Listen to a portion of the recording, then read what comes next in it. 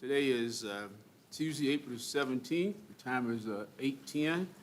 We're here to do shared agency presentations and community agency presentations. And to stay on or to start on time, we're going to hear from the Danville Board County Development Corporation. So, Mr. Harris, if you would. Good morning, and thank you for the opportunity.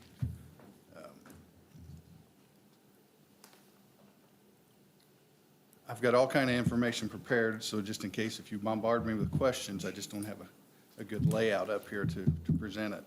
The DBCDC's board has met and looked over budget drafts. We've submitted it to the Finance Committee last week, and they've looked over it, and we've submitted it to the city as well, and the county. Kind of hard going into a budget year, 9 months from the last year. So you're looking at a lot of results that haven't taken place yet, but we've got a lot of things on track. It looks like a log jam just waiting to burst. And now that the bad weather's over, we hope, subsided, floods and muddy weather, and the construction starts to pick up, we're pretty excited about what's going on. So we're going to keep the budget request at the same, 175. Based on our quarterly payments, that's $25,000 a quarter. And then you did put in the budget 75 for a specific ask to come back. We've not done that yet. We've not needed it. We've stayed under budget. We just have a lot of projects that are going to kick off in this next quarter. So we're pretty excited about that. And I can go into some specific detail, but I want to open it up for specific questions from you.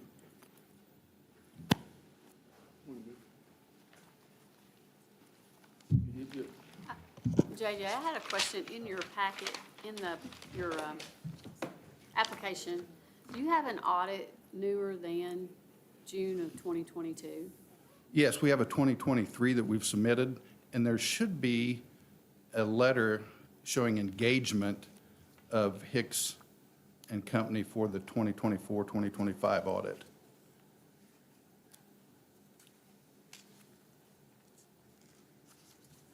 I think I have a copy of that 2023, but I would assume Yeah. people might want to see that as well. Absolutely. It should have been submitted. It's the 2022. Okay. I'll make sure that Ashley has it. I'm pretty sure she does.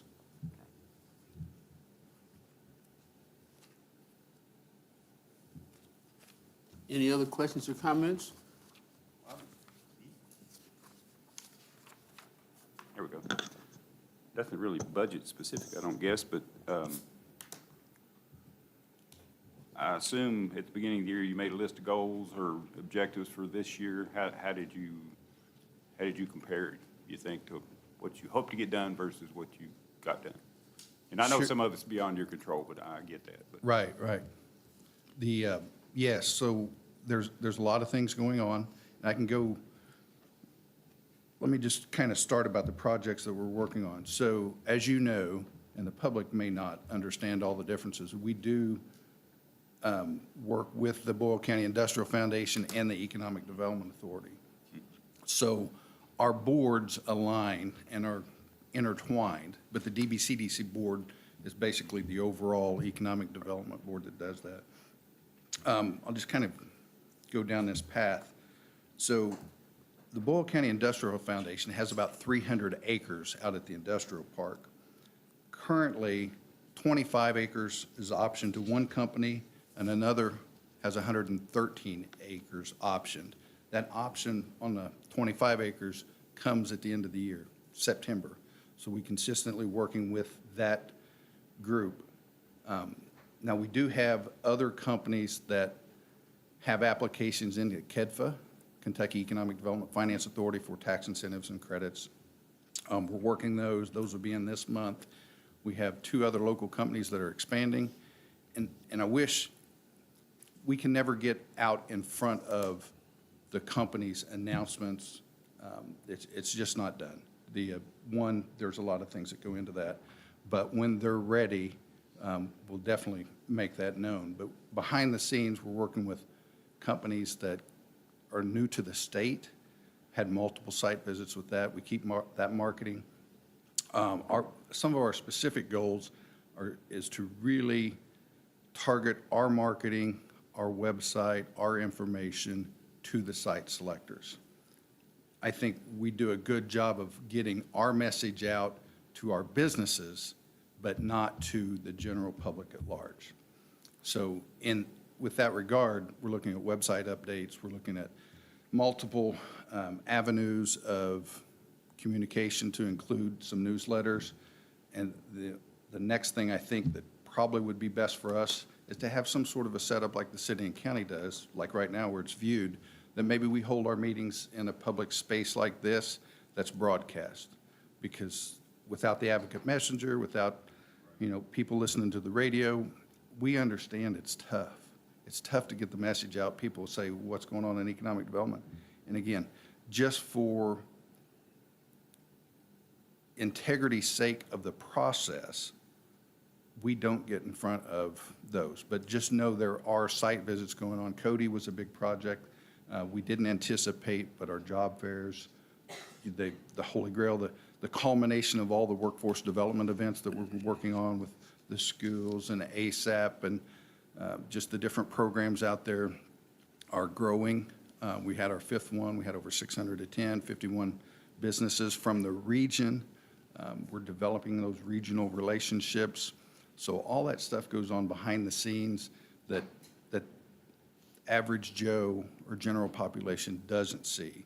And we come back and do we did a better job of doing our quarterly reports to the city and the county. We're doing outreach with Kiwanis and Rotary and looking for other venues to get that message out. So overall, I think our goals are moving forward. If you look at our project budget, and I know this is a long answer and don't have a lot of time, but working with signage for Junction City to match Perryville's and Danville's signage for tourism draw, working on community centers, because we're just not Danville specific, we're county-wide, and you're a part of that. And obviously, Danville's the center of the economic hub for the area. And again, we draw in 9,100 people a day to work here. They may not live here, but they definitely come here every day. So marketing those avenues, continue workforce development, we continue to invest and work on that. So I hope that answers your questions.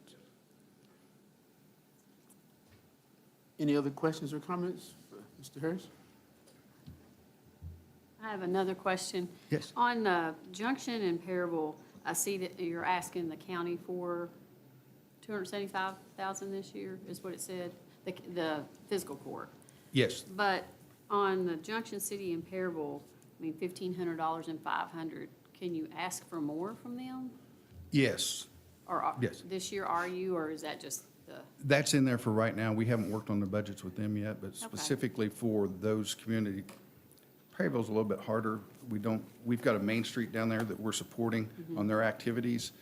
So we try not to get in front of them. We want to continue to focus and build up that in the same way that we're working with Junction City to build up their Junction City Matters. If we can build strong network groups down there that can help themselves, then hopefully that enables them to do more economic development. But we're also working with them on historic preservation for Junction City, for their old city hall, doing something with it, preserving that building, and finding a use for that like a community center. And the same with Perryville, looking for them for a place for a community center. And that might entail other foundations from Louisville and Lexington that can come in and help support bigger projects. So I know it's a little bit of money that comes in, but we also support their own internal organizations. Okay. Anyone else? You anticipate any announcements this year? Yeah, Rick, and you're always insightful on that, and you always prod me on that. I appreciate that.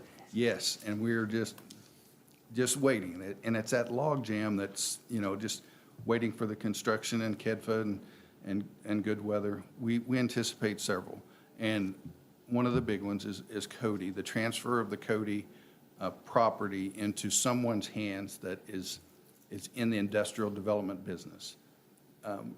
The company that bought Cody bought it for their assets and their workforce. So they shut that down, consolidated their operations and their business to other locations.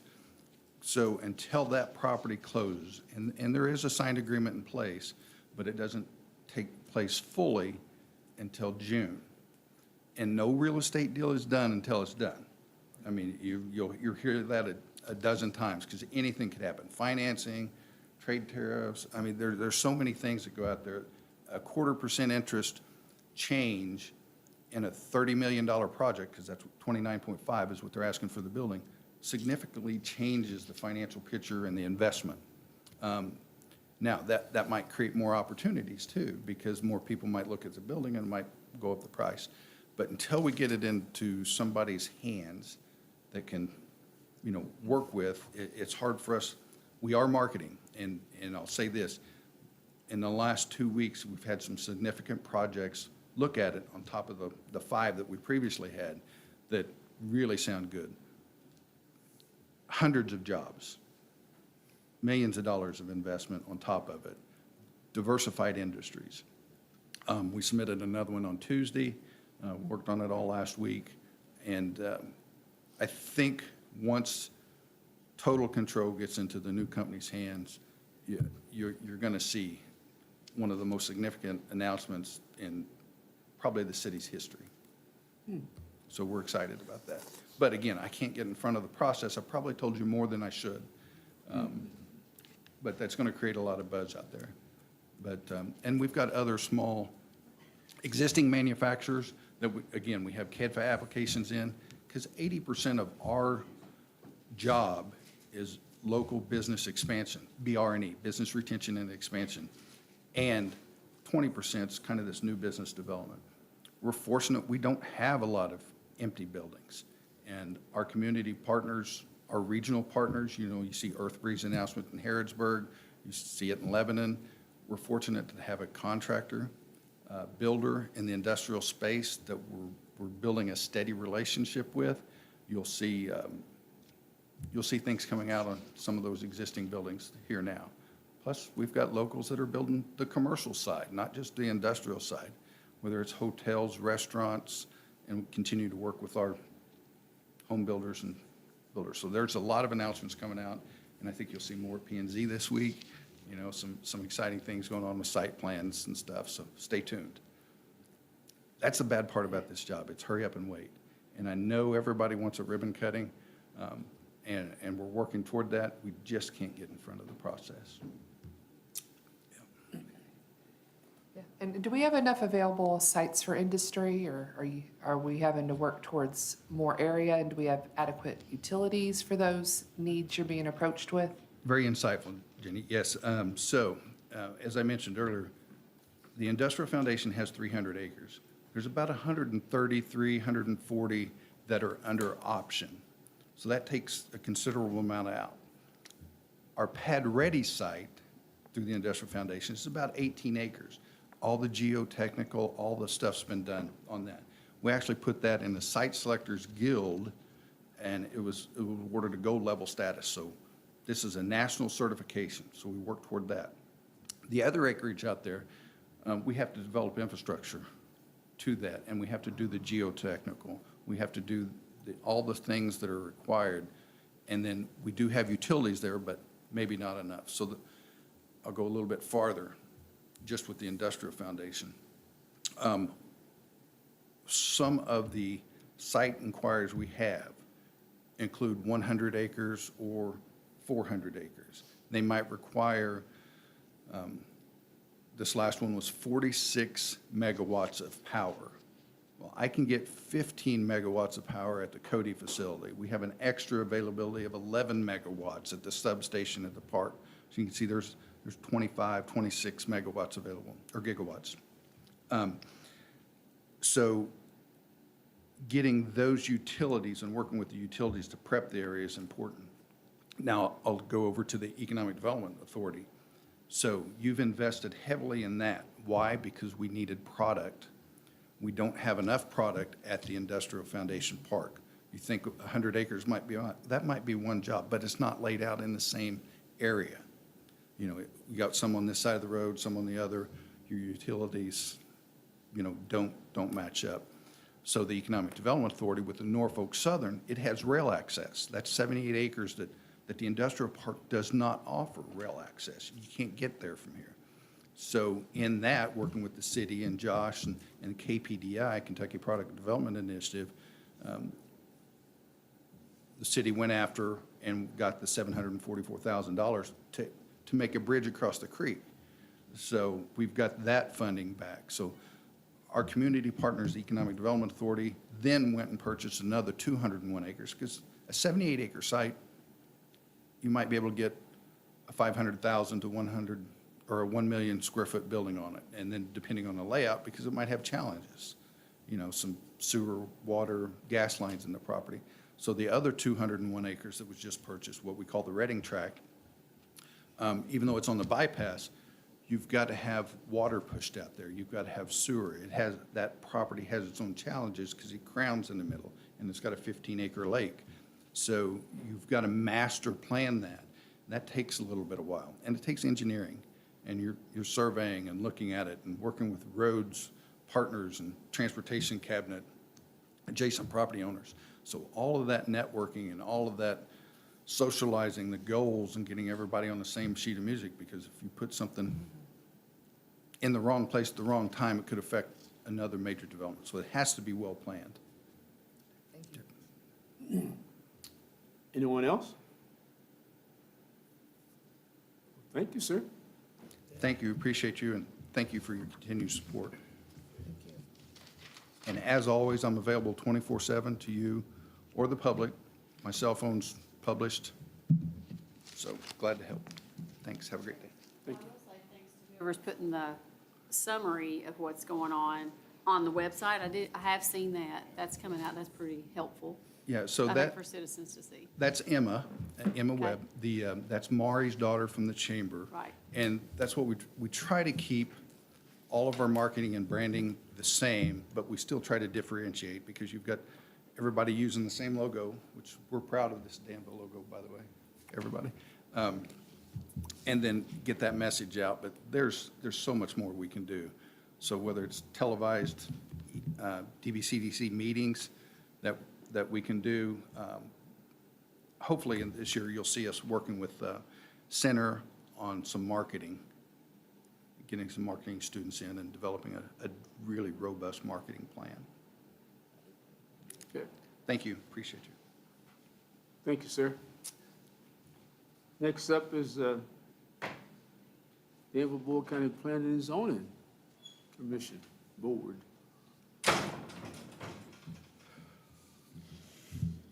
Good morning. I'm Terry Madden. I'm the chairman of Planning and Zoning's Budget Committee.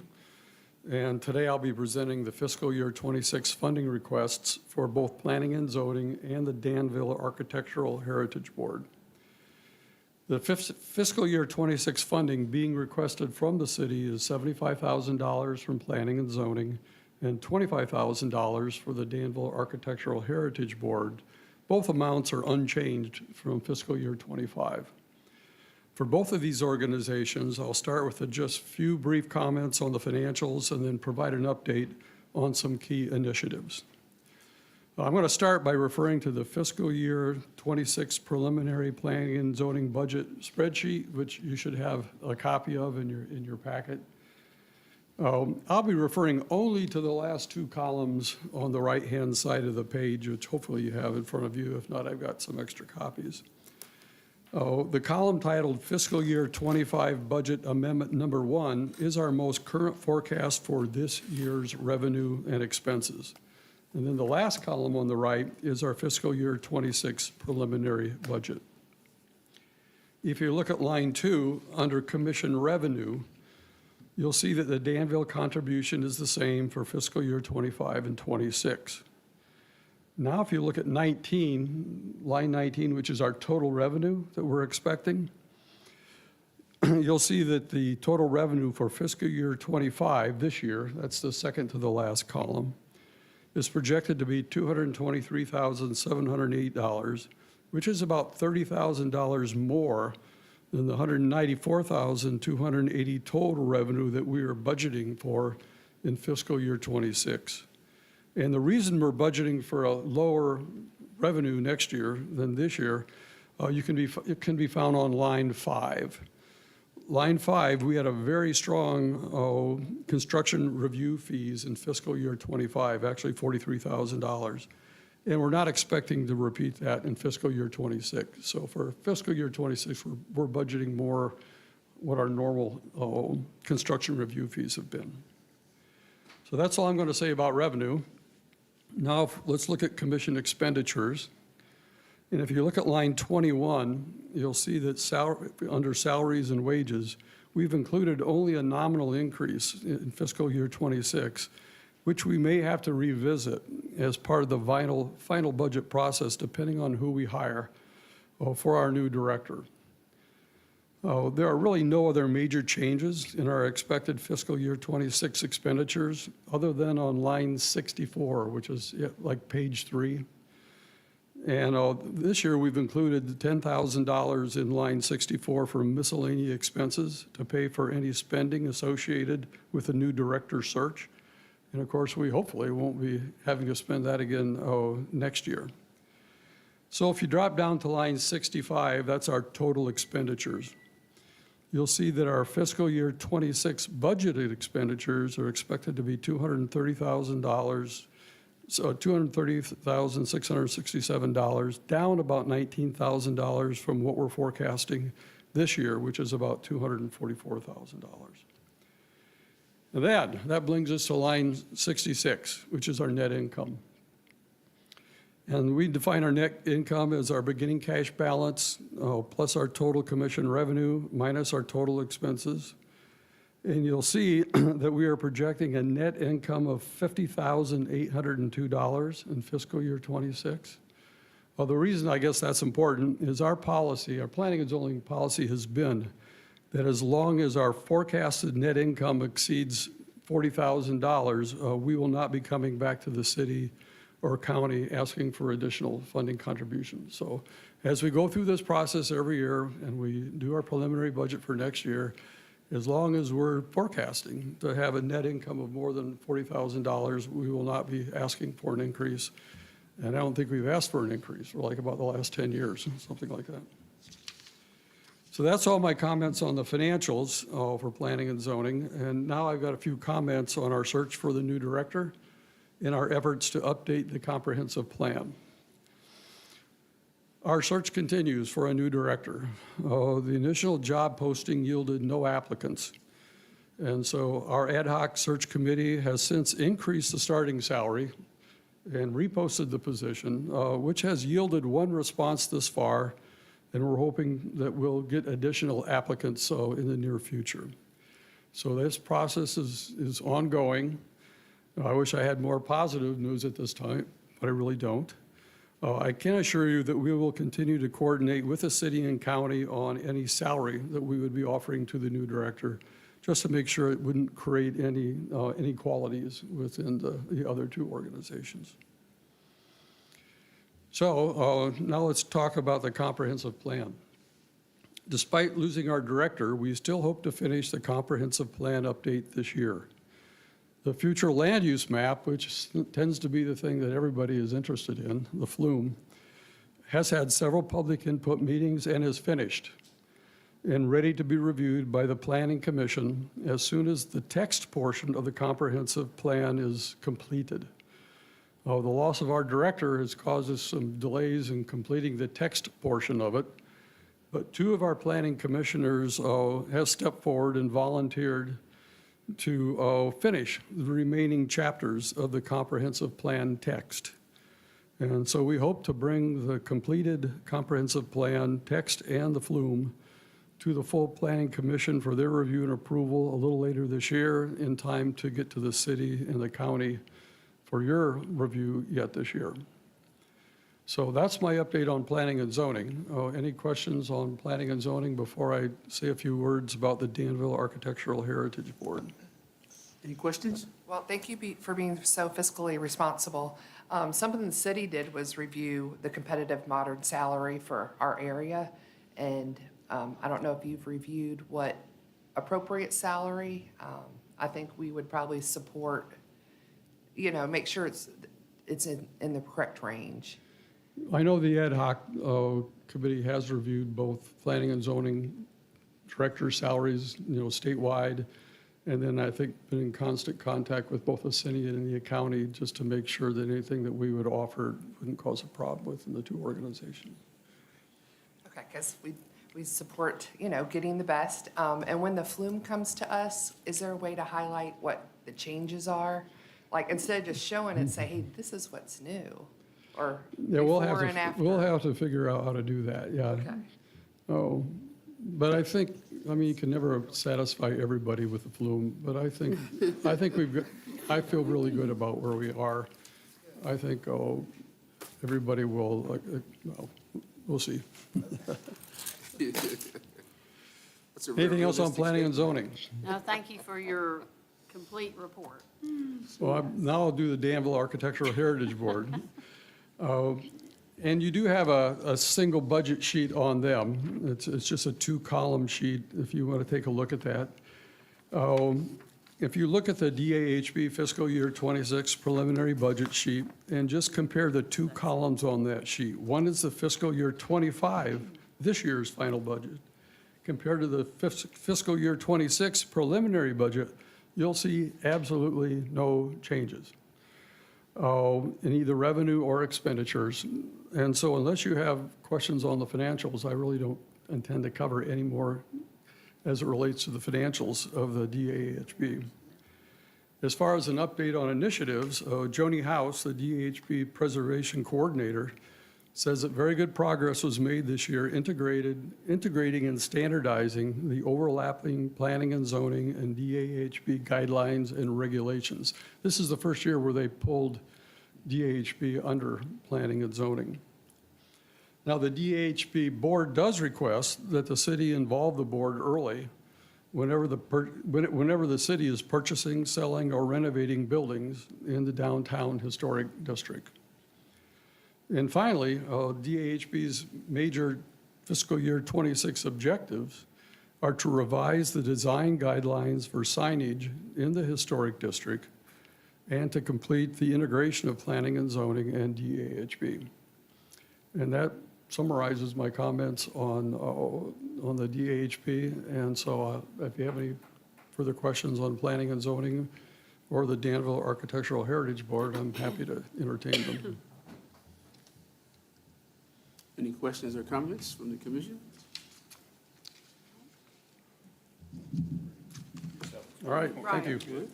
All right. Thank you, sir. and Thank you for your service. Senior citizens. What's that? Oh, I.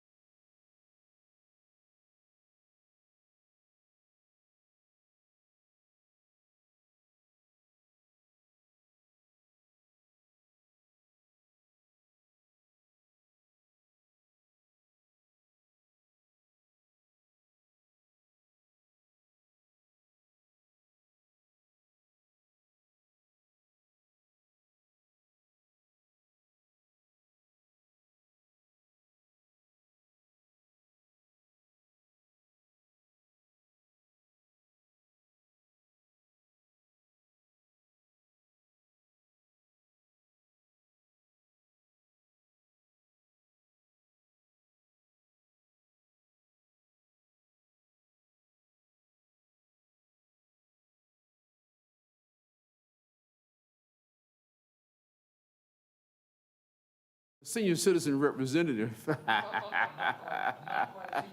I know, I had to mess with you though, bud. Yeah, I'm indebted to you and your family, so I gotta be nice to you. Oh, what did my family do? I'm not gonna get into that.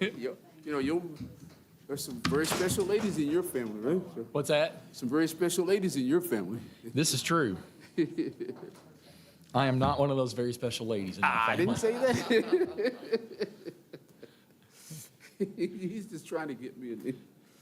Okay, you're here to represent the Danville Board County Senior Citizens, and we're a little bit ahead of schedule. We appreciate you being here on time, and the floor is yours, young man. All right. Well, good morning, everyone. Thank you again for the opportunity to come and talk about a gathering place and what we are doing in the community. It has been quite the busy year. On top of business as usual, as you know, with your support, we are about this close to finishing up everything on the construction project. And I've got a little report on that I'm happy to share with you all. The entire project cost, the estimated cost was $430,690. And as with any construction project, as you're well aware, nothing ever comes in on budget, but we were really, really close. The actual project cost was $447,286.35. So we just barely missed it. And there were a couple of things that came up during construction that helped contribute to that. For example, we had to pour an additional concrete pad that we weren't aware that we were going to have to pour to complete the sunroom that we put on. So there's cost to that, and we went ahead and updated all the flooring so everything would be consistent throughout. So those were really the two things that made the biggest difference. And yeah, a couple of change orders and that sort of thing. With the support that we were able to get through the community and through the 2 grants that I wrote for ARPA funds, $195,051 of that came from ARPA, $68,250 came from the city, $57,000 from the county, which meant we were able to complete nearly a $450,000 project for an out-of-pocket cost to the center of $126,985.35. So I think when you take a look at what it actually cost the center itself compared to what the facility is and the potential that it now has to really grow and grow and grow, it is a tremendous difference, and we're very, very proud of that. Be watching for an announcement sometime in the not too distant future, because we're gonna open our gym up to the public, and I don't know if you all remember that conversation, but we now have a small gym that has 2 treadmills, an elliptical, a recumbent bike, a recumbent stepper, and 5 different circuit machines that's going to be available to senior citizens over the age of 60 for absolutely free. So I think that's going to be a huge thing for our aging population, and it also will serve as an opportunity to get folks into the center who may otherwise not, may not have come. So it will almost serve as a bit of a feeder system, because once people start to get used to coming, they're going to see, hey, they're playing bridge over there, or hey, Monday afternoons there's a mahjong tile game, or I like to play bingo. I might come out here on Wednesdays and play bingo. So we're very excited about what the additions to the facility are going to mean for additional opportunities to serve. Of course, we are continuing to do our Meals on Wheels program. Our congregate program is growing. The congregate program is what we call the on-site senior services. It has about 6 different names. So we all know internally what we mean, so I try to keep it consistency when I speak in public about it. We have experienced, since we began the project, up to about a 46% increase in attendance. So we've gone from an average of around 15 to just the other day we had 22, and more folks are coming and calling and signing up, which is good. That's the whole purpose. Our home delivered meals program is still flourishing. Of course, at the height of COVID was when we saw the height of the number of meals that we were delivering. We got to just a little over 44,000 annually. Those numbers have come down, which is a good thing, because that means that the need is diminishing. And if you look at our wait list of folks that are waiting to be served, there's nobody on it. So we don't have anybody out there waiting for services. Everybody that has contacted and is in need of Meals on Wheels or home delivered meals, whatever you prefer to call it, is getting a meal. And so we are able to continue to activate folks that need a meal immediately. And that's a big thing. That's something that not all communities across the country are able to do. Most places have a waiting list, and some of them have a very lengthy waiting list. Even in our ad district, there are waiting lists that have dozens of people on there. So we're able to avoid that just somehow, by the grace of God, by our fantastic staff, by our volunteer corps, which is tremendous. We have about 14 consistent volunteers that help us deliver meals every week, and that is such a huge help to us, because that in and of itself is one of the contributing factors to why we are able to continue to keep people off of that wait list.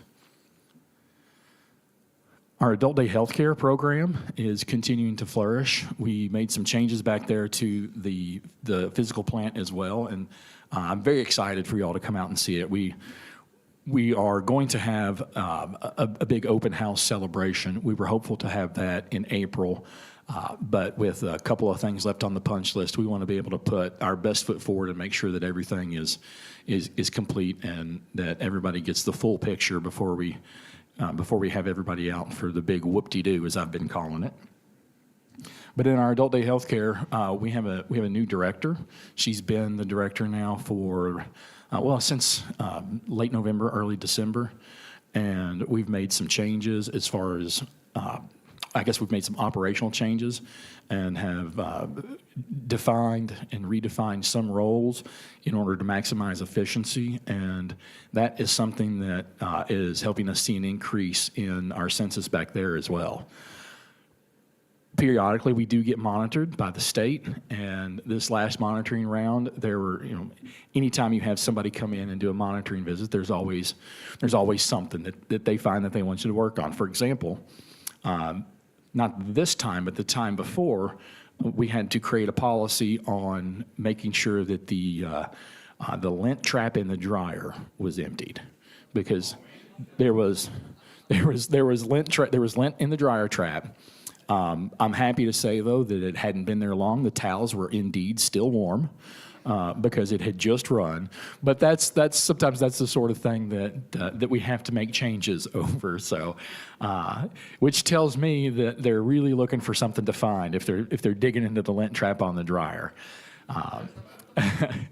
To paraphrase the two ladies that came and did the monitoring before they left, they sat down with Norma, our daycare director, and myself and said there's absolutely no doubt the level of care and compassion that you all have for your adult day healthcare participants. It's second to none in the state. If everybody ran a program like yours, we wouldn't have a job. So I'm happy to say that we're doing things well, we're doing things right, we're doing things efficiently and safely, and it really is a home away from home for our participants, and our staff just is, I can't even put into words how dedicated and amazing they are. And we really, truly love on our people back there. And when they're not there, we miss them. If a staff member has to be out, they miss us. I walked back there this morning in my suit, and I got catcalled by all of them. And so that's the kind of environment back there. It's fun, it's safe, it's structured, it's active. It's not a bring your loved one and park them in front of a TV to sit all day and be ignored. It's a structured, scheduled environment with activities and reality orientation, with arts and crafts, and any number of things to help entertain our folks. And all the while, we're making sure that their meds are being distributed and taken. We're helping with insulin. We're making sure we're checking vitals. And anytime that there's an issue, we're able to communicate that clearly with their primary caregivers, physicians, whomever, to make sure that they are getting the absolute best, the best service and best care that they need. And oftentimes, when you're in a position like we are, if you think about it, if you have a loved one that has special needs, or even if you have a loved one that is coming to the congregate side, we see things that you may not see. You see mom every day, you see dad every day, or you see your son or daughter every day. And occasionally we will pick up on behaviors that are a little off. And so we're able to help recognize those and communicate that to families. And that results in an ultimate better care, healthcare experience in its entirety for those folks, because we can have that conversation. I can say, hey, Mr. A, your nephew here is, he's been a little, well, not necessarily combative, but he's been kind of hands off and been a little, just he's not really been himself. Have you noticed that? And that response sometimes would be, well, now that you mention it, yeah, I kind of have noticed that. So what do I do? Well, let's sit down with your care team. Let's get your physician involved, and let's get your caseworker involved, and let's see what we can do to help this individual work through whatever the problem may be. So it really is it's a labor of love, and not only do I love it, our staff loves it, and that's why they come back every day. I can't put into words how grateful I am to both the city and the county for your continued support on what we are able to offer to the community. It's a vital service. It's a 100% vital service. And I get stopped out in public all the time. Sometimes it's with, from people I know. Sometimes they may see me wearing a shirt or a vest that has our logo on it, and they'll say, hey, do you work at a gathering place? Yes, sir, I do. I just want to thank you for taking meals to my mother-in-law. This actually happened to me in Save-A-Lot not too long ago. A gentleman stopped me and said, hey, I can't tell you how much of a help it was when my mother-in-law was so sick, and my wife and I work, and trying to get a lunchtime meal to her was really problematic, and you all being able to do that made such a huge difference. And this guy said, especially for my wife, who was running herself ragged, trying to make sure that her mother was taken well care of. And your ability to step in and help us with that was just crucial to her being able to stay home as long as she could. So we get those comments all the time, and I don't think that there's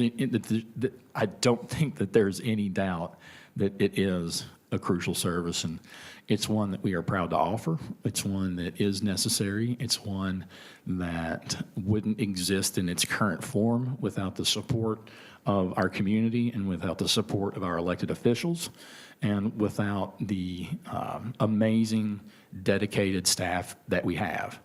So that is a brief snapshot into what is going on at the center, and I am certainly more than happy to answer any questions you may have about specifics or something in particular that you would like to know more about. Any questions or comments?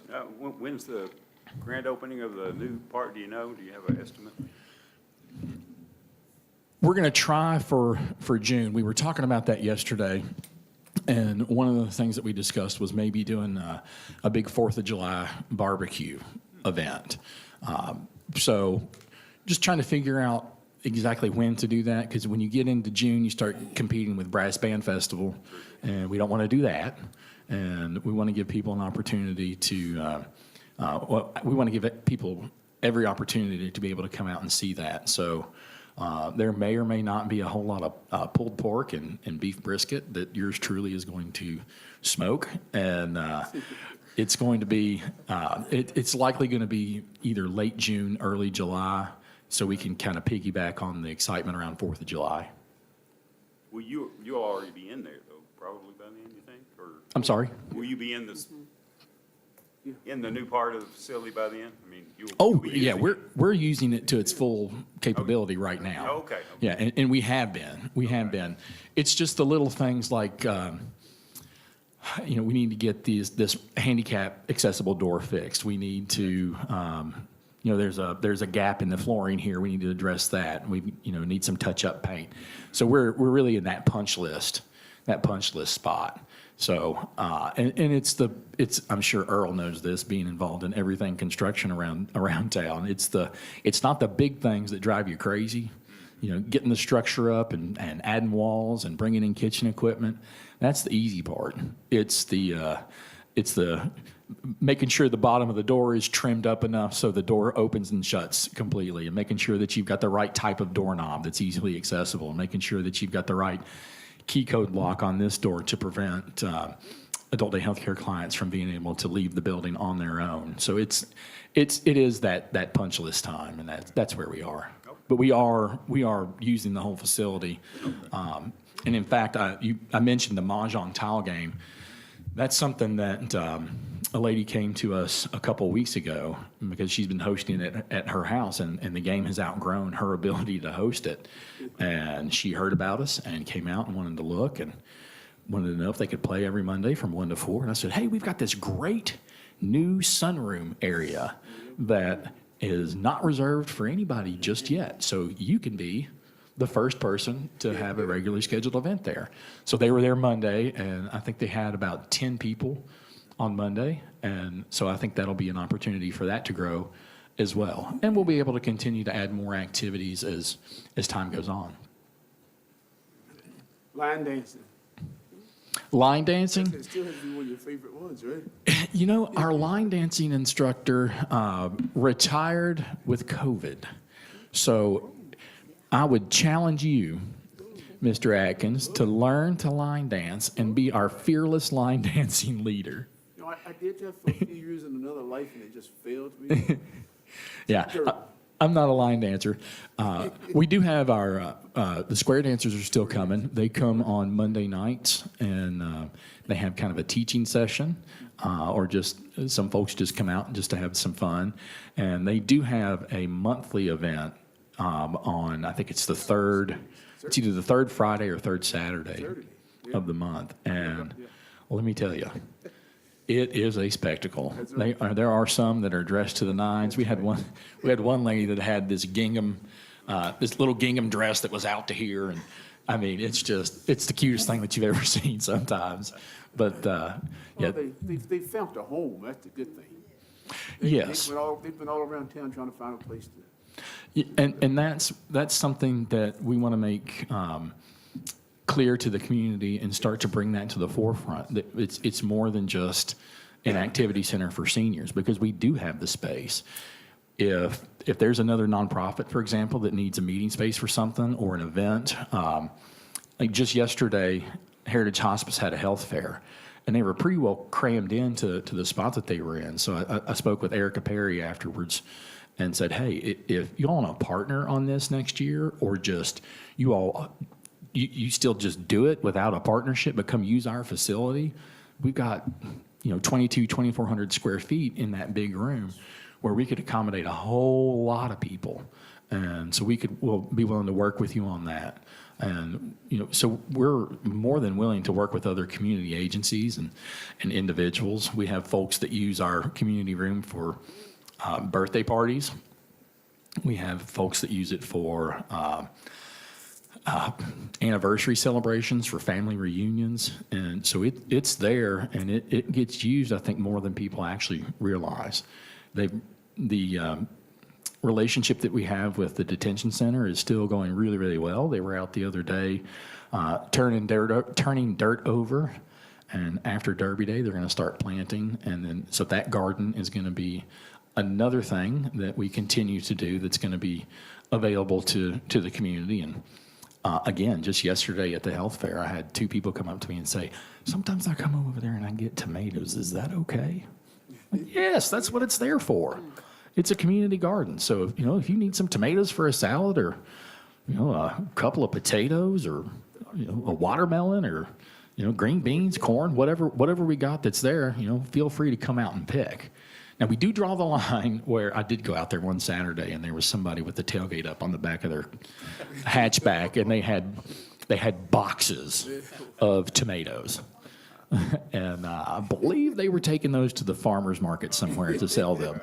So I just politely asked them if they wouldn't mind returning those for folks that could really use them, instead of taking those to sell for their own benefit. And They gladly did that either out of a sense of community and duty or a sense of complete and total embarrassment, one or the other. Either way, they returned the tomatoes for other folks to be able to use instead of making a profit off of someone else's efforts. That was that magistrate you caught out there, not the commissioner, though. Let's make sure. No, it was not. It was not a city commissioner. Let's make sure we clear that up, right? It always happens, doesn't it? True. Wow. Well, I hear good things, that's for sure. Well, thank We you. all do. Yeah. And we were going to have an event in your new space out there, and is it Mr. Chenault?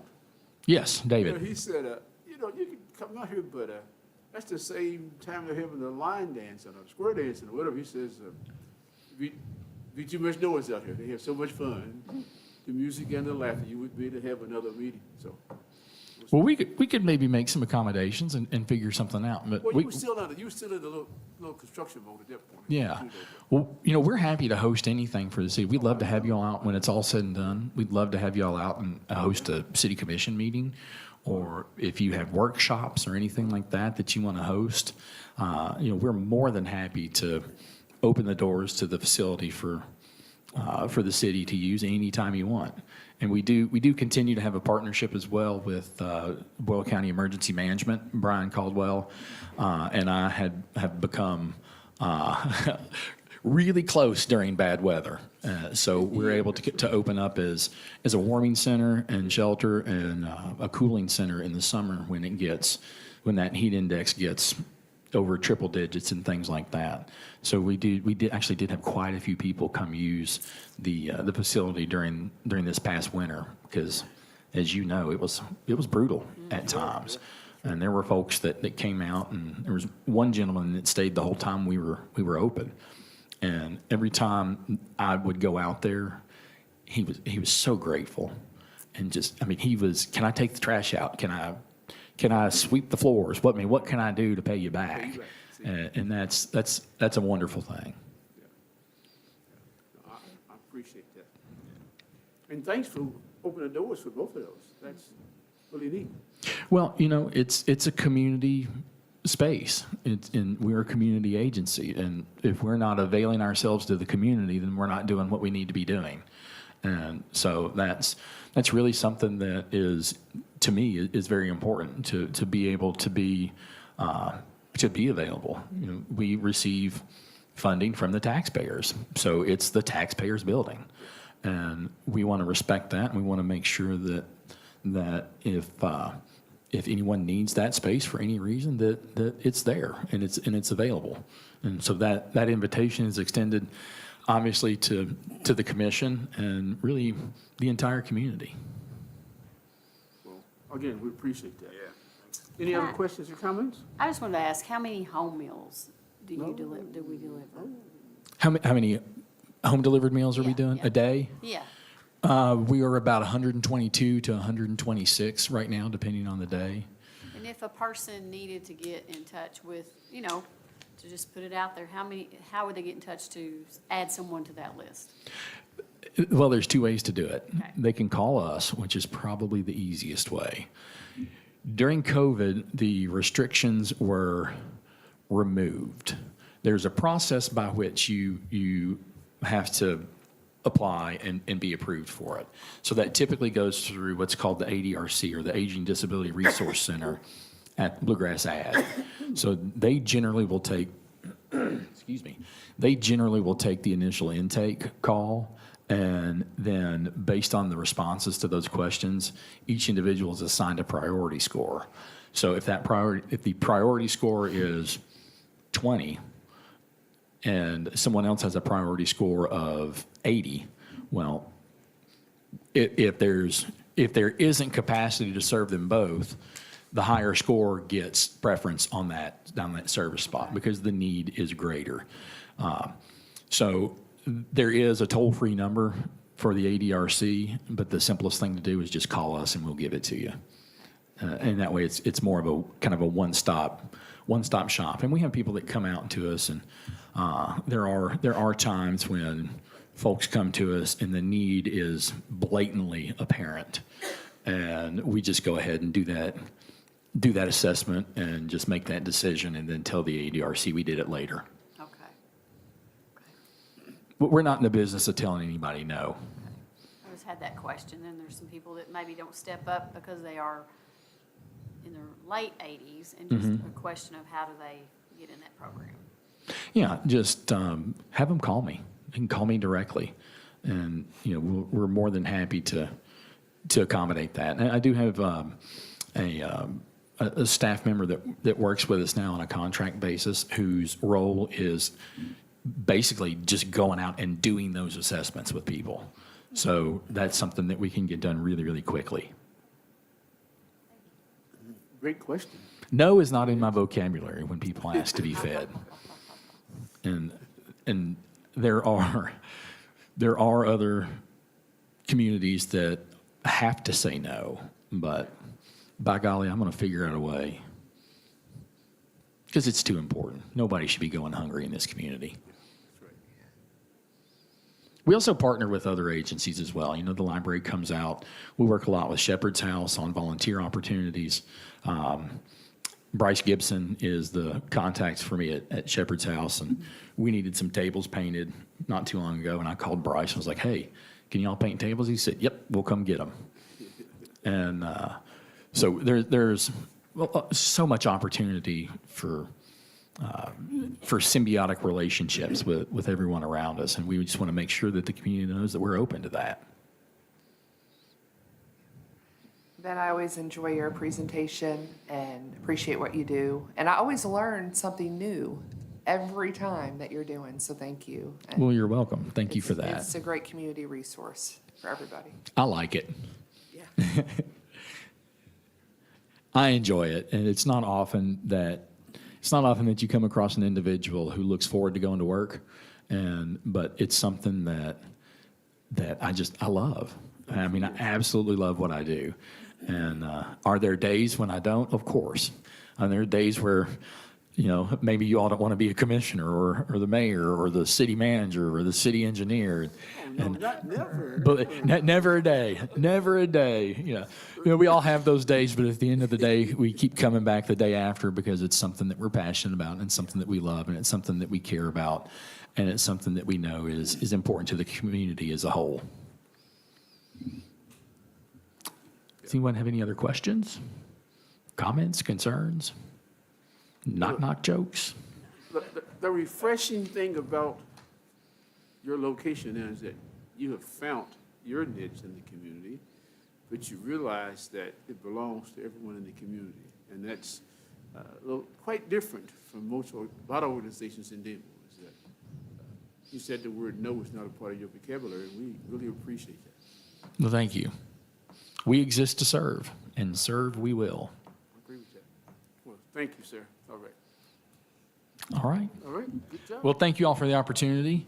I realize that I'm the first of a long day of sitting here and listening for you, so just feel free to ignore everyone else. No, I'm kidding. No. Yeah, if you do have questions that come up after the fact, obviously feel free to call me. I'll give you my cell number. It's 859-583-3318. And call me anytime. The only time I don't answer it is if I've got somebody else in front of me or if it's my wife. I answer when my wife calls. I think it's a brilliant plan. It's worked out pretty well so far. Yeah. All right. Well, thank you again for the opportunity and good luck today. Make sure you stay hydrated and all that. Okay. Thank you all very much.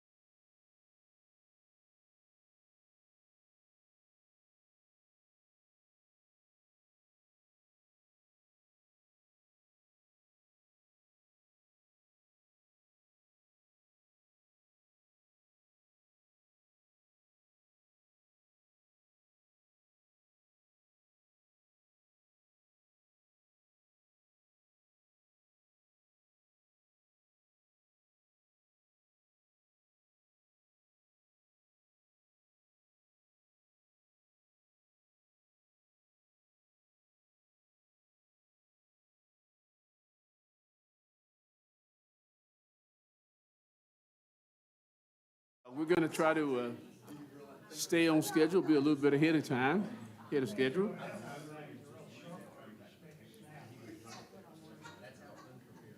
The Arts Commission of Danville and Boyle County are here, and so you all want to take the podium, introduce yourselves to us, and we'll let you do a presentation.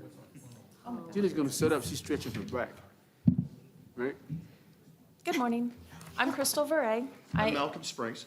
And I am Chair of the Arts Commission Board, and Malcolm is also on the board. Monkey in a tie. So you all have our application for financial assistance. Do you have any questions for us?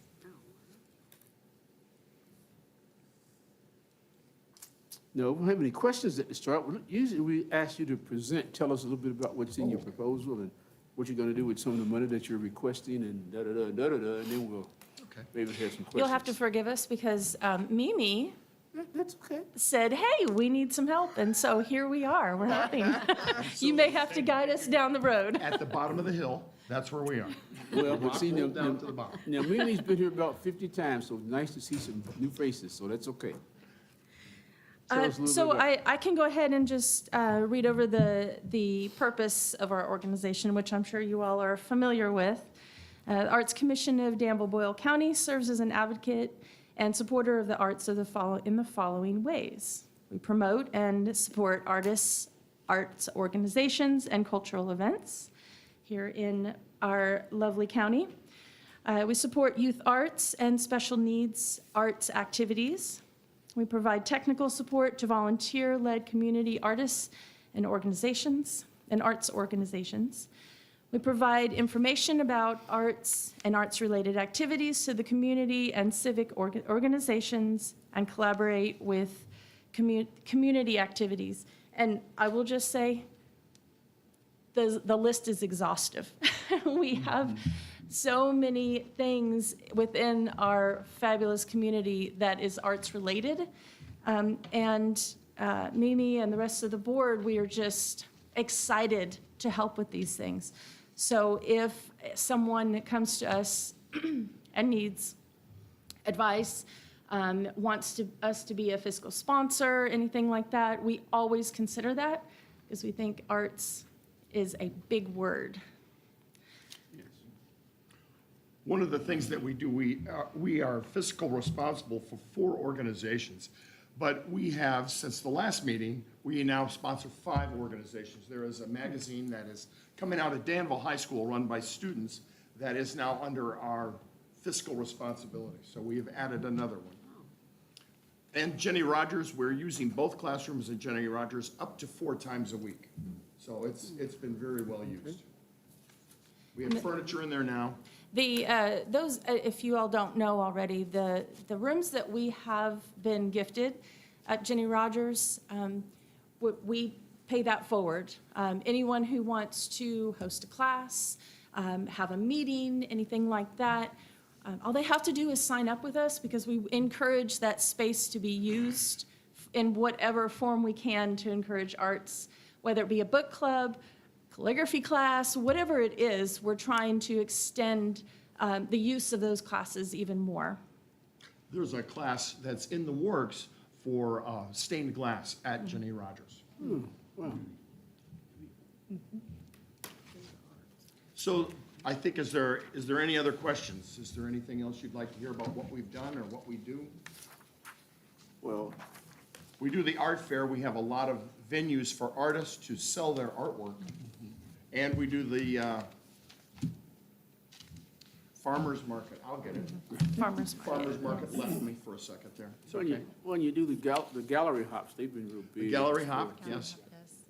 If you look at this list of, Yeah. this is very large, and I mean, you need to tell all the good things you're doing, not that you go through all of them, but that's a great list. Yeah, that is, I didn't want to bore you with that list, but I was going to point to it. So I will say this as well.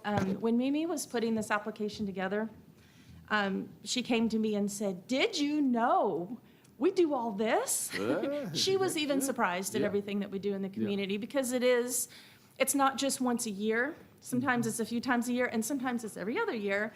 And she's got her hands in everything and brings those things to us, and we say yes as much as we possibly can.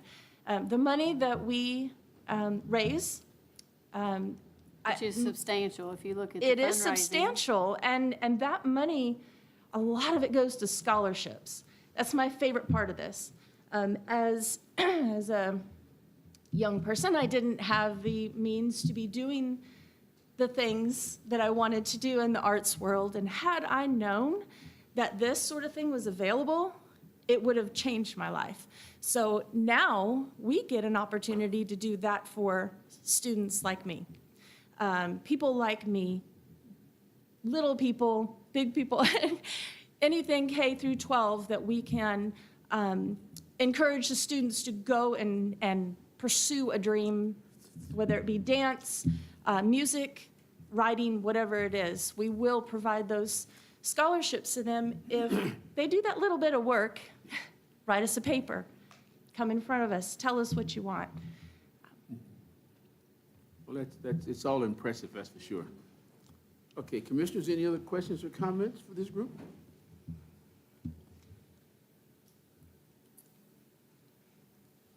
Well, tell Mrs. Becker that we're still very supportive, and thanks to the whole group for all the things that you do, because to me, you're another group that reaches all ages and all generations in our community, and that's very impressive that you all do that. Thank you, and I do hope you all get a chance to come to Jenny Rogers and check out the space that we've kind of pieced together and created over there. And if you know folks that need it, tell us. We want more use. We want everybody coming and using those rooms. You used the two classrooms, I think, down the hallway that are. Right. I used to say it used to be the old music and art room. You can look out of your classrooms and see the parking lot. Yes. Okay. Yes. So I've been in this Appropriate, space. isn't it? What's that? Yeah, And we it's actually got- appropriate. We actually got a lot of the furniture that we have in those rooms because the Gap went out of business in Lexington. Wow. And I drove up with a trailer and got the furniture from them and brought it in and put it in the classroom. Well, looks good. Though. Wow. So we're fiscally responsible too. Yeah. The scholarships, I'm sorry. No, go The ahead. scholarships, so children, how do they go about Applying for those? applying for those? They have to reach out to us either through the website, or a lot of people just come straight to Mimi. She's so well known in the community that they come to her. Teachers come to her, or apply, send a message through the website, through Facebook. That we have. Or teachers? Well, at the teachers will schools come at to Danville. one of us as board members and say, hey, what do we do? And at that time, we bring it to the board. Sometimes it goes through email saying, hey, we got this thing coming up. Please be there so that we can talk about this. So it may be a teacher, it may be a parent, it may be a community leader who's leading whatever art group that they're in. It may be Danville Sings, it may be whatever it is. They come to us in many different ways. We'll usually ask for, like I said, an essay. Come see us, come talk to us. Show us your plan, show us what it is that you're going to use this for, and how is it going to grow you as a person and an artist. We don't ask a lot, really. We just want you to let us know why. But yeah, you can reach us any number of ways. The website's probably the best way so that we have some record of how to get back to you, and just in case. But the four organizations that we're fiscally responsible for now, the Scarlet Cup Theater, Heritage Area Strengths Program, HASP, and Peaceable Friends Quilt Organization, and Danville Sings. As well as this new, The new one, the which new is fantastic. magazine, and the name of the magazine escapes my mind right now, but if we had a copy of it to bring to you, It's very you would impressive. never believe, I believe it's a junior, you'd never believe it was a high schooler that put this together. Yeah, and high schoolers that contributed are the articles and the pictures. Yeah, so hopefully we'll have that for you next time. It'd be interesting, yeah. Well, the other compliment is that somehow whenever you all are doing something, it's something that's on the horizon, I think your communications, your PR about the events has been great. Because I can't attend all of them, but it's amazing how many, I know about them. Yes. And I don't know if it's because Ms. Becker and I have a direct contact or what, but it's amazing the stuff that I get invited to, so I want to Well, say thanks. even if you can't attend it, you're talking about it. Oh, that's right, yeah. And that's what we right. want. Yeah, We want a big presence in the community because you may think you're not into art. Everybody's into art in some way. All right. And there is, if I can say, I just got involved recently, within the past year, and there is a lot of technical needs that we have that we don't really have the funds for. So this would actually help on that. Okay, So, just FYI. that's a good one. Because as you know, I'm a technical person. Yeah, Building websites, getting the word out in many other ways than we already are doing is, it's important to us. Malcolm said he's a technical kind of guy. That's right. I remember that about you. But you also construct good things too, though, so I understand. All right. He worked at the arts. Is there any other facility at questions? Danville High School for years. No, thank you all, that was good. Thank you. Thank you for hearing us today. Have a good day.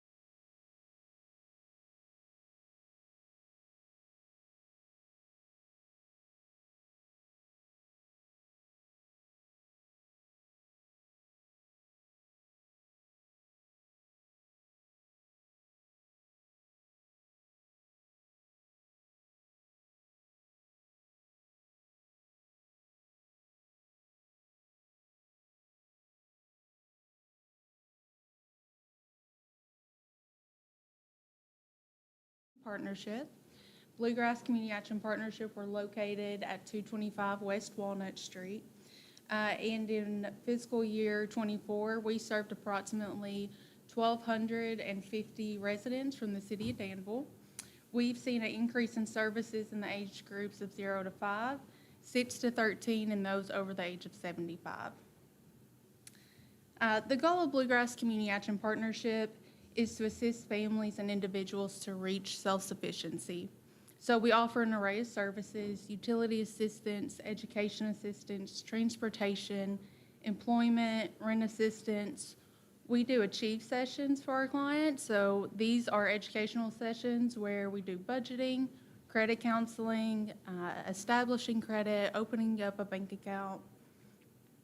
And we want to understand why the family's in a crisis and work with them one-on-one through family coaching to help them reach self-sufficiency. So one of the biggest things we see is employment assistance. So we're not only helping our families get the job, but we're also doing follow-up sessions to help them maintain a job. So we'll help them develop a resume, interview skills, making sure they're dressed appropriately for the interview, but then also how are they maintaining it? Transportation, what are they doing when they get that paycheck, and growing from there. We also have helped several clients get a credential or a recognized degree, and we award a scholarship in each of the counties that we serve. And so the one in Boyle County is for $750, and will go to a student from Boyle County High School or Danville High School. And that is actually, we had an extension, so it's due tomorrow. If you know anyone that wants to apply for a scholarship, there's still time. And we also have our utility assistance program. And so LIHEAP is our federally funded home energy assistance program, where we're helping with cooling in the summer, so electric, or heating in the winter, so electric, natural gas, kerosene, propane, fuel oil. And we have changed the way that we're serving clients to keep up with how we're meeting them. So before COVID, we would have people come into our office, first come, first serve, and there'd be people sitting there all day.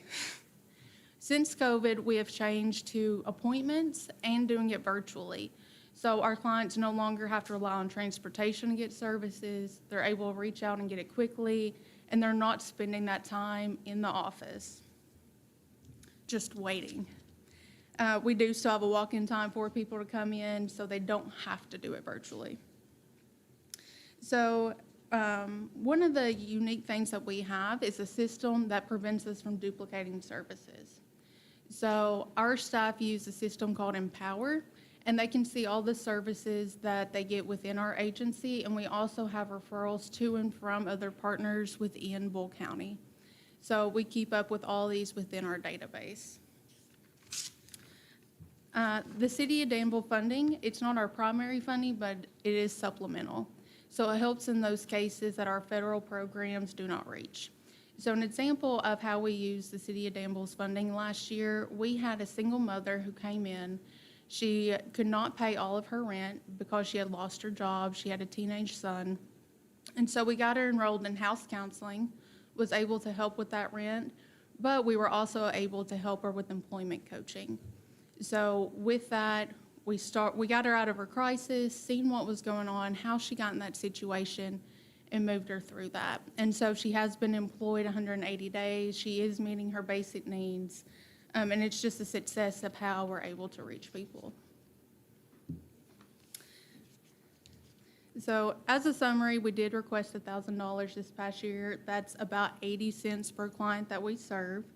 It definitely is a great investment. We've always appreciated the City of Danville's funding. It goes very far.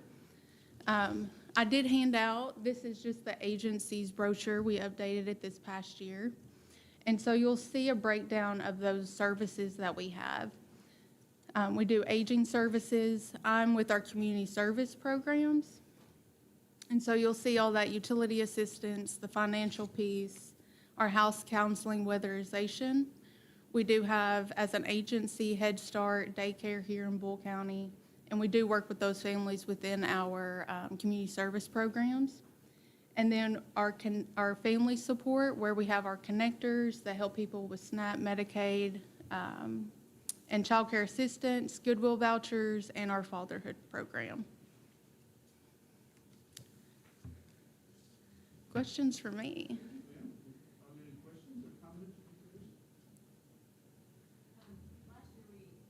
Reallocated $500. What would you do with the additional 500 if you got it this year? Yeah, so some of the things that we're seeing as an increase with our crisis and moving families out is employment assistance. So we do have a lot of families that come to us seeking a job, but then they don't have steel-toed boots. We have that request. Proper attire, business casual clothing, and unfortunately, a lot of people aren't familiar with what that is. So we really tried to give them that jump start. Transportation is a big need, so we do have the transit here that runs in town, but we can also schedule a bus to get them to and from their place of employment at that specific time. So how we do that is they come to our community service program, they start working with the coach on employment services, and then we set that transportation up with our transit department, and they'll pick them up from their home, get them to their place of employment right on time. That way they're, again, not having to wait on the bus, figure out that schedule. We've done some education assistance, so we've seen a few people go back and get their GEDs, and we did have one get their CNA. Yeah, so there's different things that we'll use it on. It is more flexible than our federal dollar, so we're able to do those unique things. Other questions or comments? And you're not requesting any money from the county? Right. From my understanding, they only took applications from those that received it last year. Yeah.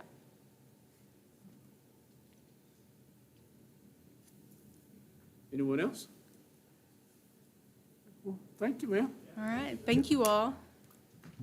Tell Scott we said hello, and I'll let him know. we didn't miss him today.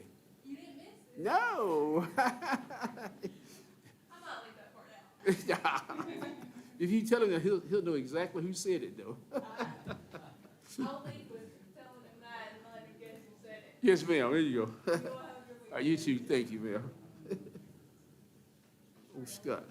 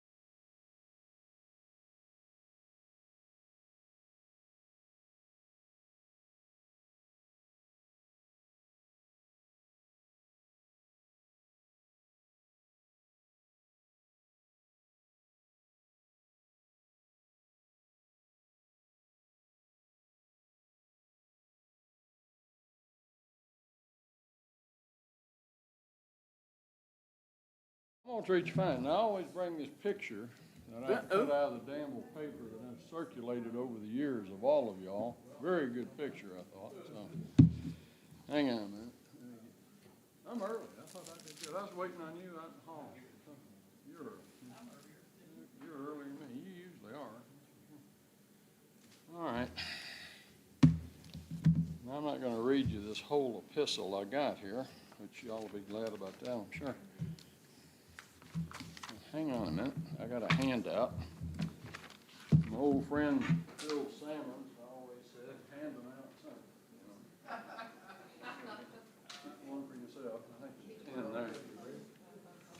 And Phil apologizes, he could not be here today, which he had some medical appointment somewhere for somebody, I'm not sure. But when Pat Bennett there gets through, Pat is one of our board members of Helping Hands. We're very fortunate to have him, for those of y'all that may not know him.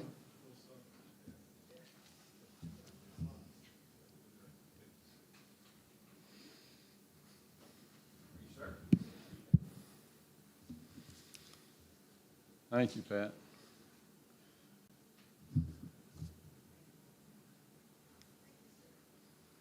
Well, I printed just enough, I guess. That was when the printer ran out of paper, so we were lucky.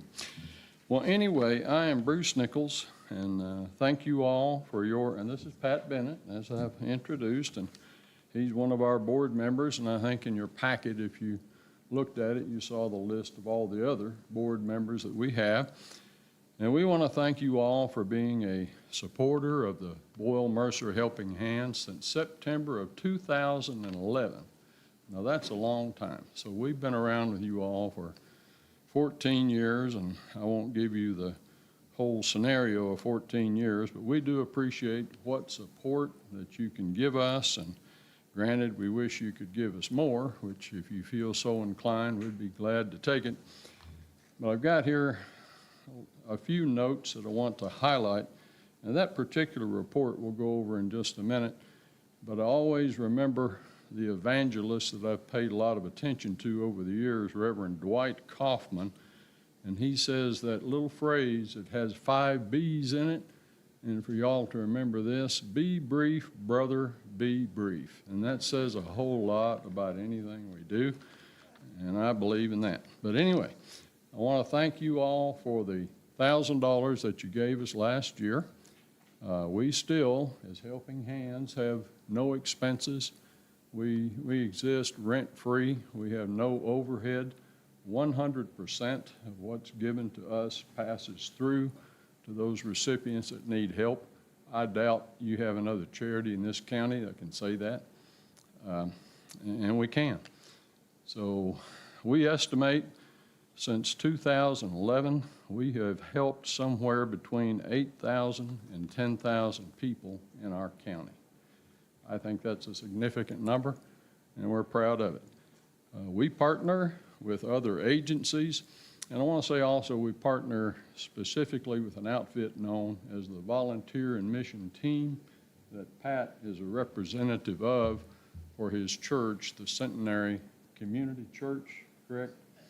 And the way we do that, when we have requests from individuals, families that may need a ramp built for them, and I think over the years I've seen Mayor Atkins go and view some of those ramps down on Kerrigan not too long ago that we helped to build.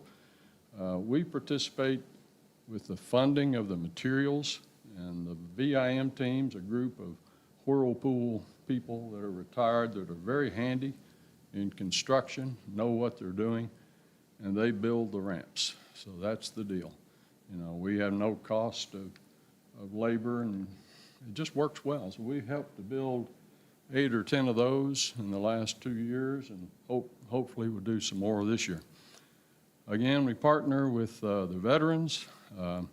We have 3 churches, including Centenary Community, that helps us. Their in-kind donation in lieu of money is worth $2,000 to $4,000 a year for us. We think that's good. The New Mission Worship Center down on Broadway and 3rd gives us around $2,000 a year for additional income. This will be significant when I get through, and I'm going to be brief. The 3rd Street Methodist, about the same figure, $2,000. We get other income from the Emergency Food and Shelter Program through United Way, and it looks like that's not going to happen this year. I think President Trump has kind of put the clamp on that, so that's going to cost us about $10,000 to this community that we are giving food over the last several years. I hope it's not true, but we'll see. Homelessness, I know y'all have been beat to death over that over the years, so we won't go there, but we send ours that we have requests over to the Turnersville Mission in Lincoln County, and they accept 90% of them from time to time, we will house overnight residents in some of the hotels here where there's just no other way. And we use the Super 8 and the Quality Inn. Okay. If you'll look at the piece of paper that Pat distributed to you, those are the figures for the entire year, last year.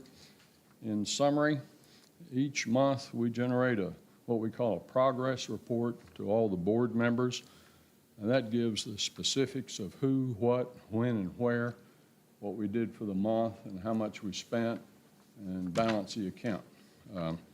So for that 12-month period of time, when you get to the bottom line, highlighted in yellow, my printer still won't print in color, I wish it did, we spent in the total year $9,664 and some change. But we were able to help 578 people, and that's an accurate count. And that consisted of overnight lodging, food, shelter, housing, clothing. We buried one lady over in Garrett County that the city, well, the funeral homes here would not accept because she was indigent, so she went over to Ramsey Young in Garrett County, and we paid for her funeral there, which I wanted you to know that. And I think that's significant. I was hoping Reverend William Jenkins would be here to highlight that a little further, but he's not able to attend. So bottom line, $96.64. We spent $6,672 in the city of Danville. Y'all gave us $1,000. We found a way to stretch that with those other partners that we have to cover the budget that we needed. And with that, I'm going to conclude, and I appreciate your help. Thank you for your time, and I hope you'll be receptive on our request. I did not raise the request from what you gave us last year, but I wanted to show you how we spent it and how we did it and where we found that pocket to pay the bills. So, if you can help us, we really appreciate it sincerely. If you have people that need help, if you'll call me, you've got my number. We'll see if we can get it done. Thank you very much. Any questions? Well, thank you, sir. Any questions from the commissioner? Oh, I like the organization because they just do stuff. They don't have to go through a lot of red tape and ask this person or that person. They just get it done. My old friend Start Arnold out. Marshall used to say, and Arnold's deceased now, but we still run like Arnold did when he was principal out here at Boyle County. He found a way, and nothing against Danville, I want to be clear, but he found a way to get things done, and that's still our attitude. We look for a way to do it, not for a line-by-line exclusion not to do it. And I know y'all have got a lot going on, but I thank you for your time, and you've got some good people, I think, that work up here. Thank you very much. Thank you, sir. Your task, keep him out of trouble. What's that?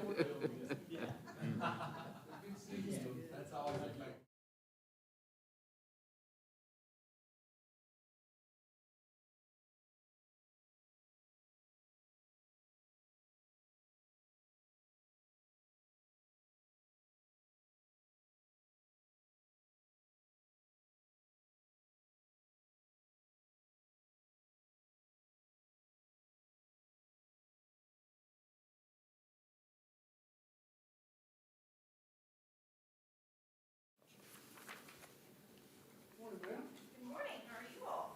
Good. How are you? This is also a little impact statement. Thank you. A bright, easy one to kind of read.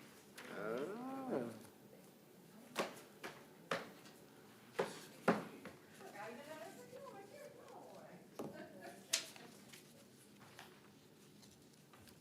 Okay. Also, I just want to say, so I've been the executive director now for 4 years, and you all were my very first public speaking thing that I had to do 4 years ago when I was in the interim. So thank you all for hanging with me all this time, because I was so nervous that day. But you all have made me feel welcome each time, so thank you. You couldn't tell we were nervous as well? All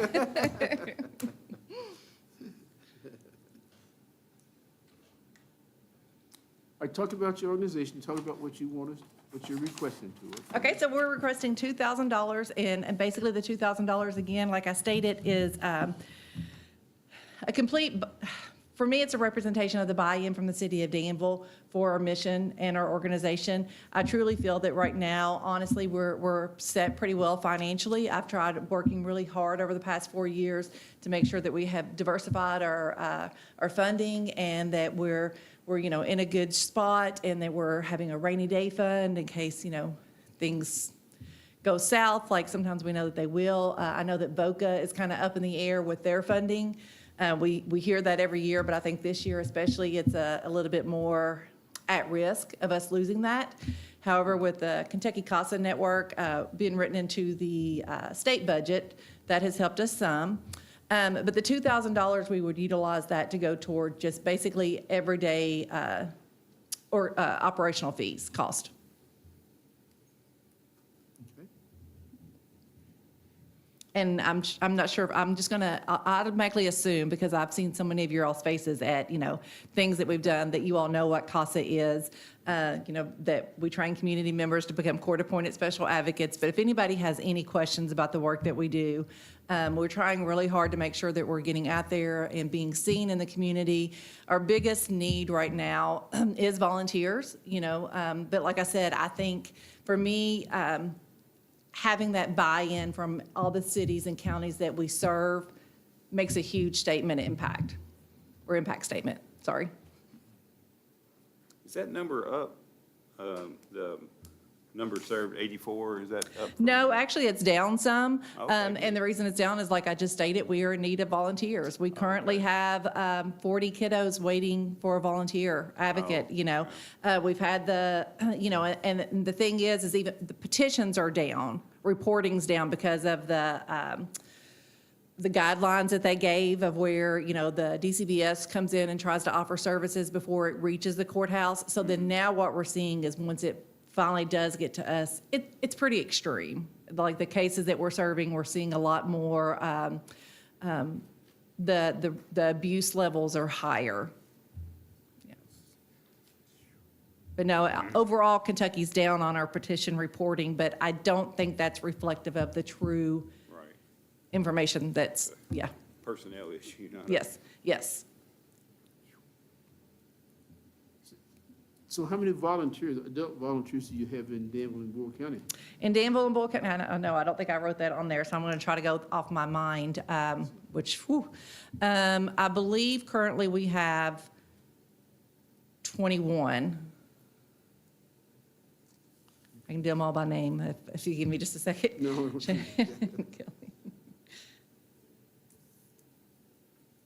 Yes, I believe that's right, but I'll follow up with an email if it's not, but I believe it's 21. And you still require the 40 hours of training? for Yes, all the yeah, well, it's 32 hours of in-class training, and then they do a court observation. And that is actually one of the things that we are trying to work on a little bit more. Like currently, we just finished up 2 trainings at the same time, basically, on Tuesdays down here, Thursdays in Frankfurt. But we're trying to this summer take and make sure and amplify our flex training, where it can be kind of offered online and virtually, so that we can meet people where they're at if they can't make it to the in-class training. In the past, I've never liked that because I just feel like that you lose if you're not sitting there with people and you're, building that relationship. But we've also seen that we kind of have to shift a little bit and meet people where they're at for volunteers. Yeah. And how many years have you been in Danville and Boyle County now? How many years has the Casa de Bluegrass? Yes, ma'am. 2008 is when Casa at Woodlawn was established. Okay. Yes, That long ago. yes. Well, okay. Yes. Any other questions or comments? On your budget, proposed budget, I just guess that the clarification, it says city government, the request was 15.8, and county was 26,000. I just didn't know if that was. That's all city and county. I never know how to All do the the applications cities, for I you got all. you. Like, yes, so I always do it as a program whole instead of just the local. So that's, City of Frankfurt, City of Okay. Anderson, City of Lawrenceburg, City of Harrodsburg, Mercer, Boyle, Frank, yes. Okay. So it's all the counties, yes, yes. Okay, because I was like, I was trying to find that. Okay. Other questions or comments? And I want to be completely transparent also. KCN has, we're in conversation, they've reached out to us, they would like for us to expand. So that's a conversation that the board and I will go to, and, for a strategic plan for this year, for 2024 to 2026, we decided not to expand, to actually increase our footprint in the counties that we serve. But they are wanting us to expand into a few other counties. So. You didn't mention fundraising. Well, we've done a really great job of fundraising this past year, I believe. Like I said, I step up and try to, we did a big gala that we just had that everybody froze on Friday evening. But we had that. That was extremely successful. We've had our speakeasy soiree in Franklin County where we had a murder mystery dinner theater. That was a huge thing. We always have Dine to Donate. And then we also participated in the Eddie Montgomery Golf Scramble this year. So our staff does work tirelessly, like I said, to try and make sure that we're diversifying our funding so that it's always there. And we try to be really good stewards of our money. Like I said, the very first time that I spoke to you all, we still buy things secondhand. We still, that's the way we love to go decorate a party, is everything bought secondhand, so. That's okay, though. You get that Yeah. done. Okay. Anything else? Thank you, ma'am. Thank you all. You all have a great day.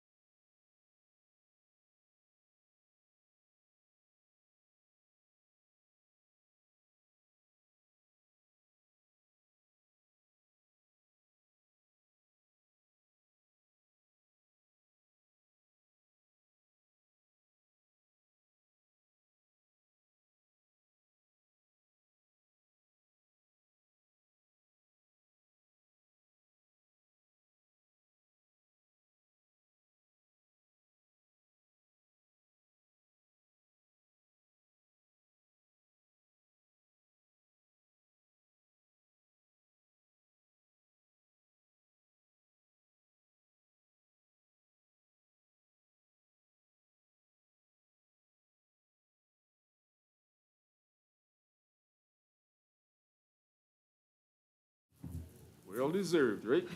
So next on our list is the Civil Air Patrol. Good Thank morning. you all for your presence this morning. Good morning. Okay, does everyone in the room know what Civil Air Patrol is all about? Yes, ma'am. Yes? Okay. Since we only have 10 minutes, I don't want to go through the whole thing if everybody already knows that. So for the last year, our squadron has been quite busy. Just recently, we were involved in missions for the National Weather Service, FEMA, and the Red Cross regarding the floods. Our particular squadron, we had a ground team that went out, and we actually went to check out what damage was actually caused by the floods in eastern Kentucky. And then we had 2 air missions as well. So we have an air photographer that is part of the squadron that actually went up and did photography for FEMA and for the Red Cross, determining what type of damage was out there. So we have done that. This past Saturday, April 12th, we actually are working on a mission with NASA right now. And that will be a 2-stage type mission where the cadets are actually involved in that as well, where they're sending real-time information to NASA via an app. So they're learning those skills as well. And then on May 10th, we will have the second part of that mission. In the last year, we have had 1 cadet who went to National Legislative Day as well as 1 senior member. And what those cadets do is they actually go and they talk to the representatives of the state of Kentucky and discuss what Civil Air Patrol is all about. That is a nationwide thing. Kentucky was one of our state, of course, was one of 2 states that actually spoke to all of their representatives and actually managed to get all of those appointments and actually sit and speak with people. We've toured the Louisville Airport this last year. Upcoming, we have the Air Force Museum up in Cincinnati area, so we'll be doing that.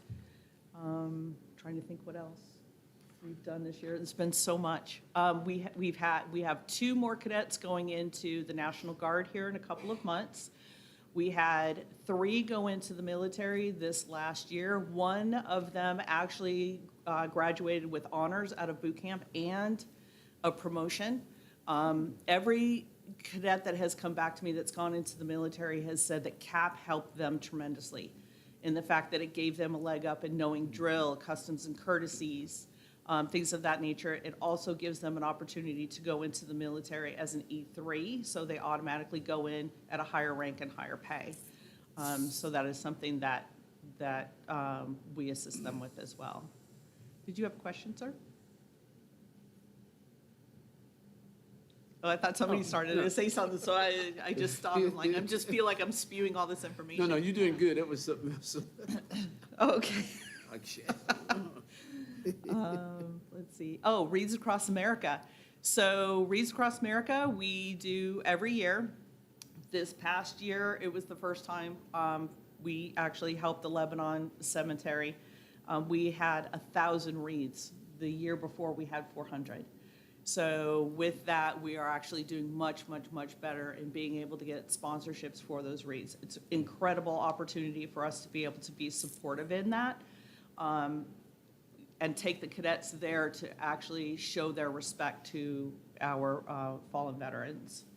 I believe now that the Danville Military Cemetery has a representation with Reads Across America, so we will be able to split our focus this year and actually raise money for that as well. Right. Good. What am I Other missing? things of note, so the squadron was awarded the Quality Cadet. Quality Cadet Unit Award, which is a national award that goes out to units who complete, out of 9 categories, they complete at least 7. The Danville Squadron has now received that award for 7 years consecutively. Congratulations. So, yeah, good. The Aerospace and Excellence Award, we gained again this year. Cyber Patriot competition, we participated in that. In fact, we just had cybersecurity training that one of our cadets went through. That was last weekend as well. So there's a lot of additional training that our cadets are actually being exposed to at this time. During the winter, they've been building rockets, and now we've got some good weather. The plan is in the next few weeks to get them out and actually launch those rockets. And, Oh, they love that. Fun day, that's fun, yep. How do you all get the word out to other young people about the Civil Air Patrol? Well, there's a couple of ways. A lot of times it's word of mouth.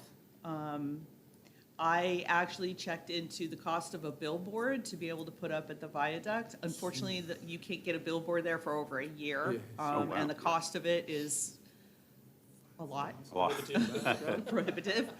My plan is I'm gonna go have some yard signs created, put them out on different quarters. We actually service most of the counties around us as well. It's not just Boyle County that we have kids coming in from. We have kids from Jessamine County, Case County, Lincoln, Mercer, Marion County, Washington County. We have cadets out of Bardstown. So we are actually very expansive because of our location. We actually pull in from a lot of different counties as well. So my intention is to put those signs out near schools in all of those counties, as well as high traffic areas at intersections. The other thing that we do is we do have our Facebook presence, Instagram, things of that nature. So we do that as well. We also try to get out into the public as much as we can. Example is when the airport has something going on there, as they have Young Eagles coming up. So when we have Young Eagles at the airport, then we put up a booth and we talk with young people at that time. We're also having an open house that will correspond with the Young Eagles being at the Danville Airport. Okay. I just know the youth have a lot of different entertainment options, and so getting to the forefront of that is difficult, I'm sure. And yeah, we're facing a struggle with the social media side. The national board has just changed the regulations on that, and they're trying to centralize it so that the individual squadrons won't be able to have open pages to recruit. We'll have to have closed pages to keep the personal information of the members. And then anything that goes out to the community has to go through the wing page, which most of us aren't particularly happy about, but that's what National has decided for cadet safety. And, but we'll find other ways to. The airport has been great. They really, really support us in a lot of ways, and especially with the Young Eagles flights. Even when we can't set up in the building while they're there, we'll set up at our building across the other side of the airfield, and they'll send people around. The last two Young Eagles days have been cancelled because of weather. So they literally said, "We're not here, but if you go over there, Yes. go and talk to the Civil Air Patrol." We've got a fair bit of traffic through that, which is always good. And we usually have a few cadets that come in, few youth that actually join after that when they come in and they see we have different stations set up. We have the rocketry or aerospace education. We have our emergency services items set out. We have the simulator going so that they can actually sit and play with the simulator a little bit. So we talk about a lot of the different aspects of Civil Air Patrol as well. One thing that I am finding is that a lot of times when people come to Civil Air Patrol and they're checking us out, they think they're gonna fly all the time. And what they're finding is it's a lot more than just that, and it does take dedication from them because there are a lot of things that they need to do outside of the weekly meeting in order to be able to take on more responsibility and to actually rank up, because they do rank up the same as in the military. So they do have that responsibility there too. Civil Air Patrol, one of the things that I most love about it is the leadership aspect. Watching these kids come in at 12 years old and leave at 17, and their maturity level, and watching them actually start to lead the fellow cadets, because it is actually a cadet-led program. So a lot of the time, we senior members are there to make sure that everything is going as it should. However, the cadets are teaching a lot of the classes.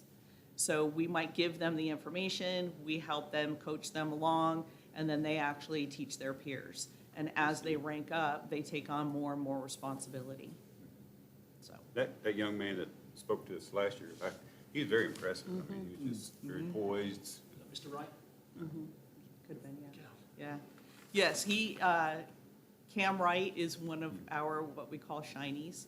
He excels in everything. He's just been chosen for a Governor's Scholar as well. He's looking to be a PJOC, so he wants to do the crazy stuff, like jump out of the airplanes and, yeah, his parents, you know, he was looking at the Air Force Academy and went and actually did the tour and everything, and then he came back and said, no, this is what I want to do, and his parents are like, but, you know, so he's still kind of going the college route, but he's got that adrenaline thing going. He's into sports and all kinds of stuff. He's one of our busiest cadets. I don't know how he does it, but straight A student. He's phenomenal. We have a couple of those that are very, very stellar. We can't forget the Day family, who are our biggest recruiting Oh, force. In October, their sixth member of the family joins the squadron. Yes. So they're, Mom, yes. Dad, 3 kids at the moment, 4th kid on the way. And Actually, one going away on mission, so, yeah. We've got a lot going on in the squadron right now. Do y'all go into the high schools, the area high schools, and give information? We have not recently, schools, but yes. that is Middle one of the schools. things that in fact, I talked with the cadets about this last Tuesday night, is that I am putting together materials for them to take to their respective schools. It's a little bit difficult for me to actually get into the school, still working a job Monday through Friday, and then being able to take that time off to actually get into the schools. We did have someone who was part of the squadron that was able to do that, but they moved away. So now we're kind of reorganizing. We have a couple of new senior members that I'm really looking forward to. One of them, she is an emergency medical person, so she can come in and do some instruction with us around that. The other one, she is former military as well, so she'll be able to help us out with drill and customs and courtesies and things of that nature. And I've talked to another person who hasn't joined just yet, but he will be our PAO, so he'll be our public affairs person. So we will have somebody there that will be able to help us out with that as well. that's traditionally been a big problem for us, is having enough senior members. We've never struggled with cadets, but having senior members who are available during the day. I mean, a lot of people squadrons have retired people that help out. Almost everybody on our senior roster has a job. I travel all week. This is unusual for me to be around this week. Captain Burke works the days, both their parents, the adults work. So getting into the schools is difficult. As Captain Burke said, we've had people before. We have done it successfully, but it's been a while. Okay. Ideally, the top of the middle school is Right, captured. middle schools. The high school works as well. Yeah. Okay, other questions or comments? Yeah, you might forgive me if I forgot what you might have had in your list, but what's your other funding sources? Well, we were working with Cattlemen's out of Lebanon. We did a fundraiser with them. However, we won't be able to do that with them any longer, and that was one of our bigger fundraisers. The location had changed, which then did not become conducive for us to be able to work with them any longer, which is a huge disappointment. Generally, our funding comes from the city as well as the county, and then Rees Across America. Those have been our main sources of fundraising. So state and federal are supporting. Our equipment is supplied by the Air Force. State and federal, I believe the state gives the wing a grant, which doesn't filter down to the squadrons, and that's for operational stuff for the search and rescue side. The Air Force supplies the aircraft that the nationally that we use and the vehicles, the vans that we have. If we're on an actual mission, whether it be a training mission that's sanctioned by the Air Force or a FEMA or whatever mission, the fuel is paid for, but for everything else, if we take the cadets to a regular activity or we take them up to the Air Museum or travel around, the squadron is responsible for that. The squadron is responsible for the upkeep of the building. Basically, any funds for the squadron has to be done through fundraising. Okay. All right, any other questions or comments? All right, thank you all. Thank you. All right, thank All you. right. Have a good day.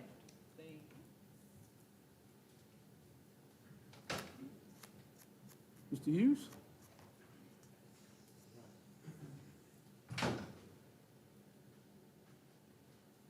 Good morning. Morning, sir. First of all, I'd like to say thanks to the city for many years. You guys have supported the Danville Boyle County African American Historical Society. we are still going. It gets each year we try to increase in things that we get done. You know, of course, we remain on Second Street, and it's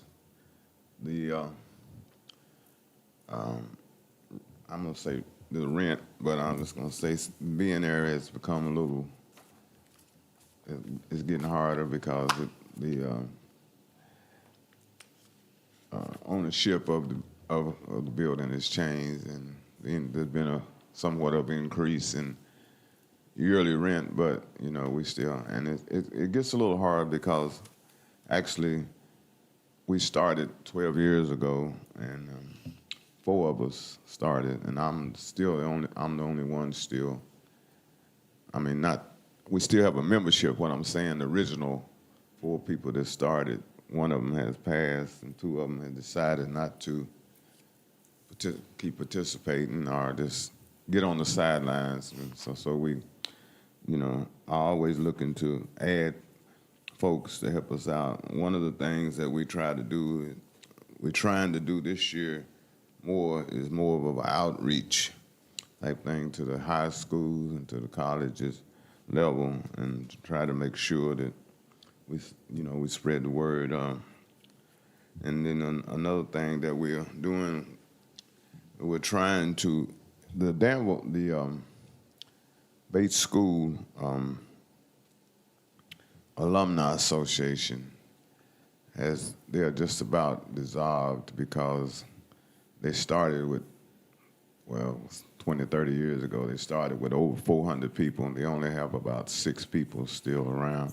So we're trying to figure a way to bring them under our wing without, so that we can keep them prevalent, because we think that is so important, That's why this year we adopted the theme for the Soul of Second Street, Bates School, the legacy, and we're going to, we don't have all our plans together of how we're going to present that, but I know we're going to have we're going to try to spend on our parade. We're going to try to bring back some of the participants in some, like the Bate won the 45th District Championship 2 years in a row, from 63 and 64. We want to try to, there's only 3 of that team still, 3 or 4 of that team still around, so we want to kind of honor them. So things like that.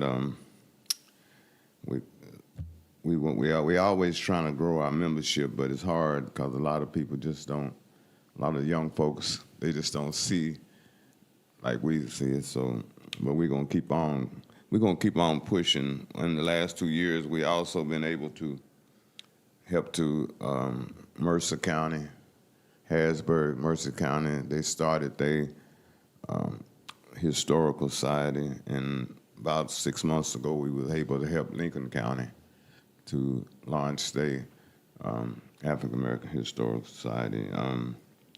We just keep on trying to, do whatever we can to make sure that the history doesn't die or doesn't get just passed over, because, that's why I try to always go to the high schools and things like that.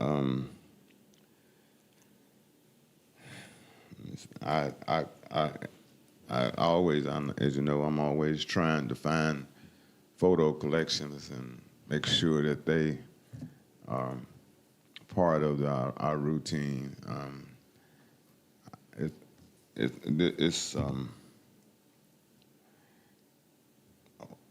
I'm writing it, and I want to.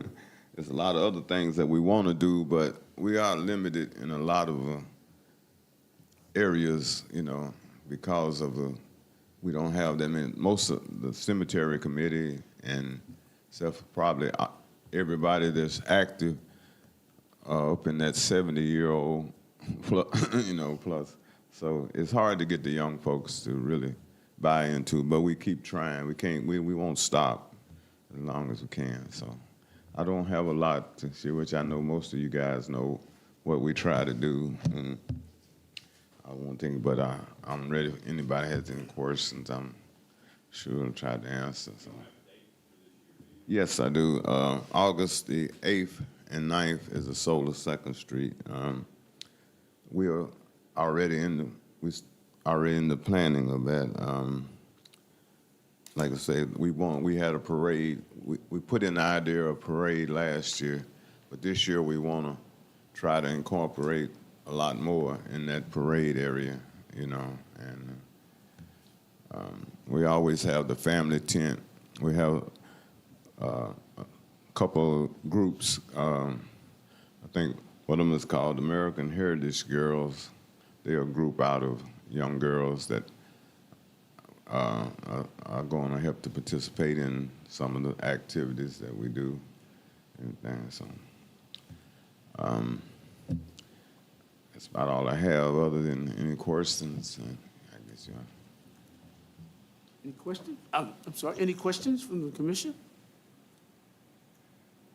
Well, Mike, in lieu of questions, I still want to say thanks and congratulations and for the work that you guys do, and the fact that you said it's been 12 years now. Wow, didn't realize it's been that long, but that's because you've been staying busy and been successful. Yeah, I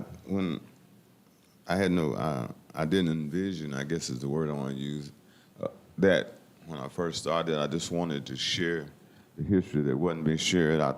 One of my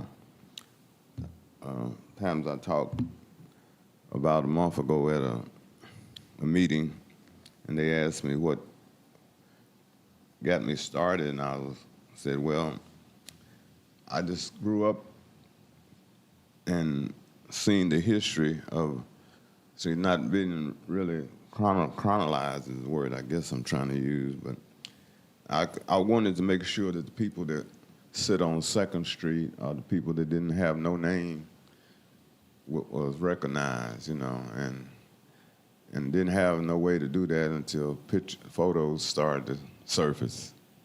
And once they started to surface, it just gave a whole new life to what we was trying to do. So I started with 35, 40 photos, well over 15,000 now, so, you know.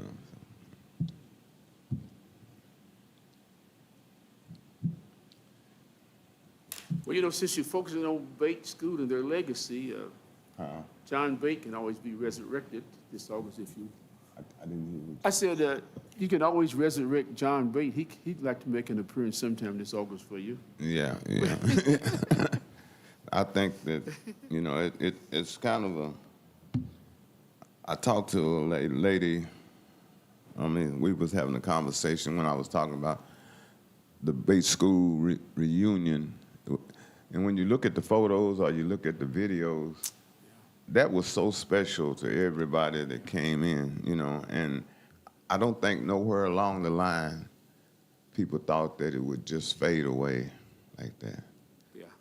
The people would fade away, you know, and I don't want to see that happen, you know. I mean, you can't bring people back, but you can always share the memories, so.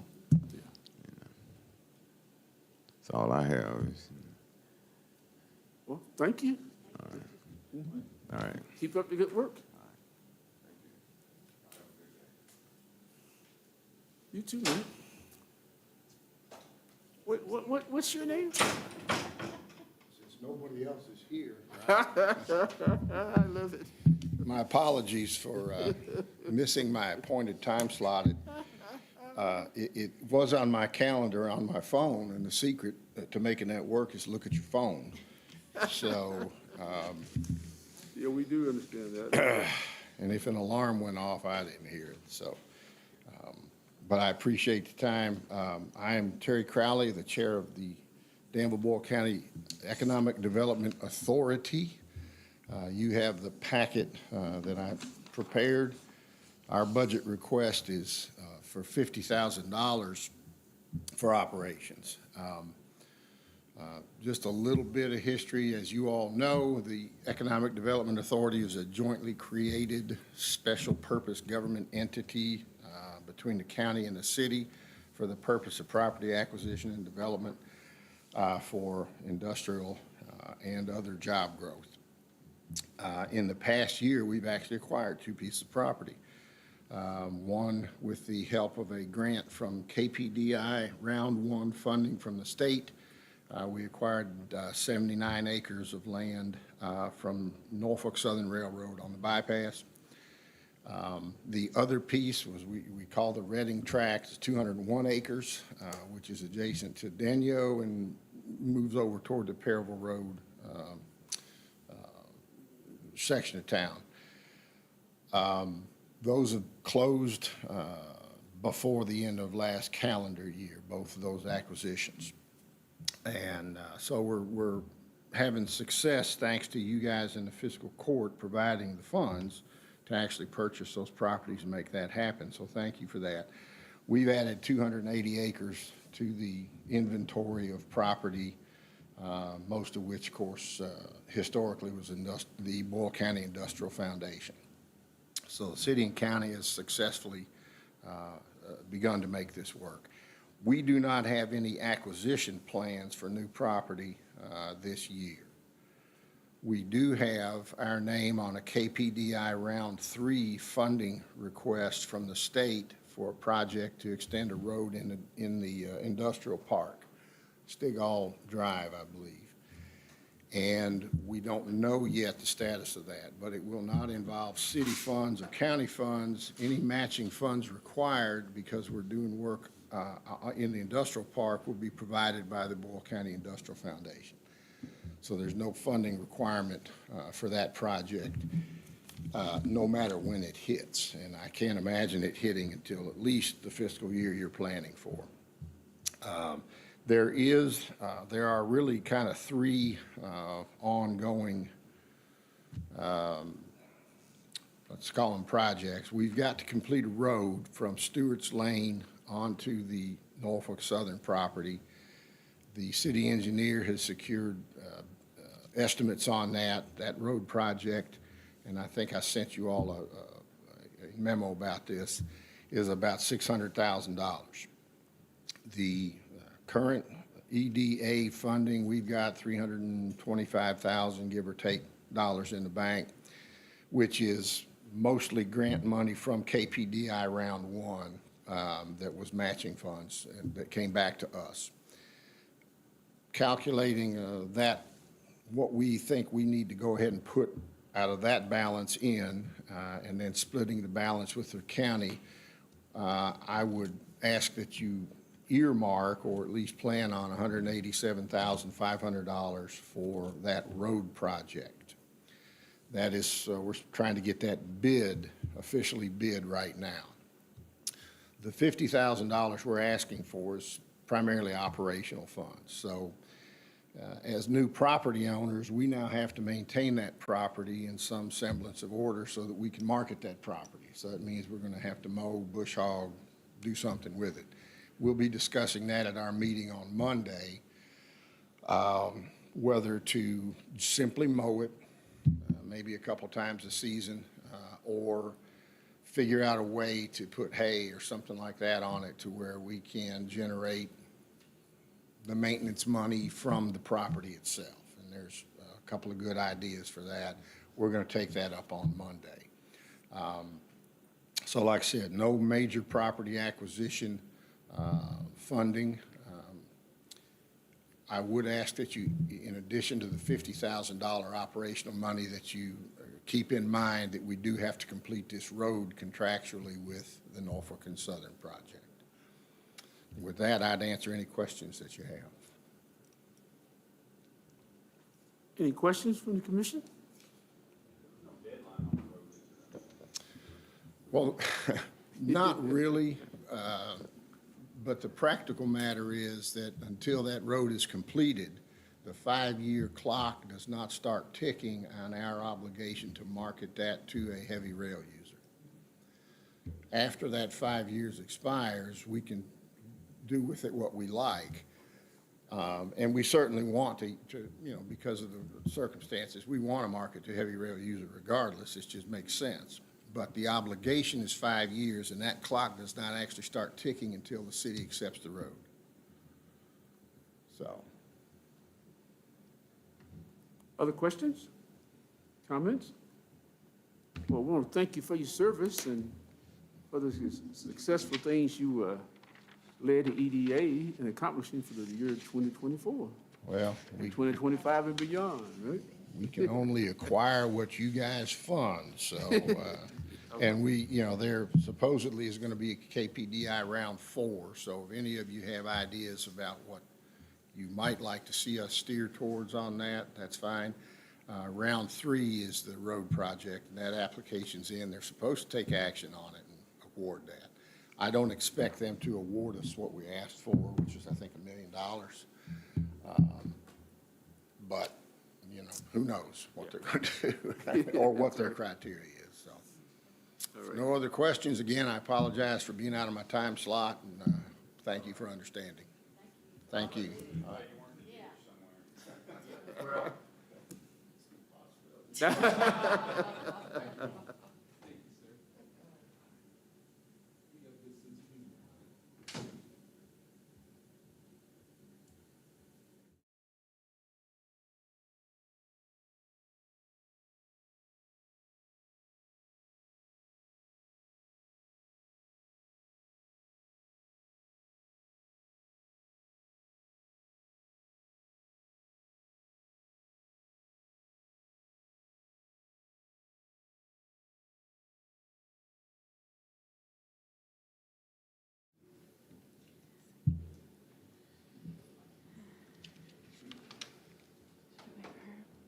Good morning.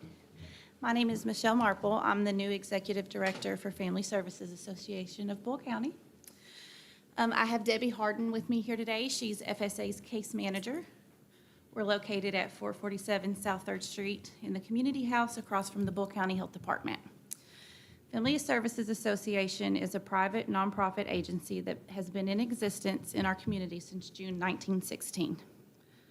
Our mission is to provide short-term emergency assistance to low-income families in Bull County who are experiencing a temporary hardship while helping them identify other programs and services that can contribute to their self-sufficiency. Throughout our long history, we have survived our share of economic ups and downs in the community.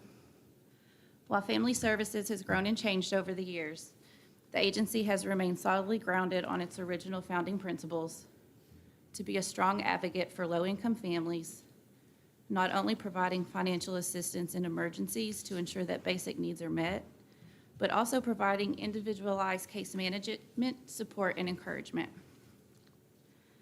In addition to providing direct assistance, we provide one-on-one case management with our clients, are currently in the beginning stages of partnering with Danville schools for a new financial literacy program, and provide referrals to other agencies to provide our clients with comprehensive solutions to overcome their barriers.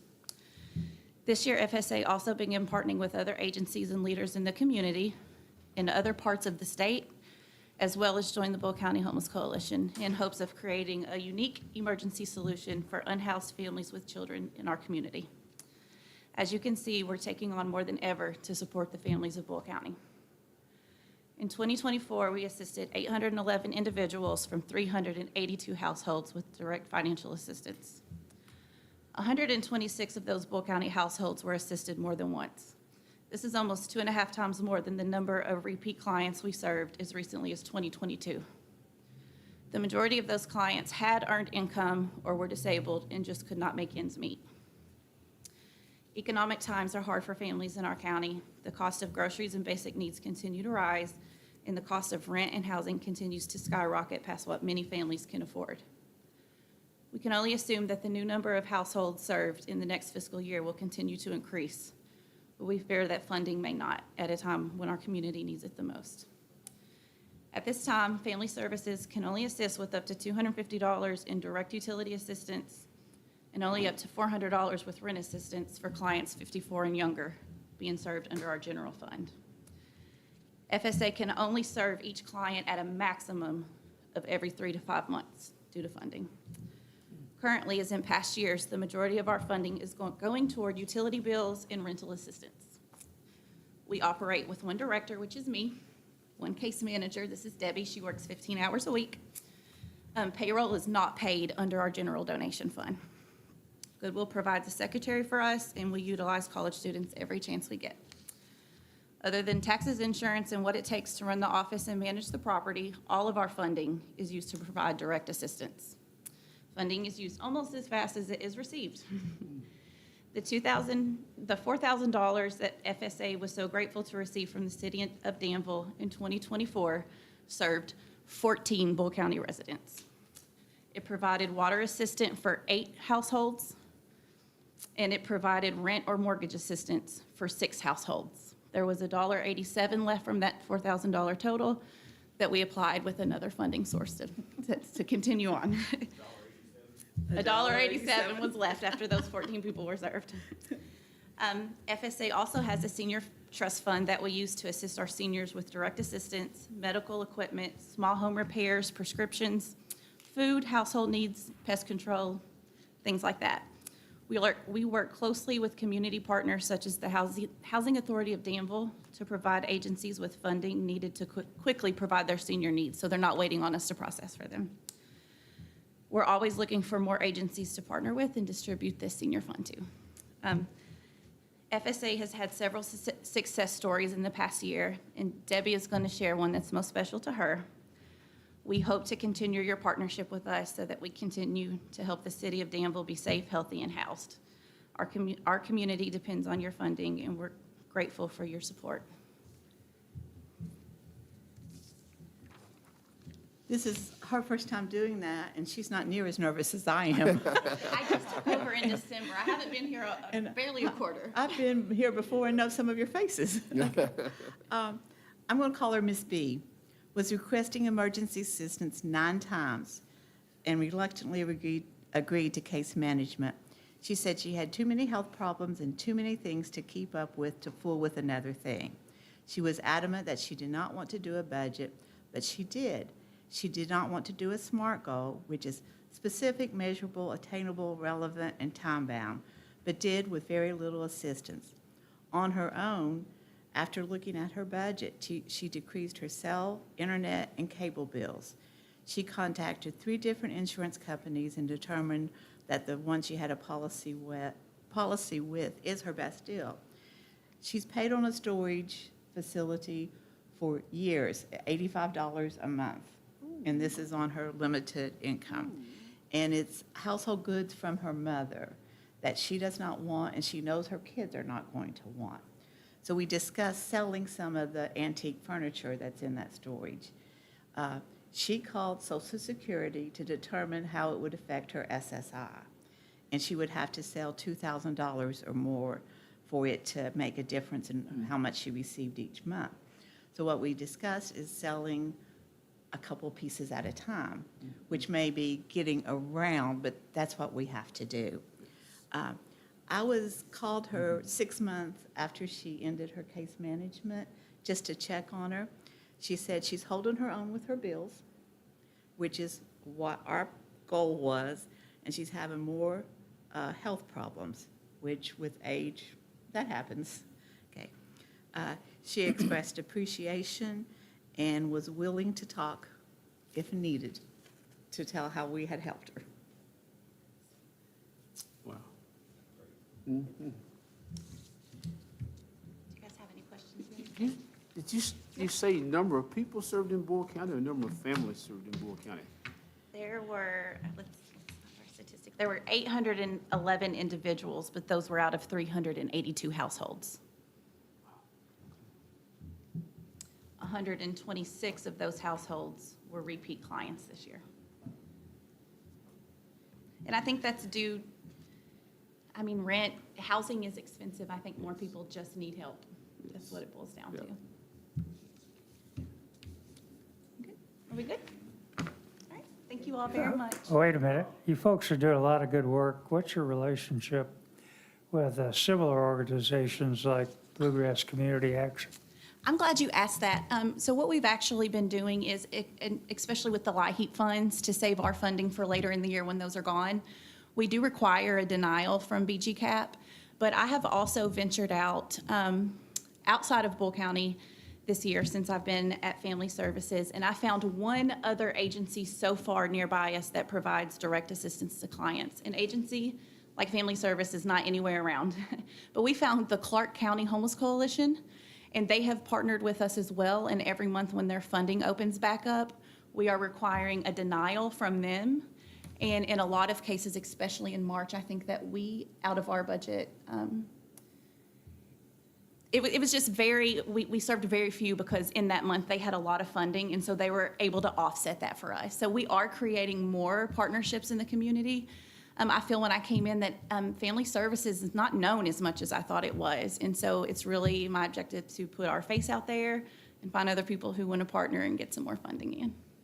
And the process of applying for the coalition is not hard. Most of it is done by phone and sending documents and stuff. And quite frankly, they offer more assistance than we can. So if they can go through there, they get more. Yeah, I think they're using COVID funds for prevention, so. Thank you guys so much. You have a good afternoon. Thank you, ladies. Have a good one now.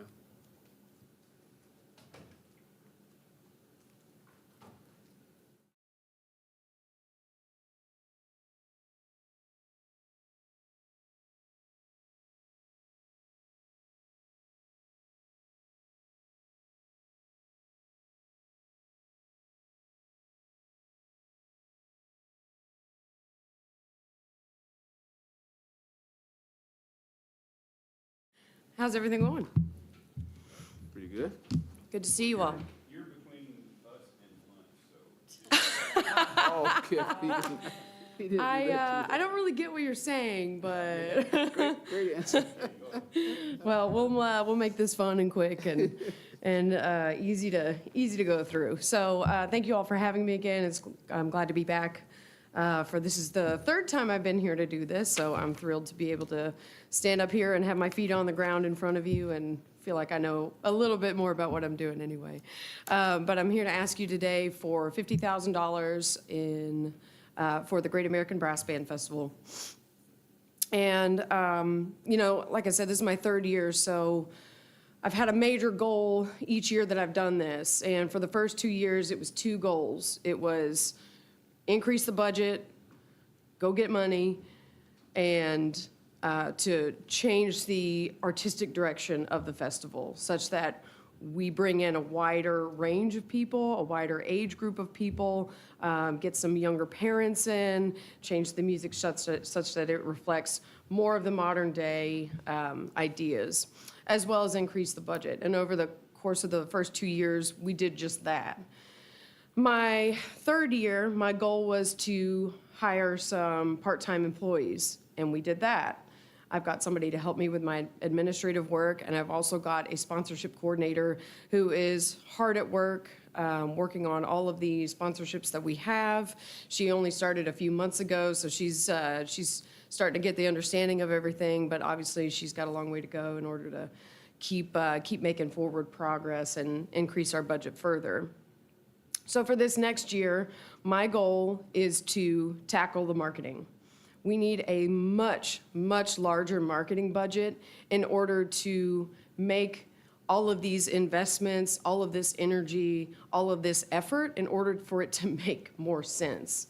We have a very, very punitive marketing budget right now, and I did just what I said, which was increase the music budget, increase the focus on the music, but now all those great changes and all those things that are actually bringing people out, we've got to make sure that we are keeping up with the marketing in order to reflect the changes and balance the scale, such that this great product that we really do have that has now been modernized to this modern day, make the marketing such that it is also modern, and that we take a more modern approach and we meet people where they are on the digital side of things. So, as little as I've been able to, as small as the marketing budget has been the last few years, we've done a lot with it, but I've done as much as I can. So our strategy the last couple of years has been focus on less print material and go digital as much as possible. Facebook ads, Instagram ads, anywhere that makes sense for us to be visible. Facebook is our biggest target there, our target audience. With Facebook ads now, we're able to see our target audience, and we're looking at between 40 and 55 age range of people. And that's a big deal because that tells us, hey, we need to focus more on the digital side of things because everybody that age, you know, we've all got Facebook at that age, right? So we need to continue to focus on that side. And where we need help, I need more photographers. I need more in the way of doing some print ads, some billboards, and there's technology called geofencing. And if you're familiar, it's a fantastic way to reach people directly via their phone. So, you know, Big Brother, you talk about ketchup, and all of a sudden you have a ketchup ad on your phone. That's exactly what that is. There's a trigger, they're picking up on you, they're listening to you, but they're also checking your GPS, checking the radio frequencies on your phone. You know, all these things that your phones have to offer technologically, they're tracking all that and they're keeping up with you where you are. So that's what geofencing is. And so we'd like to be able to utilize that, which is an expensive software. And it's not one that I've talked to several other folks that run music festivals, run large events, and they all talk about geofencing and how helpful it is and that it's expensive, but it's the way to go. Like our friends in Harrisburg that do Oktoberfest, you know, I had a long, extensive conversation with them that really helped to spark this, and I've done some research on it, and, you know, approximately, we're gonna look at $1,500 a month for this geofencing, which we would ideally run for 6 months out of the year in the lead up to the event. Once the music is booked, then we're off and running, and that money is working directly towards that.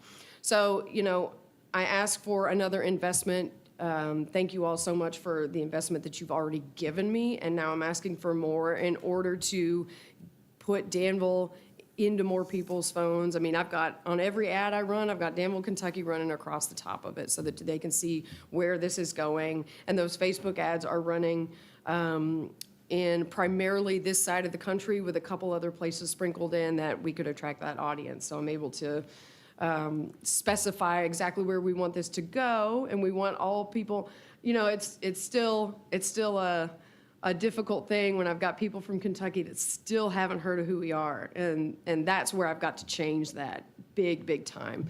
So this investment is going to help us balance where we are, balance the artistic direction, the product that we have, and really push this thing even further, get more folks out there, get more folks to Danville, more importantly, for 3 full days and all the great stuff that we have to offer. So that's what I'm asking for, is that $50,000. $10,000 of that will go to marketing. I've allocated some of this fund to go to downtown Downbeat, and as well as rising housing costs, which we no longer have access to center dorms, so we have to pay for all these bands' housing, and that's part of where that money is going as well. So I'm happy to take questions. I'm happy to answer anything that you all have. Are there any questions for me? Any questions or comments?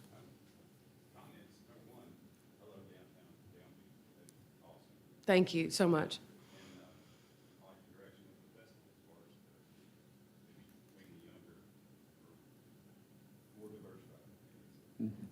I'd say both. You're correct there.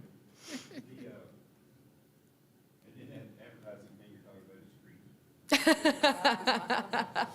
we do some research on that. Geofencing. And it's everywhere without even realizing it. I know, and it pops up. Well, I know you're thinking of ketchup, my example of, you know, I know you spend a lot of time on that. It needs some geodefense on it.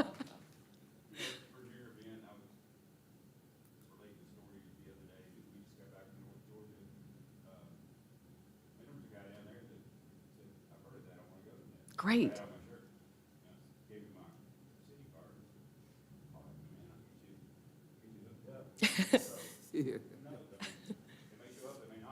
Yeah. That's great. That's great. I'd love to get more of Kentucky involved. That's a big goal. Get more people right from here to come to this amazing thing. And there's definitely pockets where people come from. I mean, I talked to Kendall over at Tourism, and he said he talked to hundreds of people that were, where's this thing been? I've never heard of this. I saw it on the Facebook ad. And just that small utilization went such a long way, but obviously we need to go more and bigger such that we have more of our budget to spend on that. Other questions or comments? Do doing a good job, and then like changing the face of the music and getting that word out is important, which I think you're trying to do. Yeah, yeah. Thank you. It's, I'm really excited for this year. We've got some great Kentucky groups coming, but we've got some other folks that are, it's all over the place, which is going to be amazing. The variety of music is really what I'm going for, and this year really feels like a big step in that direction. Last year was a big step in that direction, and this year we're going to take it just a notch further, and as well as continue to entertain the traditional side of things, such that, you know, the people that grew up with us and love it, and the brass band, you know, the hardcore brass band people, they have something to come for too. So, And I was going to mention that it's a credit to your board that they're going along with that idea. Yeah. I realize that at one time there was a board probably that wouldn't have, so. that's 100% right. Yeah, I've got a great group of folks behind me that are saying, yep, go right ahead, do your thing, and let's go. Let's make a real push at it. For all of those thousands of folks who are out there watching this video today and in the future, please give the dates for your event. Well, thank you so much, Mayor Atkins. The dates this year are May 29th through the 31st, so the last weekend in May. I know it's graduation for some folks, but there's other times to come out regardless. Thursday's going to be great, Friday's Bayou and Brass, and Saturday's going to be 14 hours of music. For anybody that didn't catch the change last year, we're starting music at 9 a.m. on Saturday. We did that same thing last year, and we had success, and we're going to do that again, such that we have 14 hours of music ahead, which is going to be great, just on Saturday alone. So. Great food trucks this year. The Airmen of Note are doing a master class on Friday, starting at noon. They'll be doing 2 classes, one for the saxophones and rhythm section, and the other at 1:30 for just the brass section. These are totally free. We encourage donations, as always, to help us continue our efforts, but these are free. There is a pre-registration and a sign-up on the website, as well as a place for you to submit questions ahead of time. So we've got it going on. This is going to be a great year. We're really looking forward to it.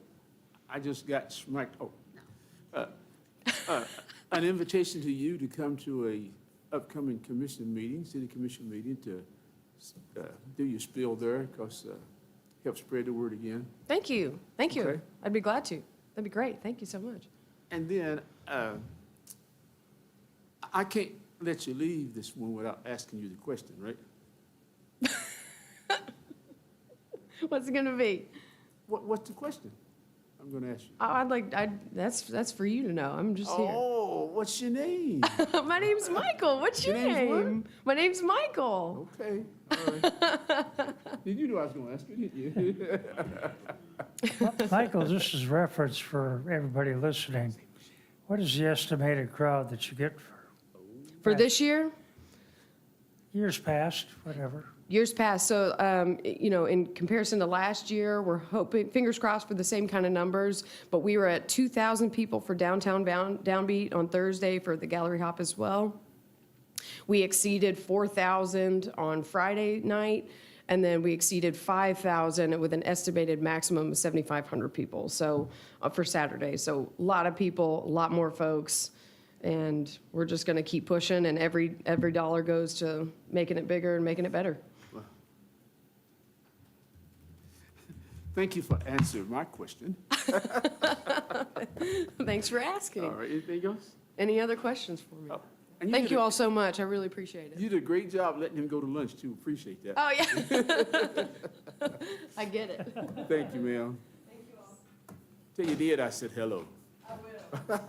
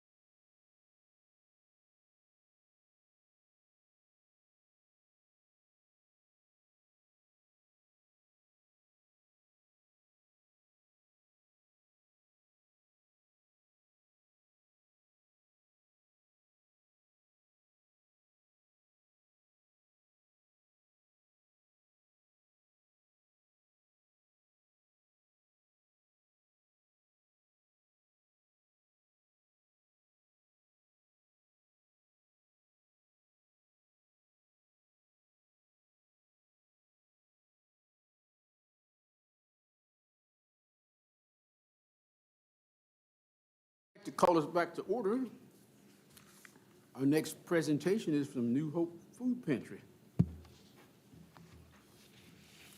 All right. Good afternoon. For the record, I'm Victoria Timberlake. I'm the director of New Hope Food Pantry.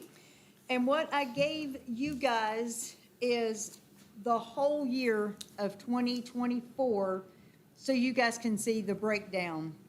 So the new clients, does everybody got one of these? I did get everybody one, right? Yes, ma'am. Okay, so the new clients, those are people that have never been to the pantry or they haven't been there in 5 years. Oh, wow. So January, it says new clients is 22. Those are families, not individuals. So that's how many every single month new families that we have coming in the pantry. And then you can see the households served, and then the individuals. So we count every household that comes in as one, but then we also track, there's 2 in the family, there's 6 in the family, there's 12, whatever it is. That's the individuals served number. And then you see the city versus the county, and those are individuals, not households. No, I said that wrong. So those are households.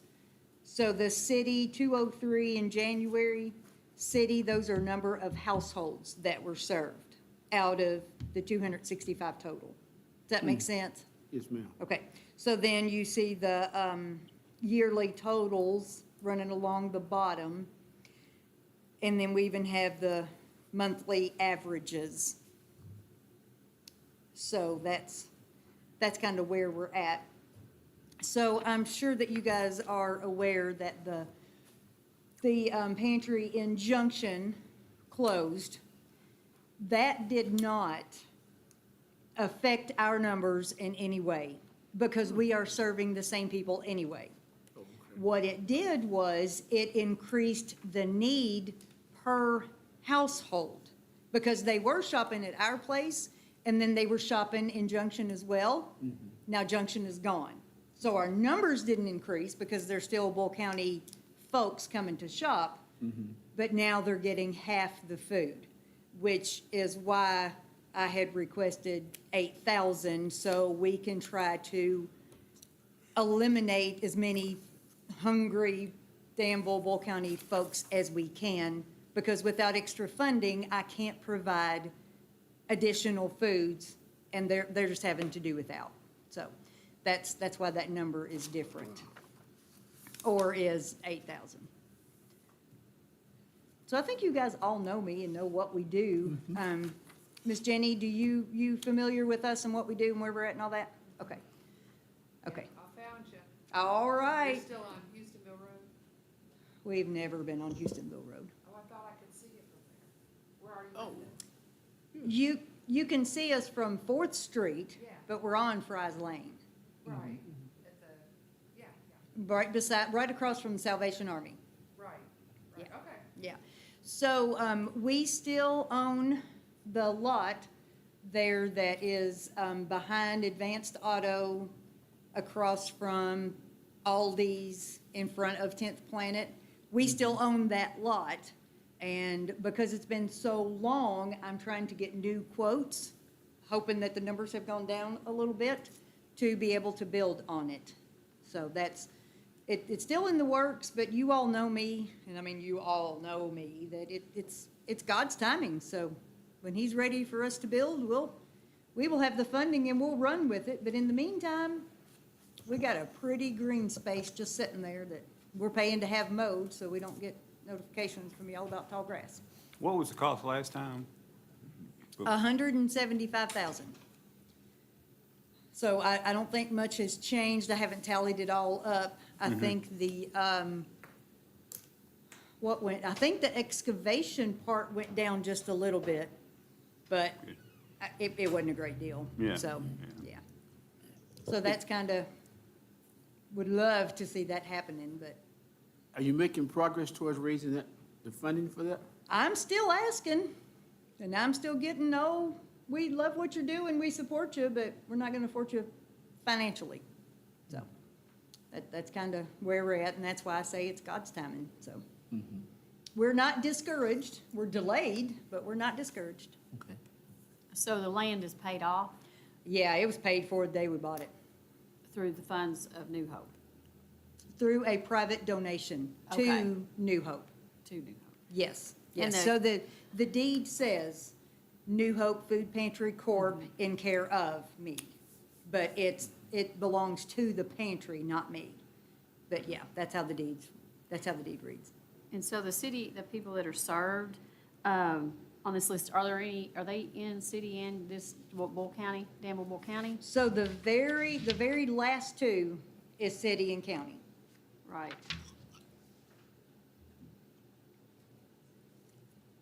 So tell me again, what do you need to know?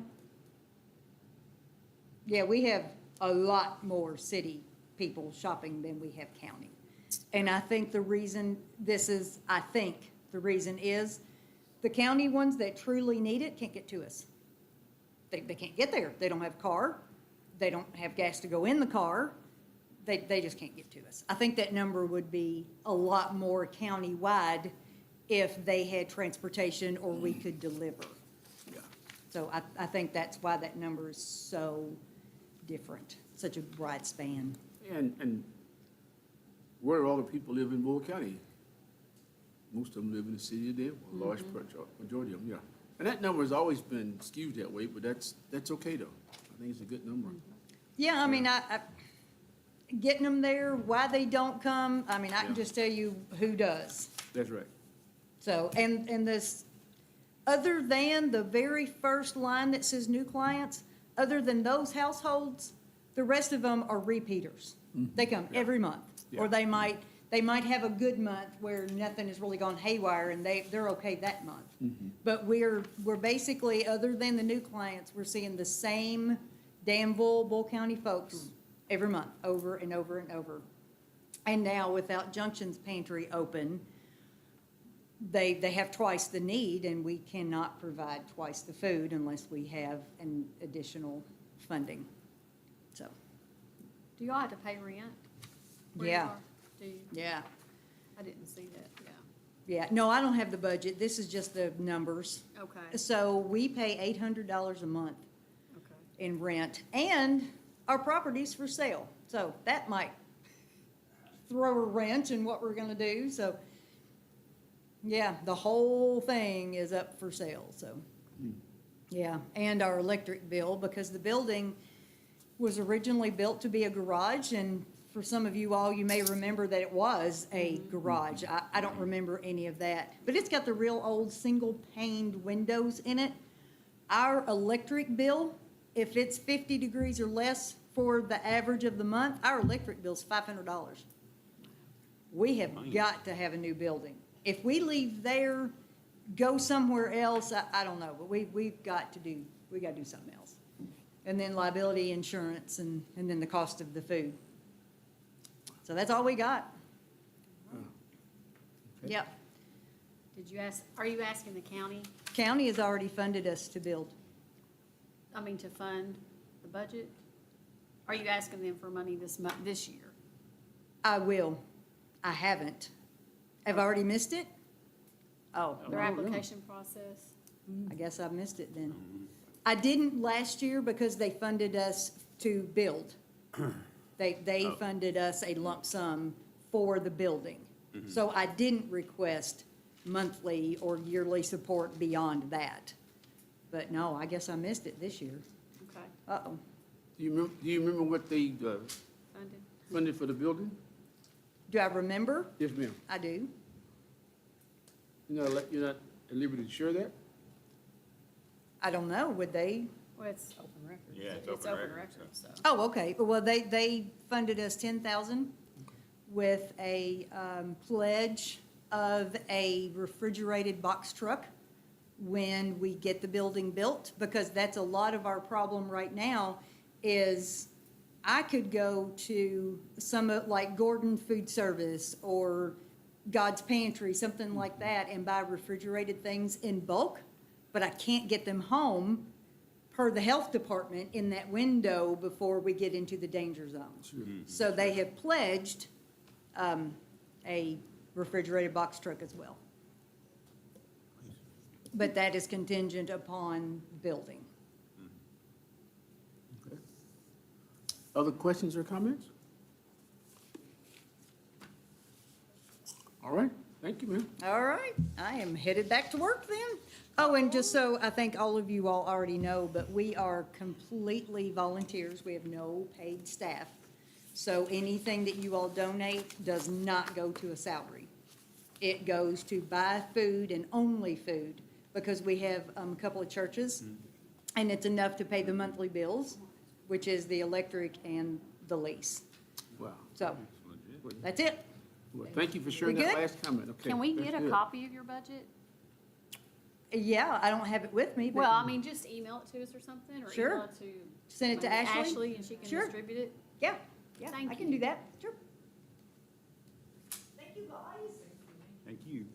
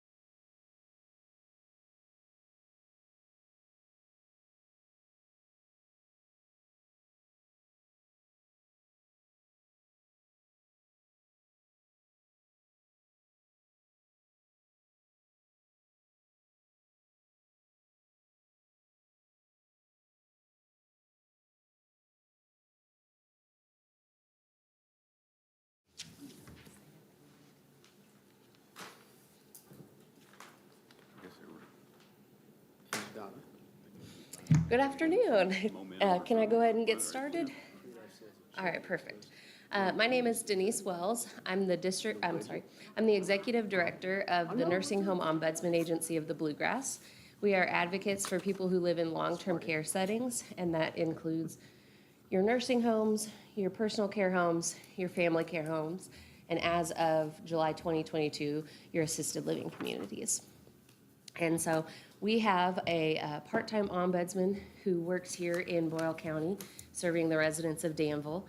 Her name is Rita Salee, and another ombudsman named John Rayburn, who visits the residents at McDowell Place in Boyle County.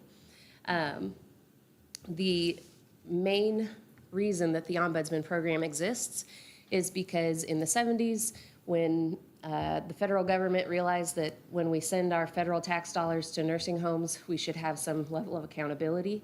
They implemented regulations, they implemented resident rights, and they implemented the ombudsman program to help residents exercise those rights. So we exist to go in and visit with new residents, give them written information about the rights they have while they're in long-term care. We can help them exercise those rights, and we can help them file complaints if those rights have been violated. We can also help them try to improve any aspect of their experience in long-term care. We work on issues of abuse, neglect, exploitation, but we also work on things like activities, food, the environment, pests or housekeeping not being done correctly, or anything truly that a resident does while they're in long-term care. They can call us to try to improve whatever it is. We've been doing this since 1981, and our agency in 2014 picked up the state ombudsman program because the state recognized that we've been doing it so long and it's the only thing we do, so we operate that as well, but that is funded completely separately from the Bluegrass District Ombudsman Program that Boyle County is in. Same kind of deal, the funds that Boyle County or Danville contribute to NOAA are exclusively used to provide services to the residents of Danville. I passed out to you a service report for calendar year 2024 that shares, how many visits those ombudsmen made, what they did while they were visiting, how many people we informed of issues in long-term care. We attended 5 community events. Down at the bottom, there's some actual cases that were worked in Danville in 2024. I don't want to go over all of them, but I want to point out one resident who waited so long for somebody to respond to his call bell that he called 911 because he was an AFib and needed to get to the hospital to be converted. And then food. Food is a huge complaint across long-term care right now. I didn't write it in here, but one of the residents of one of your nice, fancy assisted living communities told the ombudsman that he felt like he was eating nursing home food, which is, nursing home food shouldn't be seen as disgusting, but all levels of long-term care right now are experiencing huge issues with food. But the thing I really want to highlight that I'm most proud of that we did in Boyle County is on the back. We held a resident forum for residents in the part of Kentucky United Way region, but we held it here in the Boyle County Extension Office. It was the first forum of what we hope to be an annual event, so we're hoping to be able to invite you all this year. Last year, we were put on a little bit of a time crunch, so we didn't extend very many invitations because we honestly weren't completely sure that the facilities were going to be able to arrange transportation. But in this, on that back page, there are some quotes that are specific to what was said in this forum here. And one of the things that I think is important to note is just how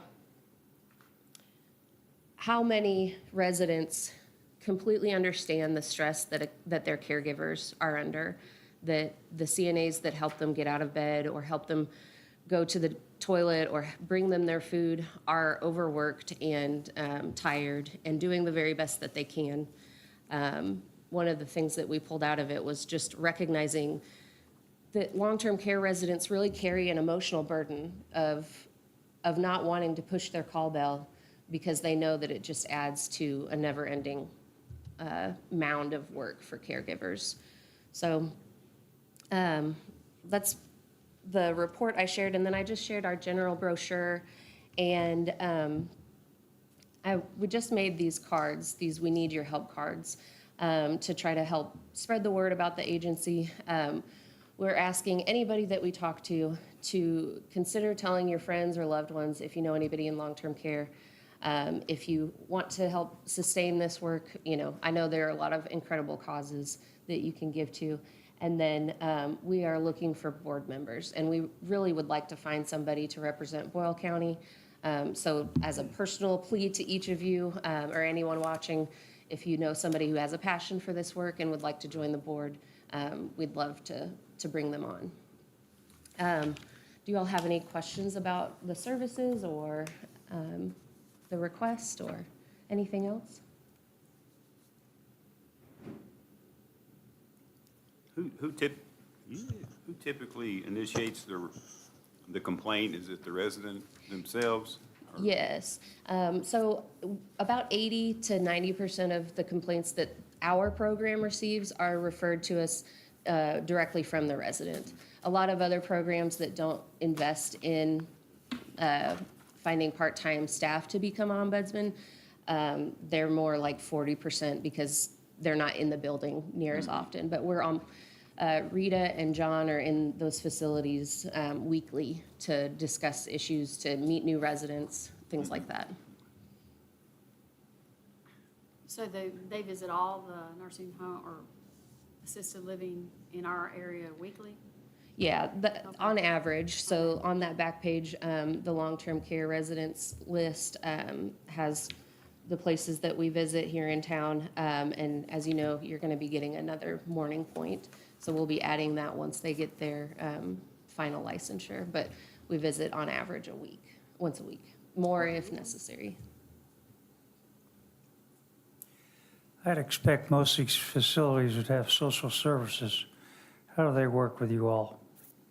Yes, so nursing homes are required to have a social worker or a social services position.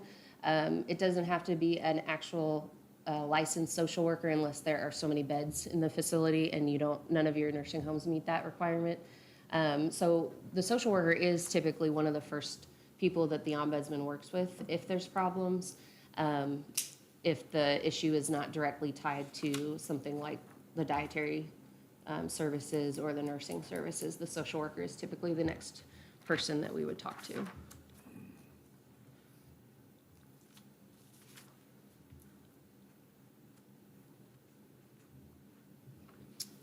Are you requesting funds from the county? So the county changed their program. What we were told when we called this year was that they changed their process and they're not accepting applications from anyone that they didn't fund in the previous year. And we lost funding a couple of years ago, so we've not, we can't apply for funds from the county anymore. Okay, thank you. Any other questions or comments? Well, thank you, ma'am, and thank you for what you're doing. Thank you so much. And I know a lot of you have seen me before, so if there's any of this that you want to share with somebody that you know that might need it, please, please do. Thank you all. Thank you, ma'am.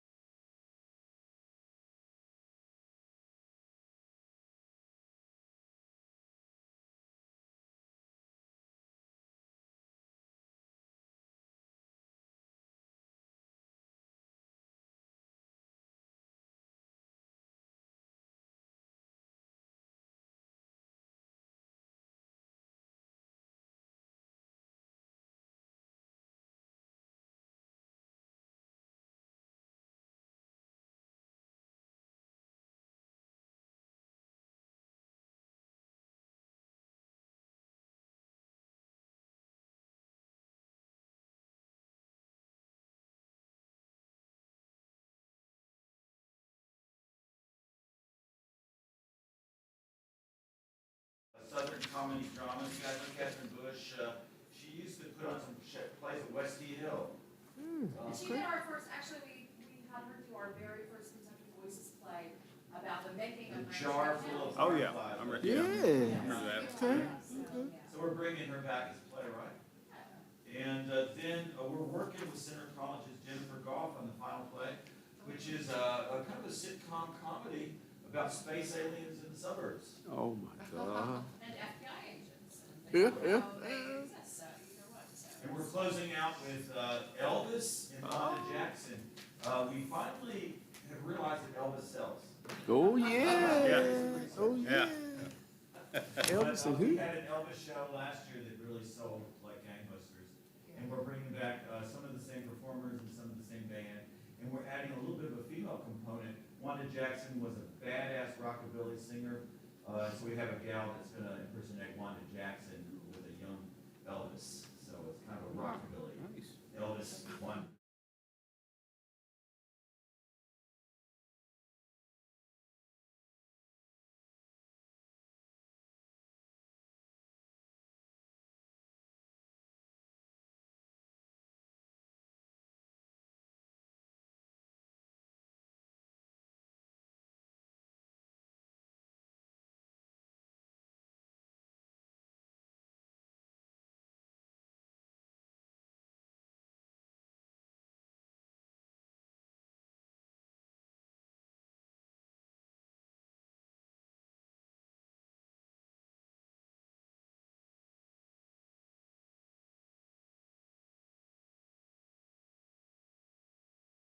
That, but, we're 76 years, guys. Here we And you are. know who we are, we've been here, but again, we stand before you because we really think we are a cultural and economic asset for Danville in that when we were coming over here, Tori, our office manager, said, do you want me to just look and see how many zip codes from last year bought tickets? Whoa. And how many different zip codes would you guess? 1,111 Wow. zip codes Wow. outside of 40422. Wow. Bought tickets. 1,111. They were people from 37 states. And those were all non-family members, right? So we want to brag about Two that. Wow. countries. Wow. Two countries, one from France and one Wow. from Ontario. I thought we would have gotten more countries, so I'm Actually, I not do bragging too. about two. I think there were people from Japan, so I think there were more. But anyway, 37 states. Mhm.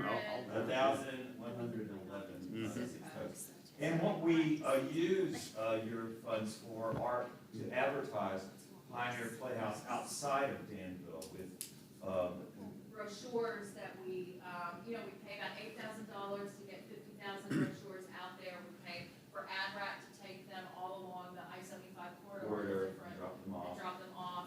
So we've had people who have said, man, I saw your brochures and I was going to see the Ark near Cincinnati and I saw these brochures and so I checked out Danville. And our brochures don't just say Pioneer Playhouse, we actually have. They say 14? Right. 14th, right? That's Flag Day, right? No, I should know where it is. Yeah, over here, Pioneer Playhouse offers the perfect summer evening getaway, but don't just come to dinner and a show. Danville was named one of the most charming small towns in Kentucky by Southern Living Magazine. Visit danvillekentucky.com for info on places to stay and things to do in this historically bold. So we're also selling Danville in our brochure and in our ads that go to statewide publications like Kentucky Living. Monthly, Kentucky Living, we talk about come to Danville, and stay, don't just come to Pioneer Playhouse. So, and we know from our hotels that, people come and they stay in the hotels, they stay in the Airbnbs. More and more, our whole company, which, we have a company of almost 30 that come to Pioneer Work Playhouse with for us the in the summer. summer. And many of them have parents and relatives that want to come down and see them in the show as they stay in They hotels. stay in hotels, Airbnbs, and so, we feel like we bring a lot of economic. Not just culturally, but also economically, Yes, which exactly. is important. Yes, and we spend, like I said, the brochures, we spend about $3,000 in print ads, $6,000 in radio ads, $4,000 in TV ads. So, what we're asking you is just a small amount of actually what our marketing budget I don't know if you have any questions for us, but again, we love Danville, and I think you know who we are. But if you have any questions. Well, you all missed this, but besides just the great theater stuff, the meal, the food has gotten, it's just, I can come out and have a meal and not go to, oh, shouldn't say that, but no. Yeah, you need to, yeah, advertise that, yeah. Yeah. And of course, besides the theater, we offer the Playhouse a lot of times for events, Over the course of the over the year. course of the year. Like the Danville Art Council is doing their big benefit, I think, in May, their artful raffle. So a lot of times we will offer for the community places and we don't charge them. Ellen Goldie's organization, that went out of my head. United Way. United Way, yeah.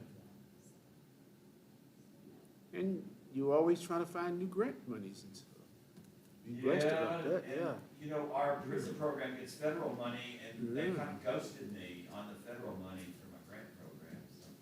We were told, of course, that we were getting an NEA grant, as we have for the past 15 years for our prison program, but now we don't know if those funds will be And there. we don't get a straight answer if we will ever see. And that's an amazing program that Robbie Yes. has been running for 15 years. Yes. Mhm. We just took plays from our inmates here to be performed in New York City. Yes. Wow. We had a great presentation in New York, and, What? Steven Spielberg's daughter-in-law was in the cast in one of our inmate plays in New York City. Really? It actually started saying she might come down and visit our program, so. Yeah, good. We might Yeah. have some Spielberg. We might have Spielberg. Yeah. Be cool. And you go in and out of the prison, they don't And they keep, let me out. they don't keep you overnight. That's been an amazing feat, isn't it? I stopped going because the last time I went, I had a hard time getting out. Well, I don't want to turn this into a political discussion, but I hate the fact that y'all are having to gnash your teeth, wondering if you're going to Yeah. get the funding that you've gotten forever. Yeah. I just think that's terrible. Those that are depending on federal funds, a lot of that. we don't know Yeah. about. Yeah.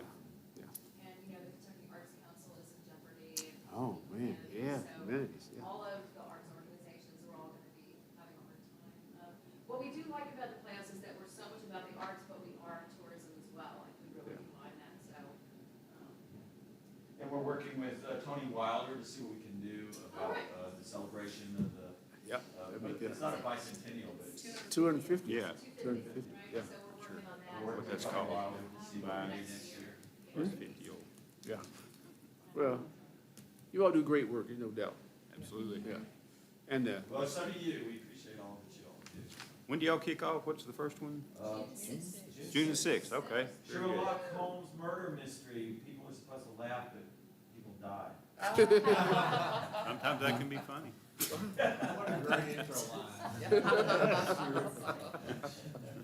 depends on whether your family, your friends, or your enemies, right? Oh, that's funny. Oh, and, you know, just hats off to Heather for that book woman, which just Oh. broke box Oh, office. man, it was great. Records Yeah. last year, so that's one of the things the Playhouse does, is it's able to take a piece of Kentucky history and present it on the stage in such a way that it really fills up the whole arena. That's wonderful, And that book woman was terrific we last partnered time. with so many organizations here in town for that, and so it was great. And we got a fan out of Pearl Coffee, like, I think last year, you Oh. decided he really liked the Playhouse, so. Get him some education, right? Oh, and the horse is gonna be dedicated at the library? Oh, that's right, Yeah, yes. where is that? We created that project and, for that book woman for the play. Yes. And then decided to donate it to the library since it is about librarians and packers. Kathy Allen had Yeah. underwritten that, but it was Yeah. all supposed to go to the library. So And Heather then, was like, oh, no, there goes I the know, horse. that's the whole plan, and then I was like, I don't know if I wanna get rid of it, but, it's, yeah, May 8th, you guys, if you all could come to that That'll be neat, dedication, yes. that would be great. Yeah. And we do have a little clause that if they wanna get rid of it in the future, it comes It back. comes out. Well, it was a big hit out there in the front, though, all season long, though, that was huge, yeah. It was pretty Yeah. Wouldn't let me get on and ride it, though, but other than that, was a big hit. Anything else? Thank you all. Thank you, Appreciate it. guys. and Do a thanks for great coming. job. We have to give you a key to the city every year because we keep changing the locks. get it somewhere, but it's not working, so. And, yeah, so we are trying this gala thing every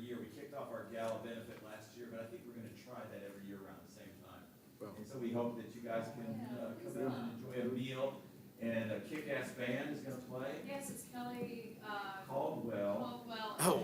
Cashmere, and they are wonderful. I thought you Sounds good. I thought you were saying Kevin Cutler from there. Yes, yes, He has some musical talents, yeah. whatever you're paying me is too much. Thank you all. And Thank you guys, too. everything you do. Thank you.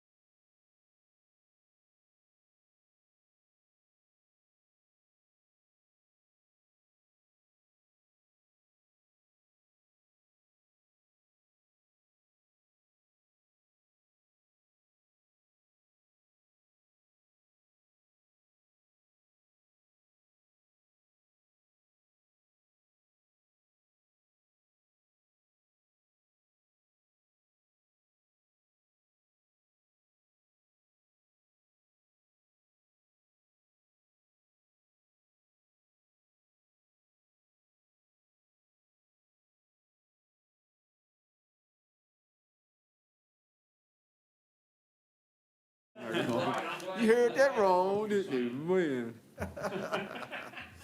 Just kidding, guys. All right, floor is yours, sir. You're here representing the Shepherd's House. I am. All right. Thank you guys for having us. As you guys know, we opened that, and I already was looking at this. I did not prepare this. The Shepherd's House has become a pretty big entity nowadays. We actually got 23 treatment centers through 6 counties, kind of focusing on the unluckiest of our population. So with that being said, Boyle County is our original home and where we got started. So this program came out of that jail being too full, and they were going to have to buy a new jail. So Barry Harmon was the jailer at the time, and he and I sat down and discussed how to empty that jail. And one of the things is to get the nonviolent drug offenders out of there and get them treatment. So we started that program, and it served the county. So when the person prepared this budget, they accidentally wrote 192,000 under city government. That's actually county government. That's a good ask. Yeah, so anyway, the ask was 9,500, and we started partnering with you guys as the Danville population started using our treatment center more and more. We get people 3 ways. We get the people from the courthouse, we get the people from the jail, and then we get the walk-ins. And the walk-ins have grown tremendously over the years. So we see about 300 people, or help about 300 people a year now, and usually about 150 of them are Danville residents. So in the past, we have partnered with you guys and asked for some funding, and the ask today was for 9,500. If you guys don't know what's happened down there, a couple things have happened. We have taken on the homeless population now. By default, they didn't have anywhere to go, so we partnered with a few entities here. So when I say take on the homeless population, we can get your clothes washed for you, get you a shower, and get you a hand up and try with permanent housing. To date, we've got 2 families in permanent housing. And then we had another family that was homeless here in the community traveling through because their car broke down, and we were able to get that fixed for them and get them on to their destination. So that's kind of what's happening at the Shepherd's House, and that's kind of what we do. Okay. Any questions or comments? How do you, what do you think prompted the walk-ins? You think somebody's telling them, come see you? Well, I'll tell you what happens anytime you're in a community, you know, you want this to happen. What's happened is the Shepherd's House has become the solution in your community. So now, not only do I get the drug addict that'll walk in for help, I'm starting to get the mother walking in saying, help me, please. So So what's happening, you know, we got moms and grandmas showing up saying my kids stole my TV and I can't get him sober. And I say, hey, has he been arrested? And the answer is no. And can we still help that person? So that person was getting lost because we were only taking people out of the court system. So now we're taking people off the street. The good news is we've grown the Shepherd's House and we now have an inpatient treatment center. I don't know if you guys realize this, but we were just over at the United Way Awards. We've got a young lady that was homeless in your community who just published a book and is living in one of our sober living. She's been sober for 3 months and 6 days. 3 months and 6 days and already written a book, and it got published. So, I mean, we've got sober livings in your community now, so we're trying to put a dent in the homeless population as well. Yeah, all that's interconnected. You don't think about it till you're in the middle of it. It's, No, and we didn't see, and I probably should have if I was a better president and CEO, but I didn't see us becoming a walk-in place. But I mean, I don't know if you guys ever drive by the Shepherd's House over there, but I used to have a car or two in the parking lot. I mean, they're parked all the way down the street now. You know, I mean, there's 30-some people in there today. So, Do you all ask for funding from the county, yeah, the county gives us $192,000 a year. from their physical court budget? Yes. Mhm. Do you think you'll have the need to expand at one point? Is there room in back of you, or? So far, we're okay. I think we need another female sober living. We need one more female sober living. I have the occupancy for 10, and I'll be honest with you, I've got 13 over there right now because I didn't want to put 3 people on the street because we're trying to end homelessness. So I need another female house. So that's going to be our next move.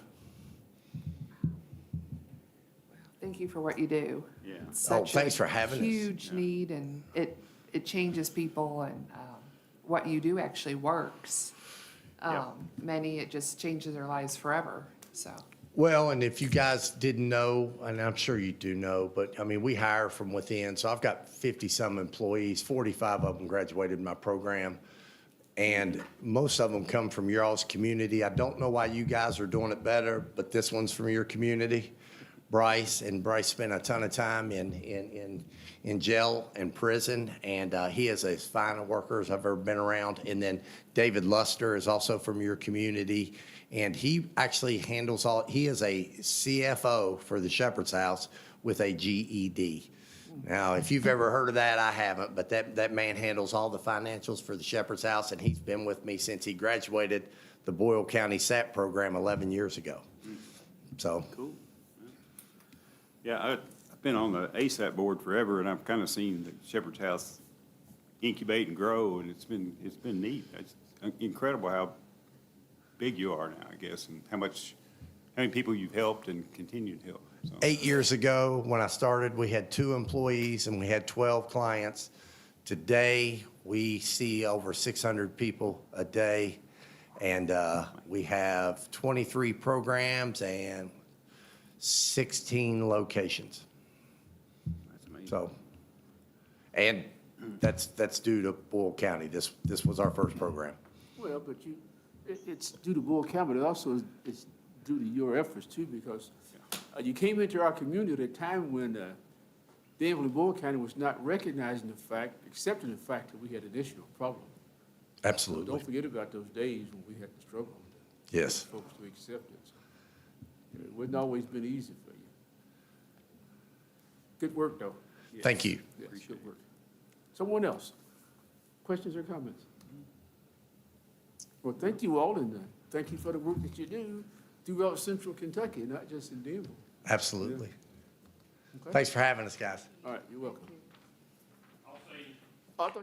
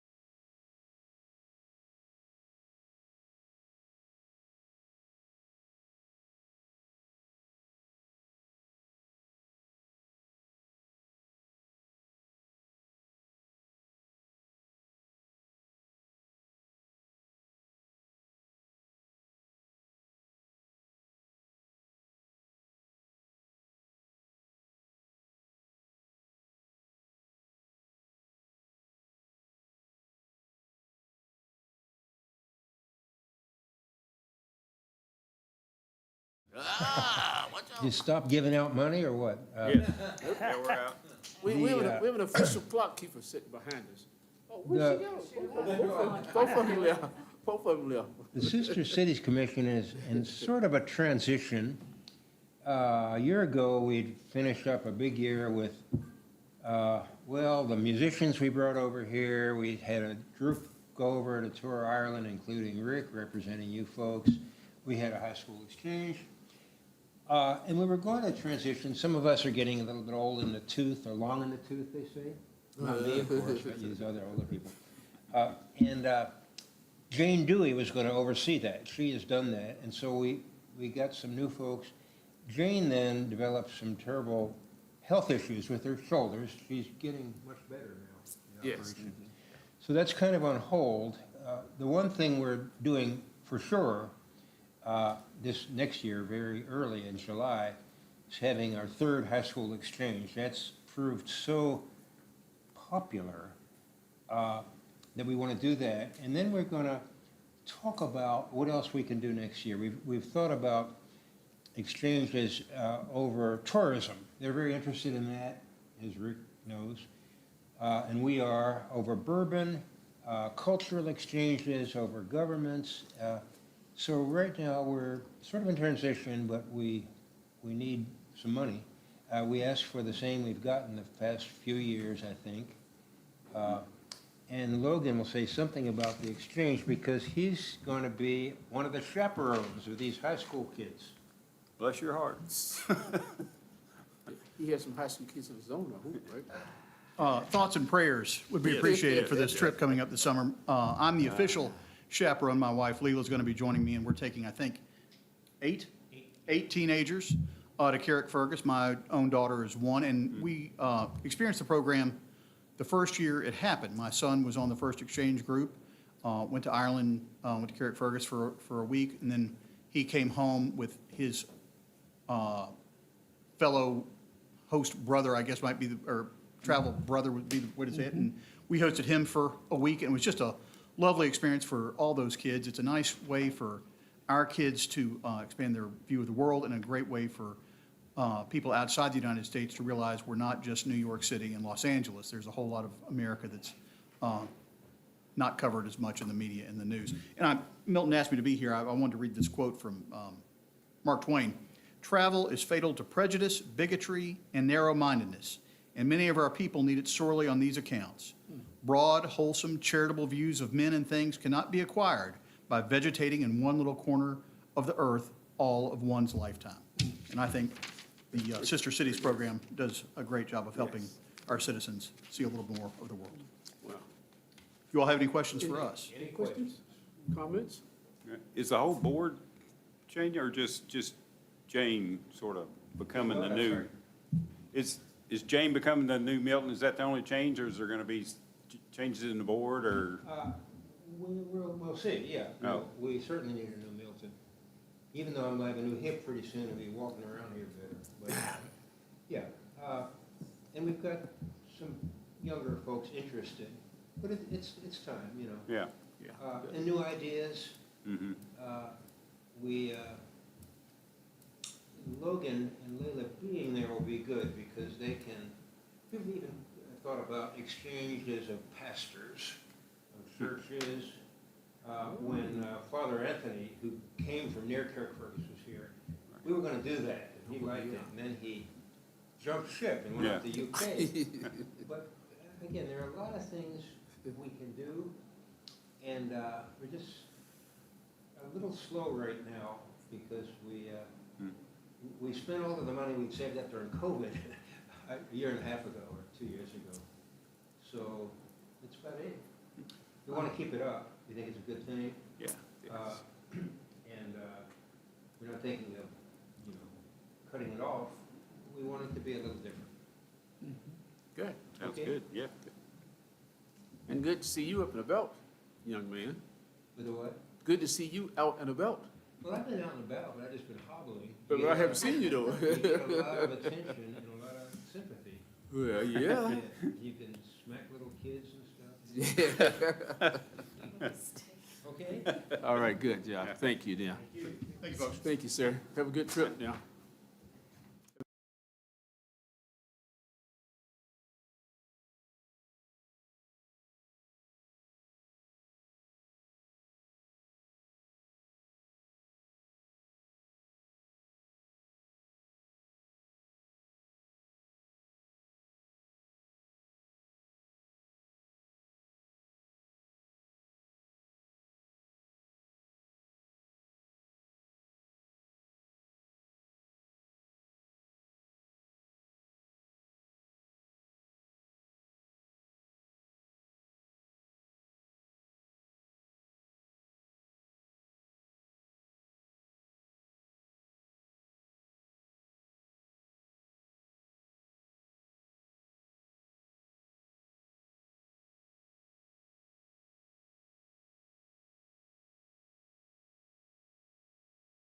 Friends, yes.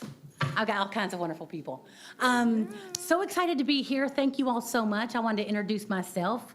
My name is Beth Marlowe, and I am the new director of West T Hill Community Theater.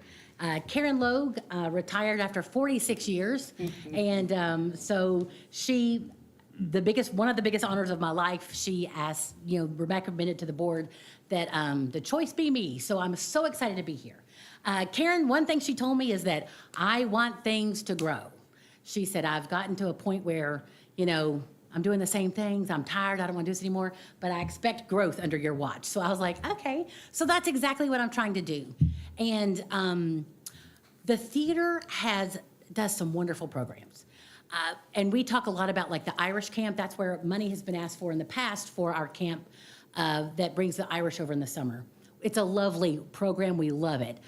But at the same time, I've asked for a little more money than we usually ask for. And that is because I want to partner with people in our community doing different things. I've already been talking about doing some stuff for Christmas with Farmers Bank and having carolers around. I want to do a sensory show, every show that we do that allows everybody in our community to come to the theater. So many times there are lots of people in our community that don't feel comfortable coming because it's supposed to be quiet. It's very dark, those sort of things. So we're trying to set aside a show that we keep the lights up a little bit, that if you have to get up and leave and do that sort of thing, it's okay. And so we've had a lot of questions about that in the years past. And so I really want to make a difference doing that. But things like that cost money. And so that's where I'm struggling. But I will say this, my plan is next year to come before you and asking for less money, because I am confident that we're going to be able to get some programming this year that will jumpstart a lot of things in our community and bring in some more patrons and some more funding. I also want to say, I was the director, the children's theater coordinator in Springfield, Kentucky. And in Springfield, the managing director of their community theater and their community theater, is under the city government, because they kind of asked them to come along and partner because they do a lot in the community. I was there for a while. We wrote a show about Springfield. I've actually spoke with the mayor about that last year sometime, about wanting to do that in Danville and presenting that sort of thing. So it's I'm not saying that I should be an employee of Danville. I'm not saying that, but I'm saying I would love to do things like that and come alongside the city, the businesses downtown. It is my goal to not just be at the community theater, but that that people come to see shows, but how can I help other people in our community? And I'm already finding that happening. We've partnered with the library already. We're doing a lot of stuff. But again, some of those activities take a little money to get going. Now, as much as I love the theater, and I could talk about it all day, most importantly, in my opinion, is children's programming. And next year, I so desperately want to start an after-school program, not every day, but to start off, but just one day a week. And I brought some of my favorite representatives of West T Hill. I just did a show with all three of them recently, and they all have their thoughts on what West T Hill has been for them or done for them. I'm not sure. I haven't heard anything they have to say, so I'm trusting that it's positive, but I don't know. But no, I know, because I've seen these kids grow. I've watched them grow. And so I'm going to let each one of them share a little bit about their thoughts on things and why this community theater is important to them and to the community. So who wants to go first? Okay, perfect. Good afternoon, Honorable City Commissioners. Thank you for giving me a few moments of your time to tell you about how important Westy Hill is to both me and the community. My name is Pete Price Hancock, and I am in 6th grade, a student at Bate Middle School, where I am also on the A Honor Roll and Gifted and Talented program. I started my theater journey at Westy Hill just 2 years ago when I was cast as Pugsley in the production The Addams Family. Since that time, I have been in multiple other performances at Westy Hill as well through my school. One of the great things about community theater is that you get to get really involved with the community. For example, in my last show, The Enchanted Bookshop, we had an event where the library joined us, the theater, with the bookmobile. In addition to that, we had a show, The North Pole Star, where we collaborated with Dry Stack for a themed hot chocolate. Theater also gives us a way to see history or literature that we are learning about at school in performances like The Little Women or Trojan Women. For me personally, Westy Hill has increased my self-confidence and sense of life. I've learned to be able to talk to folks from all different walks of life and common ground. I've learned that I can be an athlete and play basketball, and I'm just as proud of my time on the court as I am on stage. I have made friendships with kids from the community that I've never had a chance to meet without the community theater program. At Westy Hill, I'm not just a Danville kid, and the others aren't just Boyle kids or Garrett kids. We are all Westy Hill kids, and that makes us family. Over the last few months, there have been some exciting changes happening at Westy Hill, and I know that there are a lot of really great ideas Beth and I'd really love to be a part of in the future. I truly hope that the city of Danville will support us and our theater, and we'd love for y'all to all come see a show. Thank you. Excellent, excellent. Thank you. And exciting news, he was just, I think today, voted as the president of the drama club and it was a unanimous vote, he just told me, so super proud of that. So next up, we've got, all right, I'll let you introduce yourself. Oh, Here, let's do this. there you go. My name is Joshua Moss, and I'm here to tell you about what I love about Westy Hill. When I was 4, I saw a production of Annie at Westy Hill Community Theater and fell in love with acting. When I turned 7, I had the opportunity to be in a Westy Hill production of Scrooge as Tiny Tim. That show and others have shaped my life in a way that, looking back, I would not have thought possible. I've gone to hang out with people who shared interests with me, and I've made new friends along the way. This theater has become like a second home for me because of all the funny things that have happened in rehearsals and shows, like the time where someone completely forgot to bring out an important prop and we had to improv the whole time, and another time where something fell over on stage and we all had a good laugh. I love doing shows here because I get new experiences, new friends, and best of all, memories. With every show, you get to put yourself in a new and exciting world, getting to act as different characters. I love that this theater is open to anyone who wants to put themselves out there. I did my first show and all of my other shows here, and this theater has become very special to me. My hope is that this theater is around for a lot longer so that other kids have the chance to have the same Westy Hill experience too. Thank you. And last but not least, and I think you can do it from here. So there you go. Hello, my name is Mary Moss. I go to Boyle County High School. When I first walked into Westy Hill at 11 years old, I was nervous. It was my first audition ever. I didn't know if I'd have a lot of friends or if I'd even be any good. But what happened surprised me. I met a lot of people some from Boyle, some from Danville, and multiple other surrounding counties. Westy Hill not only made me better at theater, but also taught me a lot about life. It made me more confident in myself. It showed me that if I can get up on stage and sing, I could probably talk in front of my peers. Not only did I grow in self-esteem, but I also learned about friendship. I've made so many friends because of Westy Hill, some of which I can't imagine my life without. My favorite thing about Westy Hill is having fun backstage and putting on a good performance with my new friends. It really brings the whole community together. To me, that's the most valuable thing you could invest in. Wonderful, wonderful. Thank you guys so much. And this is why it is important. And it's so funny because the programming at Westy Hill like the summer camp, it costs a lot of money to go. And not all kids can do that. And we have like 5 scholarships available, but I want programming that can reach all kids of all economic, social economic levels. And that's why I feel like it's so important to do things throughout the year and have other opportunities for a little bit. I want to go out, I just want to make our community theater community incredibly diverse and just be able to offer things of lots of different abilities, different talents. And my goal this year is to become the community theater for each single person. It's not just about acting, and it's not just about singing and dancing. It's about learning self-confidence. It's about helping our community partners grow in their business, because that also brings new people to us. Still to this day, people are like, where's that theater that you're associated with? And I'm like, Westy Hill. Now, where's that located? And I'm like, you've lived here 40 years. You know, one time, a funny story was my husband for years worked at Danville Office Equipment. We were at a gathering there, and a friend of his was asking me about it.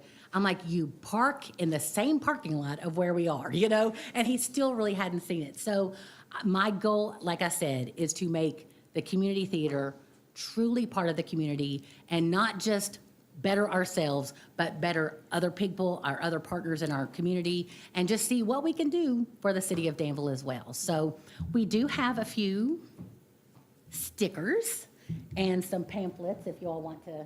Just so you all know, we only have 2 more shows in our, you want to go ahead and pass them out to them if you want. Can they approach you?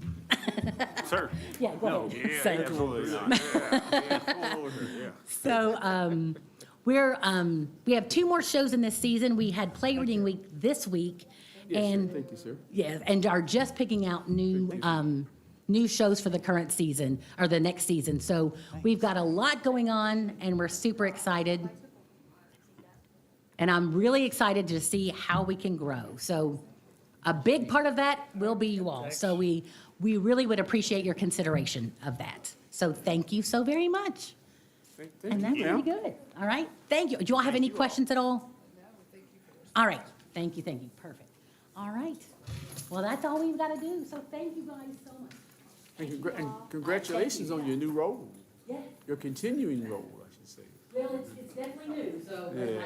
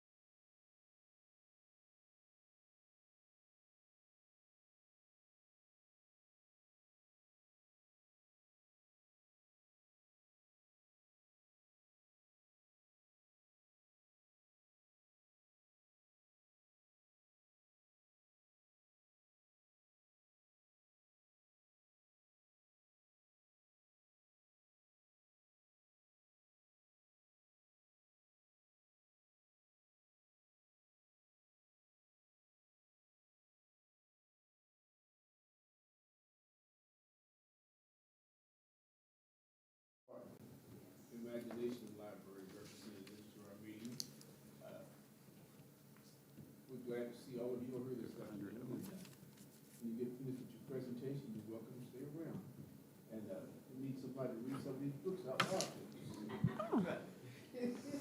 All right, now, Well, guest reading by the mayor. I love that. are you gonna read it to start us off? I am kicking us off, yes. All right, for the public's benefit, tell them who you think you are. Man, you come out swinging, JH. Good afternoon, everyone. Really excited to be here. My name is Dr. Jen Gonder. I am with Center College and CenterWorks.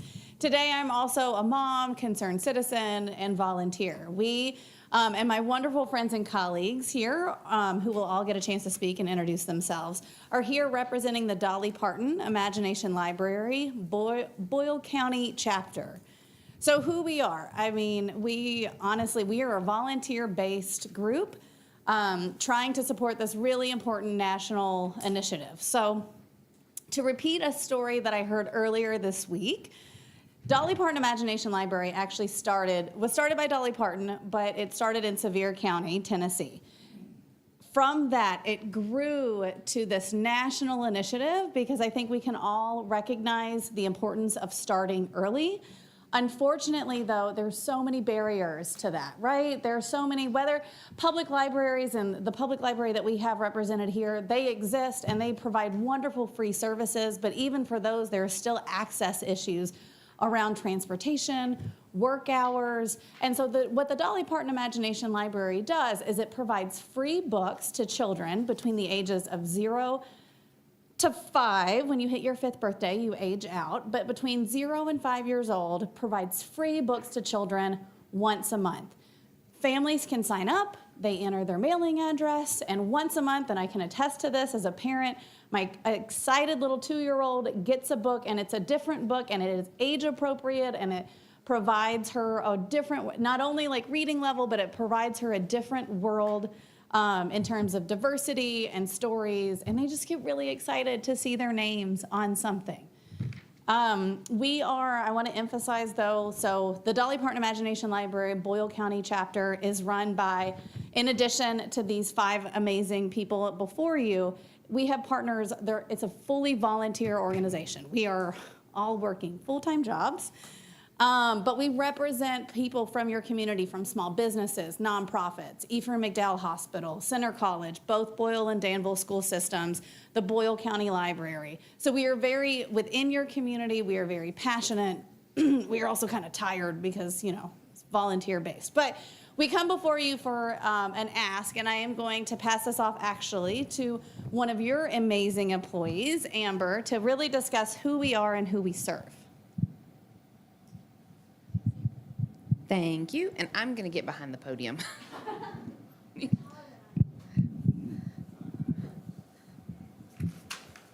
Okay, so when we started this up, what was it, probably about 4 years ago? 2022 is when we started it up. I came into it with my child already receiving books. I moved here from Bowling Green, and Bowling Green Warren County was one of the first counties to start receiving Dolly Parton to be able to send out books. And what's so great about it is that when we moved here, those books moved with her. So your address changes whenever you move. You will transition to the next county that you move to, and you will still receive books. As of right now, we have 976 active children that are receiving books from us throughout this community. And then we have graduated, like Jen said, once you reach 5 years old, you graduate, 742 kids. And that's roughly about 63% of the children in our county that are receiving books from Dolly Parton Imagination Library. We recently struck up a partnership with the pediatrics, doctor's offices here in town, and with the hospital to try to get more kids enrolled once they are born. So we're hoping to see a huge influx of more kids being able to receive books. I mean, reading to kids is just, everybody knows how important it is, and the earlier you start, the better. Even though they might not fully understand what you're saying, but just reading to them and spending that time with them is very beneficial for them. So now I'm gonna pass it on to Mara and Colleen. You're welcome. Hi, I'm Mara Merchant from the Boyle County Public Library. I'm Colleen Hall from the Boyle County Public Library. And Mara actually wrote the application that we submitted to you and created the budget for us.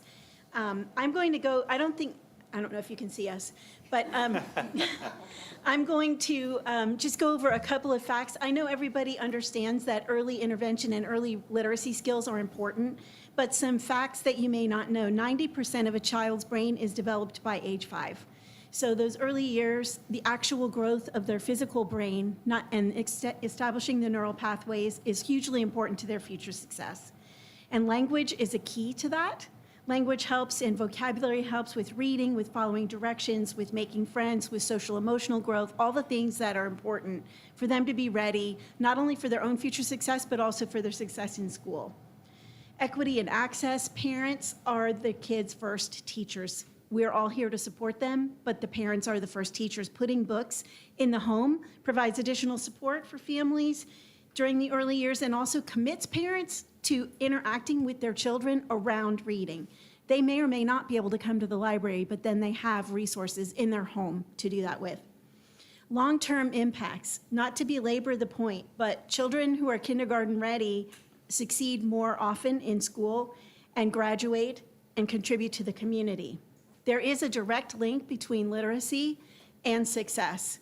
Academic failure leads to violence and crime over reading failure. The statistics, over 70%, 70% of inmates in America's prisons cannot read above a 4th grade level. And there is a fact that they use the 3rd and 4th grade reading level to decide how big of a prison or how many prisons will be needed. That is a true thing. The National Assessment of Adult Literacy says that 2/3 of all students who cannot read proficiently by 4th grade will end up in jail or on welfare, or both. So I humbly submit that every dollar invested in early childhood development pays off for decades to come and improves the outcomes for our community as well as for individuals. Want to add anything? No, you've done it.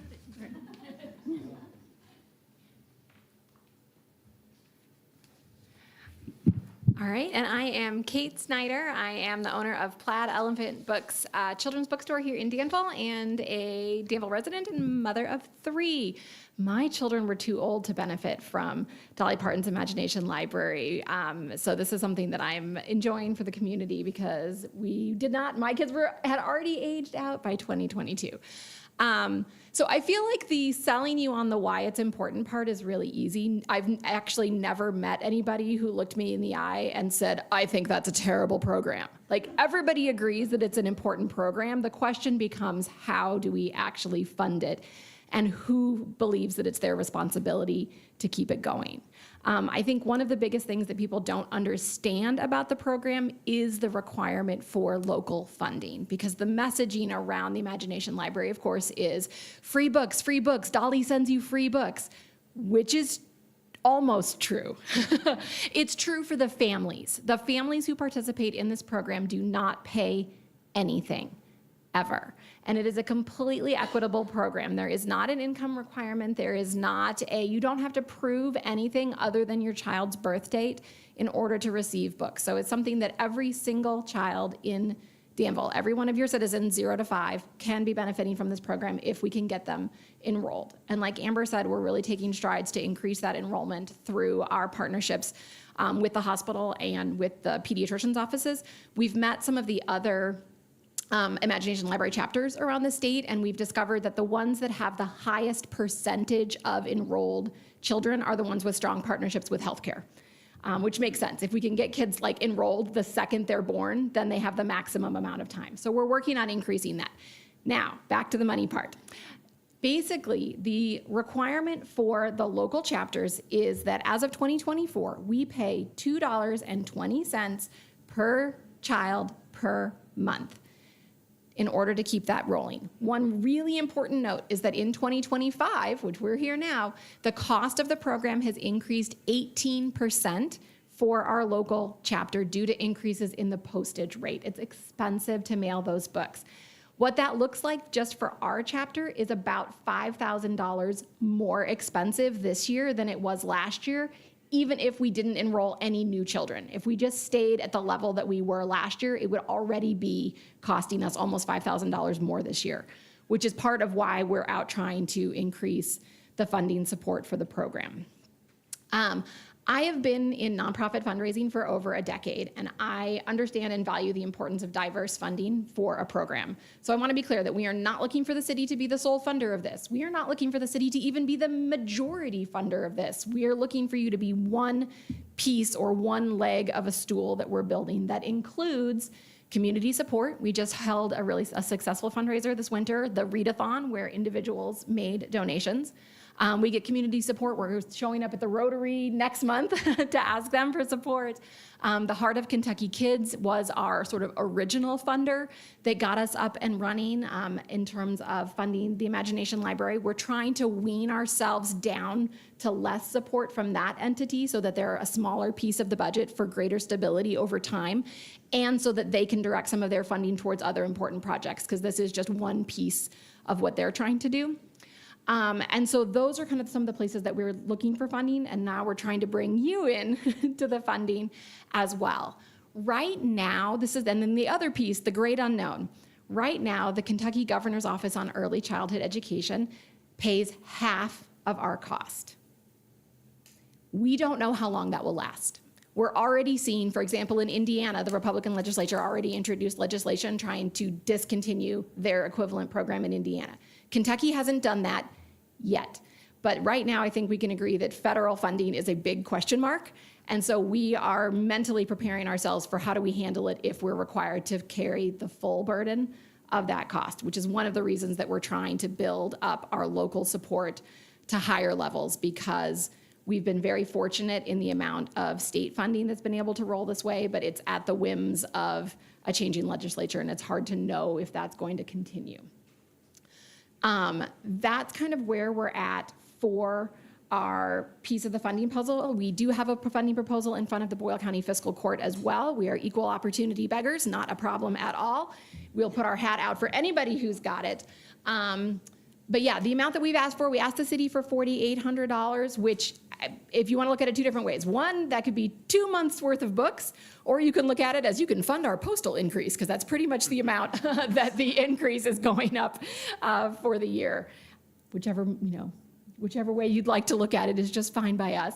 And really any dollar value helps. What we're really hoping to build is consistent funding that we know we can count on from year to year, so that we're able to plan, and that our, again, all volunteer group is not constantly having to scramble to make sure. Because if our money runs out, the program stops. Like, that's all there is to it. If we don't pay our bill to the Imagination Library, they don't send the books. There's not anyone else, there's not a backup plan. It's just the fact that we have to get our funding together. And then for the sort of fiscal structure, the Heart of Kentucky United Way is our fiscal agent, because our entity doesn't have its own 501c3 status. They right now are very generously waiving their administrative fee so that they aren't taking any fees from the money that comes in for the Imagination Library. They're just being a pass-through for us for the kind of legal accounting reasons. Does that cover everything, friends? Questions from the esteemed leaders? Questions and comments? $2.22 per child per book, everyone? It was. Now this year, it is now $2.60 per child per month. I forgot for a minute that it already was 2025. I was like, in 2025, it's going up. Wait. That has already hit, as Colleen's over there going, I saw the last bank statement. It has already hit. And you very easily could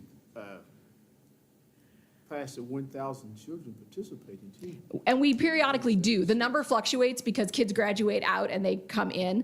The number of total eligible children in Boyle County is somewhere in the 1,500 mark.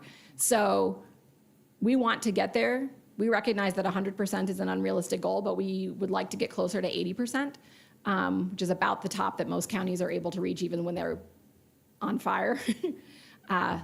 And then, yeah, the costs go up. As my daughter's learning about proportional relationships in math, this will be one of them. It goes up by this much for every child we enroll. Wow. Other questions or comments from the commission?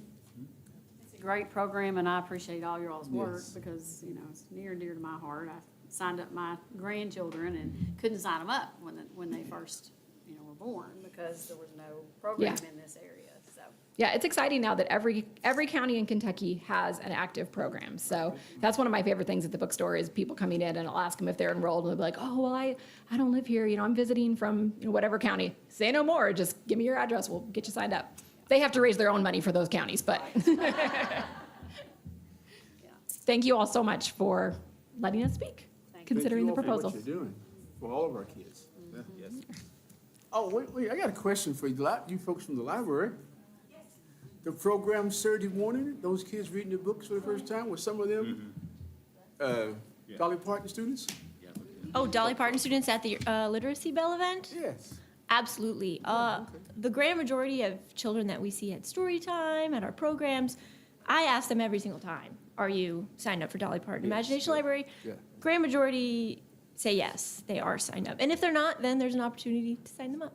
Well, that's a very impressive group Saturday morning at less than 40 degrees outside in Constitution Square Park. So Well, thank you. I said, wow, somebody doing something right.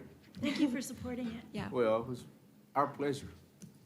November 8th is the next one if you know people who want to participate. Yes. Work on ringing the bell Including between you. now and then. Can we practice ringing the bell so we won't be embarrassed? We're going to get it oiled before the next time. Yeah. Thank you all.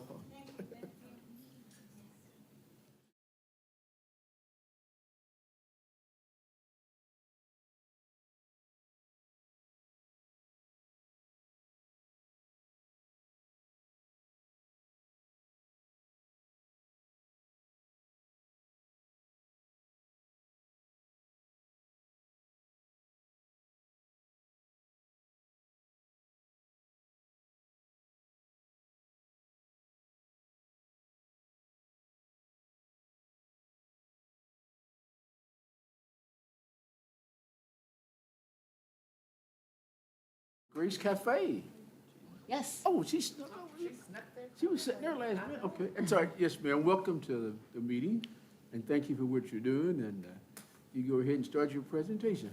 Sure. I'm Jennifer Earle, and I'm the Executive Director of Grace Cafe. I stood here a year ago sharing our plans to launch Grace on the Go. At that point, we had raised $32,900 of our $75,000 campaign. We met that goal in 7 months and were fully operational in November of 2024. 165 donors believed that everyone deserves access to healthy food. I'm not going to fill your head with numbers of meals or the meal gap, which is the difference between what people donate for their food compared to what it costs. While these numbers are important to the work we do, it's not the story of who we are. As executive director of Grace Cafe, I wear many hats. I pay the bills, payroll, insurance, I find parking spots, I grocery shop, I take care of my staff, I take orders, and I troubleshoot weight distribution trailer hitches. Most important job I do is to learn the name of every person who comes to us for a meal. Names are important. When someone knows your name, you feel special and welcome. That is how we are building our Grace community. You all remember the theme song from the 80s TV show Cheers? Making your way in the world today takes everything you got. Taking a break from all your worries sure would help a lot. Wouldn't you like to get away? Sometimes you want to go where everybody knows your name, and they're always glad you came. You want to be where you can see all of our troubles are the same. You want to be where everybody knows your name. We have our regulars, people who eat with us almost every day. Ethan, Travis, George, Candace, and Helen. And the list could go on. Each person represents a different part of our community. Ethan moved here because his son is deaf. And every day he comes and gets 3 meals, one for his wife, his mother-in-law, who does not like anything green, and himself. Travis found his way to us through the health department. He is deaf and donates when he can. I think he lives in his car. George loves a good salad, and he's opened his shed to several unhoused people in our community. He comes with a handful of change each day, and usually his friend Claude. Depending on the location, they walk or take the bus since George's car broke down. Candace eats with us every day. She always pays it forward. and sometimes picks up an extra meal or two for someone who is sick. Helen, who watches a blind woman, comes and gets their vegetarian meals and eat in their car next to the trailer. Every person donates what they can afford. This is our community. Those are just 5 of the dozens of people who come each day. We have been feeding the unhoused since day 1. John, Mason, Shane, Anthony, Nathan, Star, Brandon, Nicole, and Gary. They have nothing to offer me for their food except their gratitude and sometimes a post on social media. On the coldest of days, they are usually waiting for us to pull up. Most say, "I'll take whatever you have." Between the Catholic Church and Grace Cafe, they get 5 hot meals a week. We have people who come up to the trailer and see our unhoused and say, "I will cover all their meals." Those who stop by and hand us money, thanking us for the work that we do. What's different about Grace on the Go is that we serve everybody. People who donate $100 for a bowl of soup to the woman who gave me her last 7 cents. Both get the same healthy meal, a warm welcome, all get dignity and the same appreciation for what they're able to donate. In a world that separates people by economic standing, social class, mental disabilities, and mental health conditions, Grace is the place where all are welcome. We intentionally set up at Michael Smith Park across from Batewood Homes. It's taken some time for the people to come out, but they are coming and they are telling their neighbors. We have learned about Beverly's scooter battery, which can last 3 to 4 days, and can get her to the library for a meal when we aren't at Batewood. Mary, a resident, asked if she could trade some baby clothes for her meal because she didn't have any money. I told her to keep the clothes and I gave her a meal. Today, she tried to trade me a bottle of hand sanitizer for a Coke. For those of you who have not been to our trailer, we have no prices on our daily changing menu. We want everyone to feel like they can afford a meal, and prices create barriers. People place their coins and their cash donations in our birdhouse. Those donations are anonymous. Customers also donate with a card. Sometimes that's $1 or it's $100. Everyone has a story to tell of what brings them to the trailer. Some come for our delicious, healthy food. Some come because it will be the only meal they have that day. And some come because it's the only healthy meal they can afford. I know the city's budget is tight. Many organizations are vying for your funds, and all the work nonprofits do is important. People ask if the city currently funds us, and I say no, I wish they did. This year we have asked for $2,500, but truly $100 provides 10 healthy meals. $1,000, 100 healthy meals. Anything helps. About 85% of our customers pay what they can afford or aren't able to donate. So Kevin, Donna, JH, Mayor Atkins, and Rick, I invite you to come to our food trailer. Our locations are posted daily on our website and our Facebook page. And thank you to Jenny, who's one of our faithful customers. Grace is an act of kindness, a generous gift, and it is unearned. It is a hot meal on a cold day, made with love for all and served with dignity and a smile. Grace is a place where everybody knows your name, and we're always glad you came. Thank you for your time. Thank you. Thank you, ma'am. Any questions? Any questions or comments from the commissioners? I do need to get there and eat. Oh. Since this is being recorded, you want to give an address for us to mail our donations to? Sure. Our address is P.O. Box 2384, Danville, Kentucky 40423. Thank you, ma'am. Any comments or questions? Thank you, and continue the good work you're doing.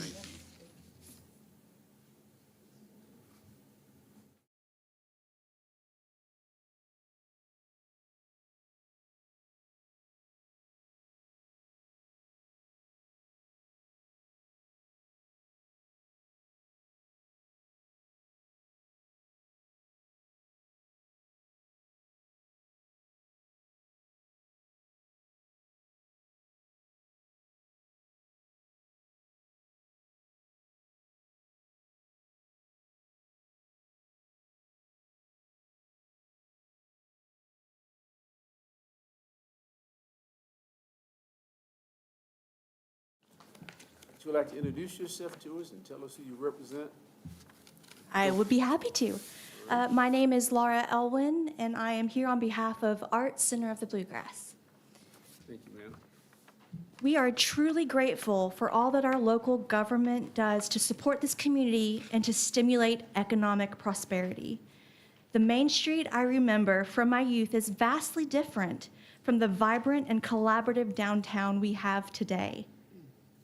The City of Danville has invested in the Art Center services from its very foundation and has been a vital catalyst for the rapid growth we have achieved over the last 2 years. So sincere thanks to you all. In your packets, you will find our application, presentation, and a draft of our proposed budget. Please note that we are still in the process of finalizing our budget for the upcoming fiscal year beginning in July. After experiencing such a large-scale transformation that doubled our footprint, expanded our programming, and reimagined what an art center could be, the Board of Directors proactively hired organizational psychologists to help us devise a sustainable plan that ensures that we have the appropriate structures, systems, and leadership to carry out the organization's mission and vision with long-term stability. We amended our mission to include the word all. We connect all people to art, culture, and creativity. Our vision is to foster a vibrant local arts community through education, exploration, and experiences, while also positioning the Art Center as a national destination for glass art. I want to take a moment to recognize those that are hard at work serving our community and delivering this mission and vision. Over the last 2 years, I have served as the Associate Director, Interim Director, and now Executive Director. I have the privilege of working every day with a phenomenal staff and board. Joining me today is our Development Director, Sarah Beth Graham. She is a fellow Danville native and has been with the Art Center since October. We started this fiscal year with a new executive committee. It is an honor to work with such passionate and engaged board members who continually leverage their expertise to support the Art Center. We have a wonderful staff and board, but we would not exist as we do today without community support and the many partnerships we have forged. When we tell the Art Center story, the City of Danville is a major character, and we, along with our community, thank you for your continued commitment and support of the arts. We realize just how fortunate we are to be a part of the Downtown Danville Master Plan. By choosing to honor the life and legacy of Stephen Rolfe Powell, Danville is now a destination for glass art. The museum has welcomed visitors from as far away as the UK and Japan. The Art Center now balances serving an international glass audience while upholding new and innovative programming and services that enrich and enhance the lives of the people of Danville and the surrounding counties. We remain committed to our local artists and support them through rotating exhibits and commission sales in our gift gallery. We have worked to strengthen our relationships with many local and regional organizations to best serve our community and to support other nonprofits that you have already seen today. Because of the support we have received as part of our Artsy Capital campaign, I am thrilled to announce that ballroom restoration work began in April and will be executed in phases over the coming months. We look forward to welcoming our community into this beautiful space. We have provided a graph showing the diversified sources of funding for the previous fiscal year. We're excited to see the ballroom revenue also reflected in this chart in the future. Having doubled our facilities, how do we keep the lights on? Well, literally, it's through the generosity of the City of Danville, but it's also through our cost centers and their additional revenue generation. Last year, programming registrations generated almost $80,000 with over 2,000 registered participants. This doesn't include the 17,000 museum guests that also visited from January of 2024 through December. Last year, we had over 1,000 students visit our campus, tour our exhibits, and create art projects. We awarded over $2,000 in summer camp scholarships on a needs basis for 22 kids who attended our camps. Exhibit, art studio, and fern sales generated $62,000. And Marini Cafe, which opened December 6th of 2024, last year generated $88,000 in sales.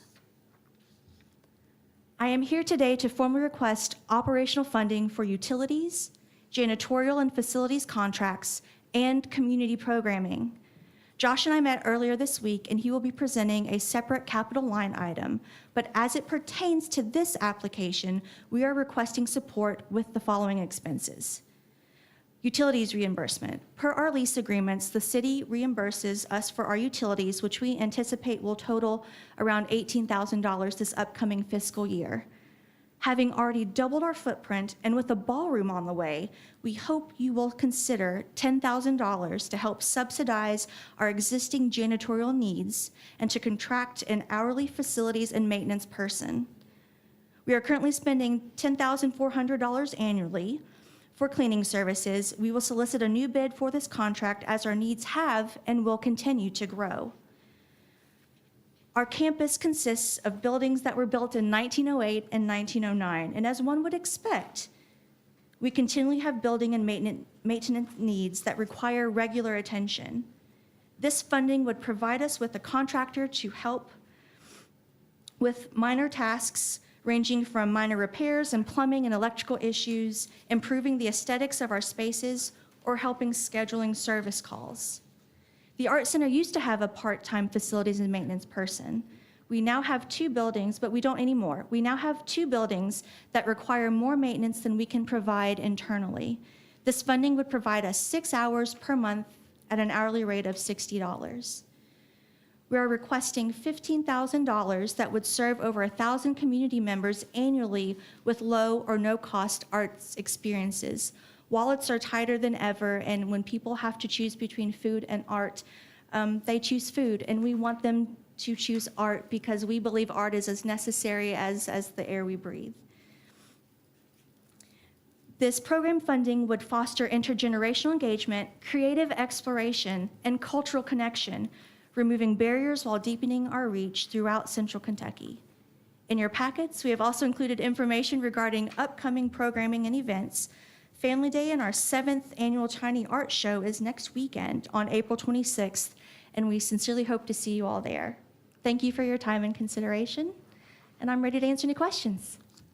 Well, thank you, ma'am. Any questions or comments from the commission? I have a question. On the expenses you listed on wages and benefits, how many people does that cover? So we have 7 full-time people, and we have about 5 part-time employees. And that number's correct? That number is correct. Yes, ma'am. How many part-time? 5. Okay.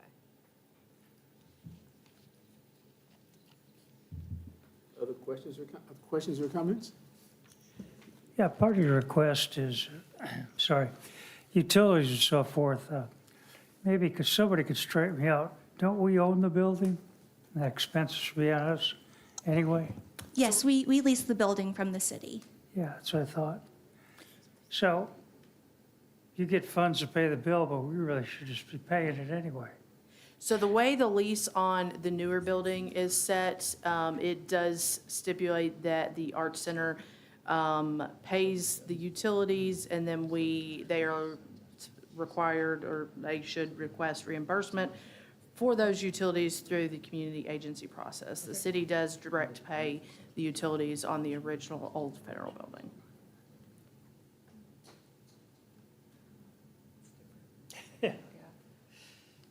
Why not do both buildings the same?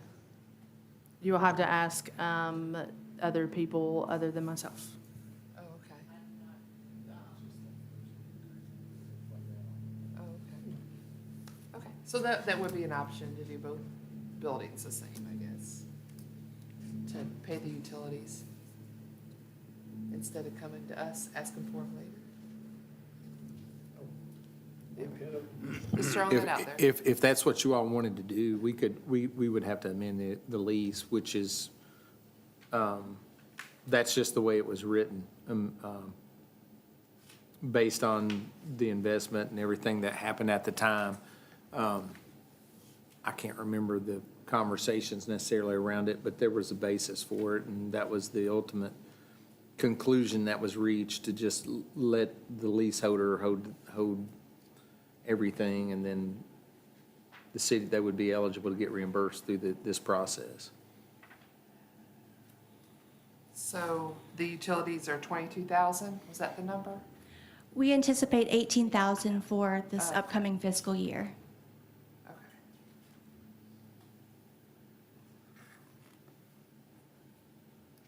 Other questions, comments?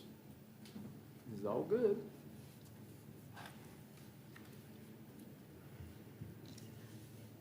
Under the, I guess, benefits package, the total insurance there,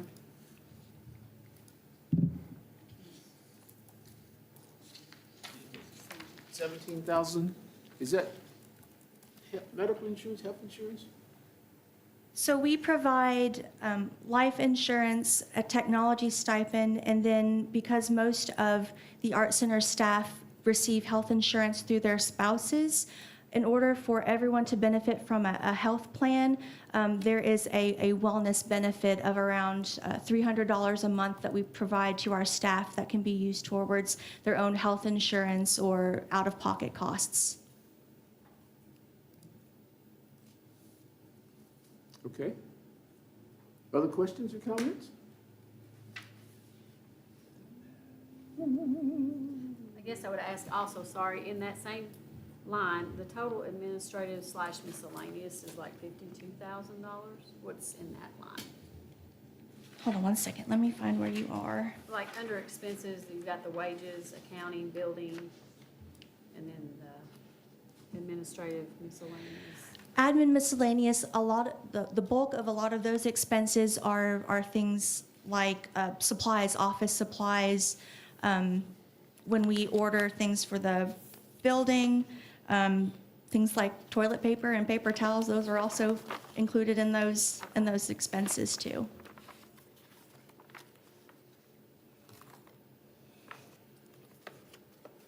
Okay. Other comments or questions? Debbie? This might be offensive, but as a business owner, we've always just cleaned ourselves. I know if there's areas to be cleaned, I don't know. You can see how busy staff are, and if you find there's 5 hours a week of downtime, you can watch videos and see that, then you know there's times to do a checklist. And I'm not saying people need to be fixing things, but I've always found it beneficial for people to take care of, like your own house almost, take care of their own areas. And I've done that actually several places I've worked. So just throwing that out there.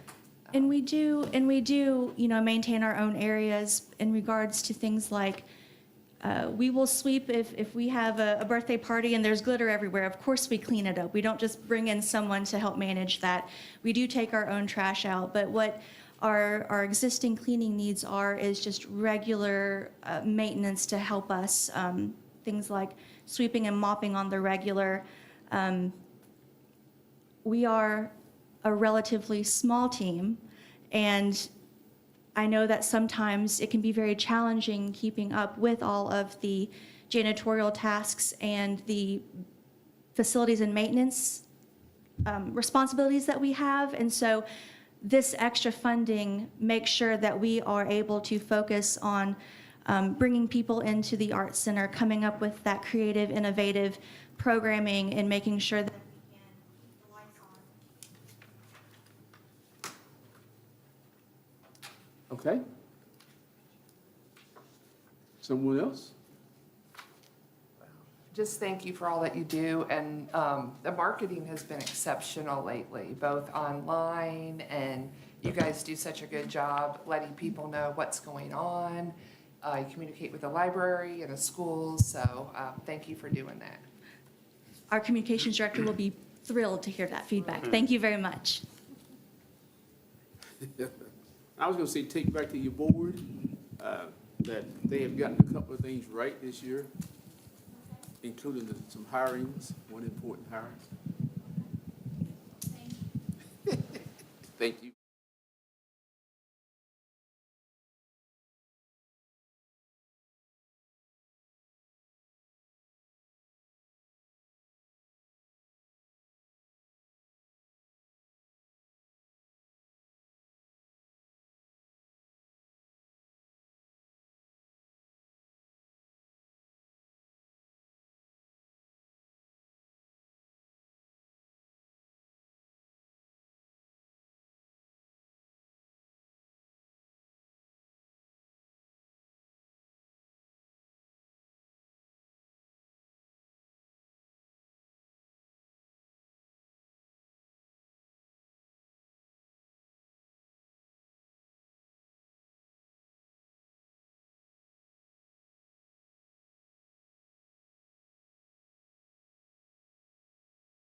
Johnson, Executive Director for Haven Care Pregnancy Resource, and I also have my awesome team member here with me, Miss Chrissy Ferguson, and she is one that turned in that paperwork, and she is our outreach manager and senior management with Haven Care.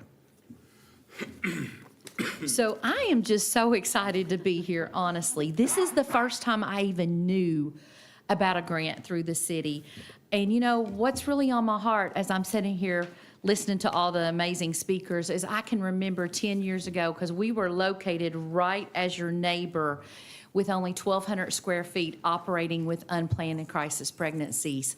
And we have been blessed to be at 464 South 4th Street at 3,200 square foot, and also 3 other branches across Mercer, Garrett, Lincoln, and Boyle County.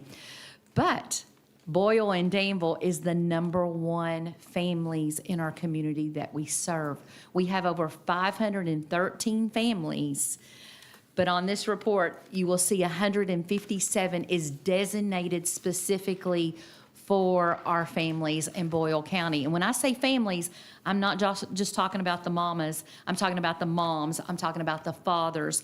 I'm talking about the foster families. When we get a call from DCBS that says, you know what, we just got a family and we do not have any items. And you know what we say? Please, please come to Haven Care. We're going to take care of you above and beyond. We also have a one-time service that's available. Maybe they're just strapped financially and they just need help. So we're going to focus on those physical, emotional, and spiritual needs of all the families that come through our doors. Also, it's not just the pregnant mom, and I feel like we need to revamp our marketing because it's for that baby that's 1 and under. So let's say we get a phone call and that baby is 10 months. We are going to serve that family. We also get a lot. We've had 6 bridged adoptions in the past 2 years. That is mamas that have chose life and decided to give a future plan. We educate our families. We also bring in community referrals for our families. So there's a story that's kind of dear to my heart. We had a mom that was looking at all options. She was looking at abortion. She chose life. She comes back to Haven Care. She's pregnant again, and she's looking at abortion. She had never truly thought about adoption. And I said, sweetheart, you are making a future plan for your baby. And did you know you can be part of that? And she really honestly did not know. That's where that education is critical. And you all, she picked a family out of one of our 4 families, out of our 4 counties. She chose a family. So that child, so then that mom we get to serve, and then that adoptive family we get to serve, and they come together at Haven Care. So the physical needs, which is what this contract is on, and I just want to recommend, please come and let us give you a visit. It does not do justice us sitting here telling you about it. But we're going to focus on those physical needs first. So when that mom or that family comes in, we have a earn while you learn, because I don't know about you all, but I was raised, we work for what we get. So through that class, and Chrissy and I, along with 7 other peer counselors, pour into these families. We have 2 male mentors, and then the rest are female mentors. And what we do is we be their friend. We love them. We find out what those barriers are. We find out the trauma that they've been through. They just kind of open up to us. They tell most of our clients the ACEs score, if you're familiar with that, if you have 5 or 6 above that, it's hard to break those generational curses. So we want to be that shepherd. We want to be that mentor to hold them accountable. Maybe it's the first time they've ever went to college. We want to help them with their FAFSA. We want to bring in Campbellsville University or BCTC right here local to help them. Maybe it's they're homeless, and we see a lot of this. We did have a transitional home here in town, but we no longer have that because that was pulled and went back to the Housing Authority. But with that, many of those families do not even have birth certificates, you all. They don't know how to gather that. So we do have a benevolence fund that is separate from what we're asking for. So when we set these goals, I'm just giving you examples, what happens is they then get to go shop in our baby boutique. And this is where this grant comes in place. And they are going to get 2 bundles of diapers that it goes from preemie to age to the size of 4, and they're bundled together, and then they would get diapers and wipes and lotion and wash. So as they go through their journey and they're committing to making these goals, achieving these goals, for instance, that 4th visit or that 5th visit, they're gonna get a pack and play. They're gonna get always 5 outfits and a brand new outfit. And you all, the dads, the fathers, we serve over 70 fathers in our community. They light up when they get to go in there and pick out that UK outfit or that U of L. I mean, there's just nothing like it.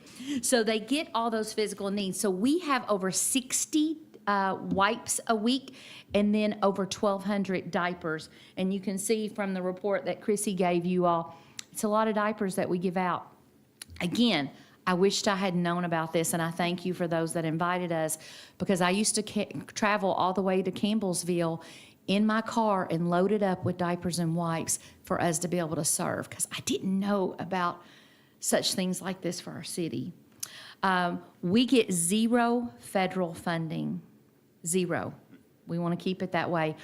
We have had over 7 vehicles donated for families that did not have vehicles. That's our community.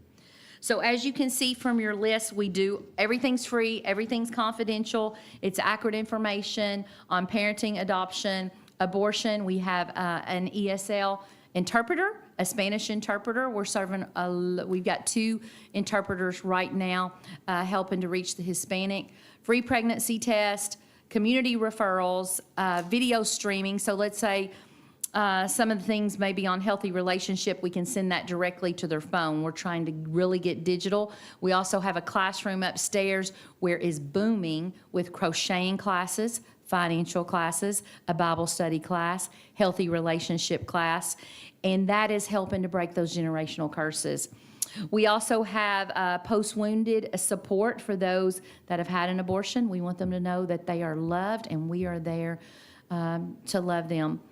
We have miscarriage resources, and we're also educating in the schools right here in Boyle County, and that is promoting abstinence, healthy relationships, self-worth, and we have youth events that bring awareness. We also have a limited ultrasound. We have a doctor on staff with an APRN, a PA, an RN, and then we are so excited, our nurses and staff just got trained in an STI lab.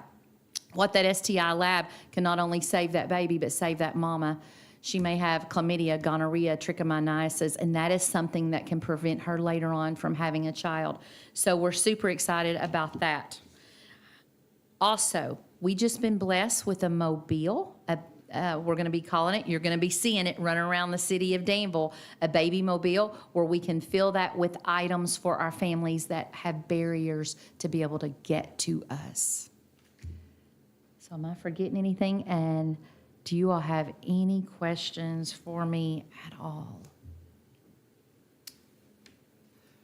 Do you find that you get walk-ins, maybe that it's not just a pregnant young lady, maybe they're homeless or living in a car, or maybe they have a drug problem? Yes. How do you handle that? Okay, 'Cause I see a love lot that more of question. that. Yes, so homeless is so real in this community. We have resources. I'm going to give you I'll just give you a specific example. We had police officers bring a mom to our door with trash bags, and that is all she had. So we're going to assess that situation, and there's been a couple, well, there's been a lot, but there's 2 that's really sticking out in my mind. And one, there was substance. So y'all, I'm just gonna tell you, we don't play. I mean, I'll drug test them. I'm like, I'm not gonna enable you. And we were able to get her in Karen's place. And we also supported her through that journey of that. We also had another mom that had an alcohol problem. We got her connected. We also have had a mom with domestic violence. We get her connected with Greenhouse 17. The homeless, I loved our transitional here because we would burn it up in Boyle County. It was used nonstop and was never. Now, we don't have that like we did, but we do have the resources, thank you God, for the one in Garrett County, so we're able to send them as well. But we usually assess that because there's something that's going on that is the reason why they're homeless. And your other question is the one-time services. Yes, we get calls, and actually, one of my doctor called me and said, Tiffany, I need you all to help this mom. She is a grandmother that's raising a child and going through major depression, and we have come along beside her and her husband, you all. It is 11-year-old to, we've served as old as 81 that was raising their grandchildren. So it's not just that pregnant mom that you hear when you think of Haven Care. And it's not just the lower income. We have families that come in with 6 digits that come from other communities that don't want people to know that they're pregnant. So I hope that helped answer your question. Yeah. Any other questions? Other questions or comments? It's an amazing center. I've been down there. I'm sure everybody else has too, but thank you for what you do and helping our community. Absolutely. Thank you all so much for your time and this opportunity. Thank you, ladies. Yes. you.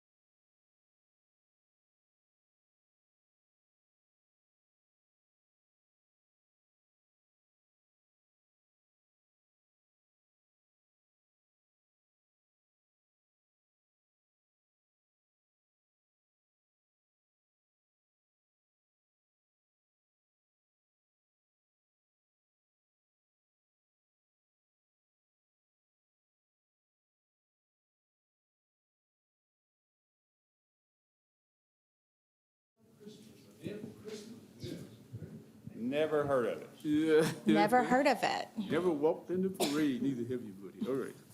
Yes, ma'am. Okay, well, Danville Small Town Christmas, I love that Commissioner Cottle just joked that he had never heard of it, because the one thing I wanted to bring to the council this year is that last year, Danville ended up featured in Southern Living Magazine as number 7 for the top small towns to visit during Christmas time. And I think that's amazing. And that is a tradition I would like to continue, and that could not be done without the help of this town at all. Last year went very well. It feels like the amount of guests we had was up a little bit from the year prior, which was great. It's kind of hard to count at a festival and a parade, but the vendors were pretty happy with everything as well. We changed things up a little bit last year, and it is still one of those learning curves of the first year we did the festival part, it was only at Wisiger Park, which was a huge hit. Last year we did some in Constitution Square and some in Wisiger.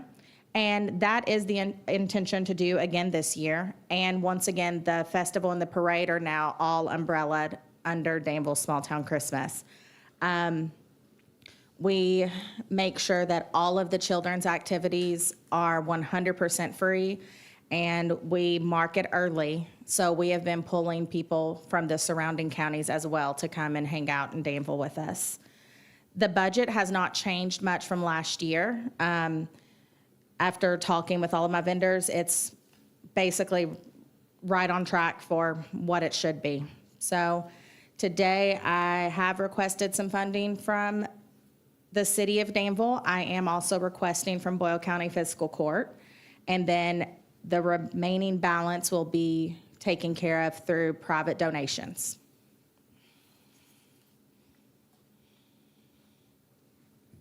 Anything cool and new this year? Well, I'm working on some cool and new, but also that's one of those, it's a work in progress. Initially, as funny as this may sound, I wanted to have a live reindeer for photos, and I know more about reindeer insurance than I ever should know in my lifetime. They can't cross state lines, and there's only one reindeer farm in Kentucky. So I'm trying really hard to get in early with him. If he says yes, I didn't put that in the budget just because I only put the things in there that we know for sure about. If he does, that is something that I will cover through private sponsorships to bring the reindeer, because that would be awesome. It would be.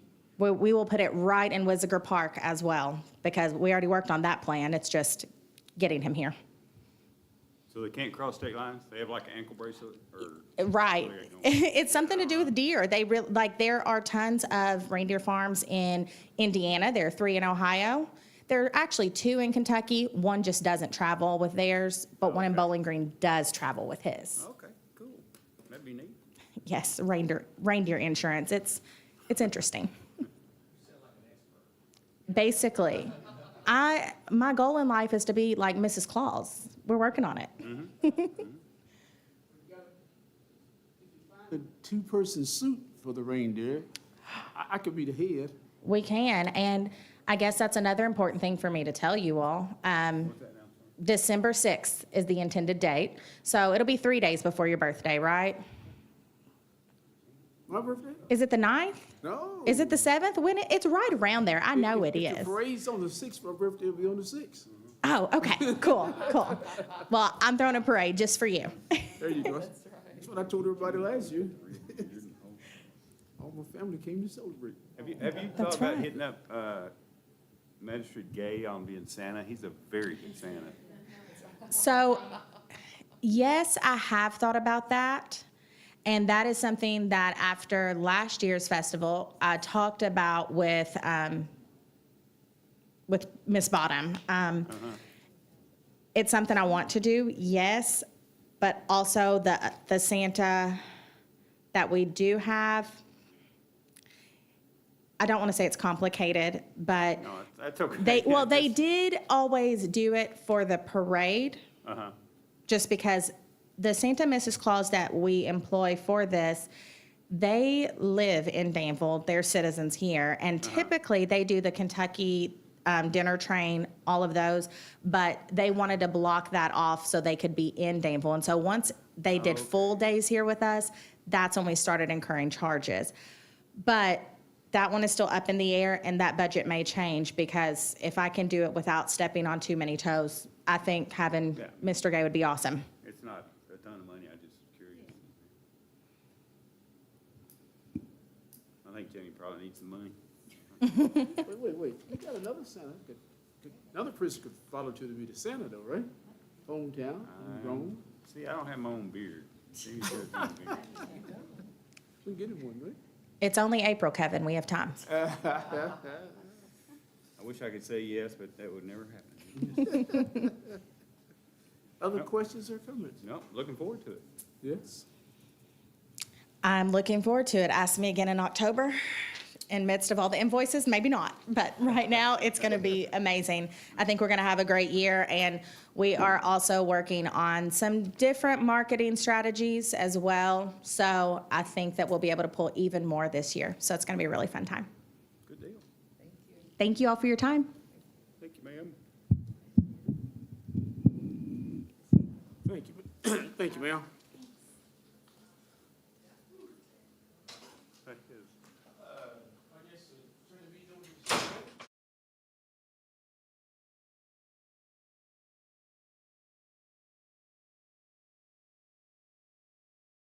The next week, we won't have one, but we will use one of the reserve dates at the end of the cycle.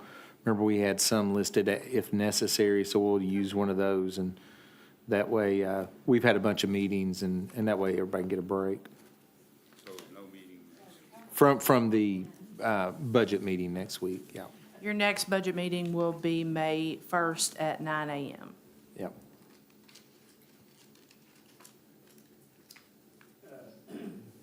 So I guess I need to entertain a motion to adjourn. Let me ask a question real Oh, quick. yes, sir. Sir, we're gonna do what we did last year, and all of us turn in what we think we should give here? Yes. That's what we would like for you to do, is send to Ashley your proposed allocation for each one. We'll assemble a spreadsheet for those, and then we'll have a discussion at one of the upcoming meetings. Okay, so she'll send a digital one and we'll put our stuff in that? Is that what you're saying? If you want to do that, otherwise you can just do it on here. I think there was one in the folder, but I'll have to double check. If not, we will, we'll get one there.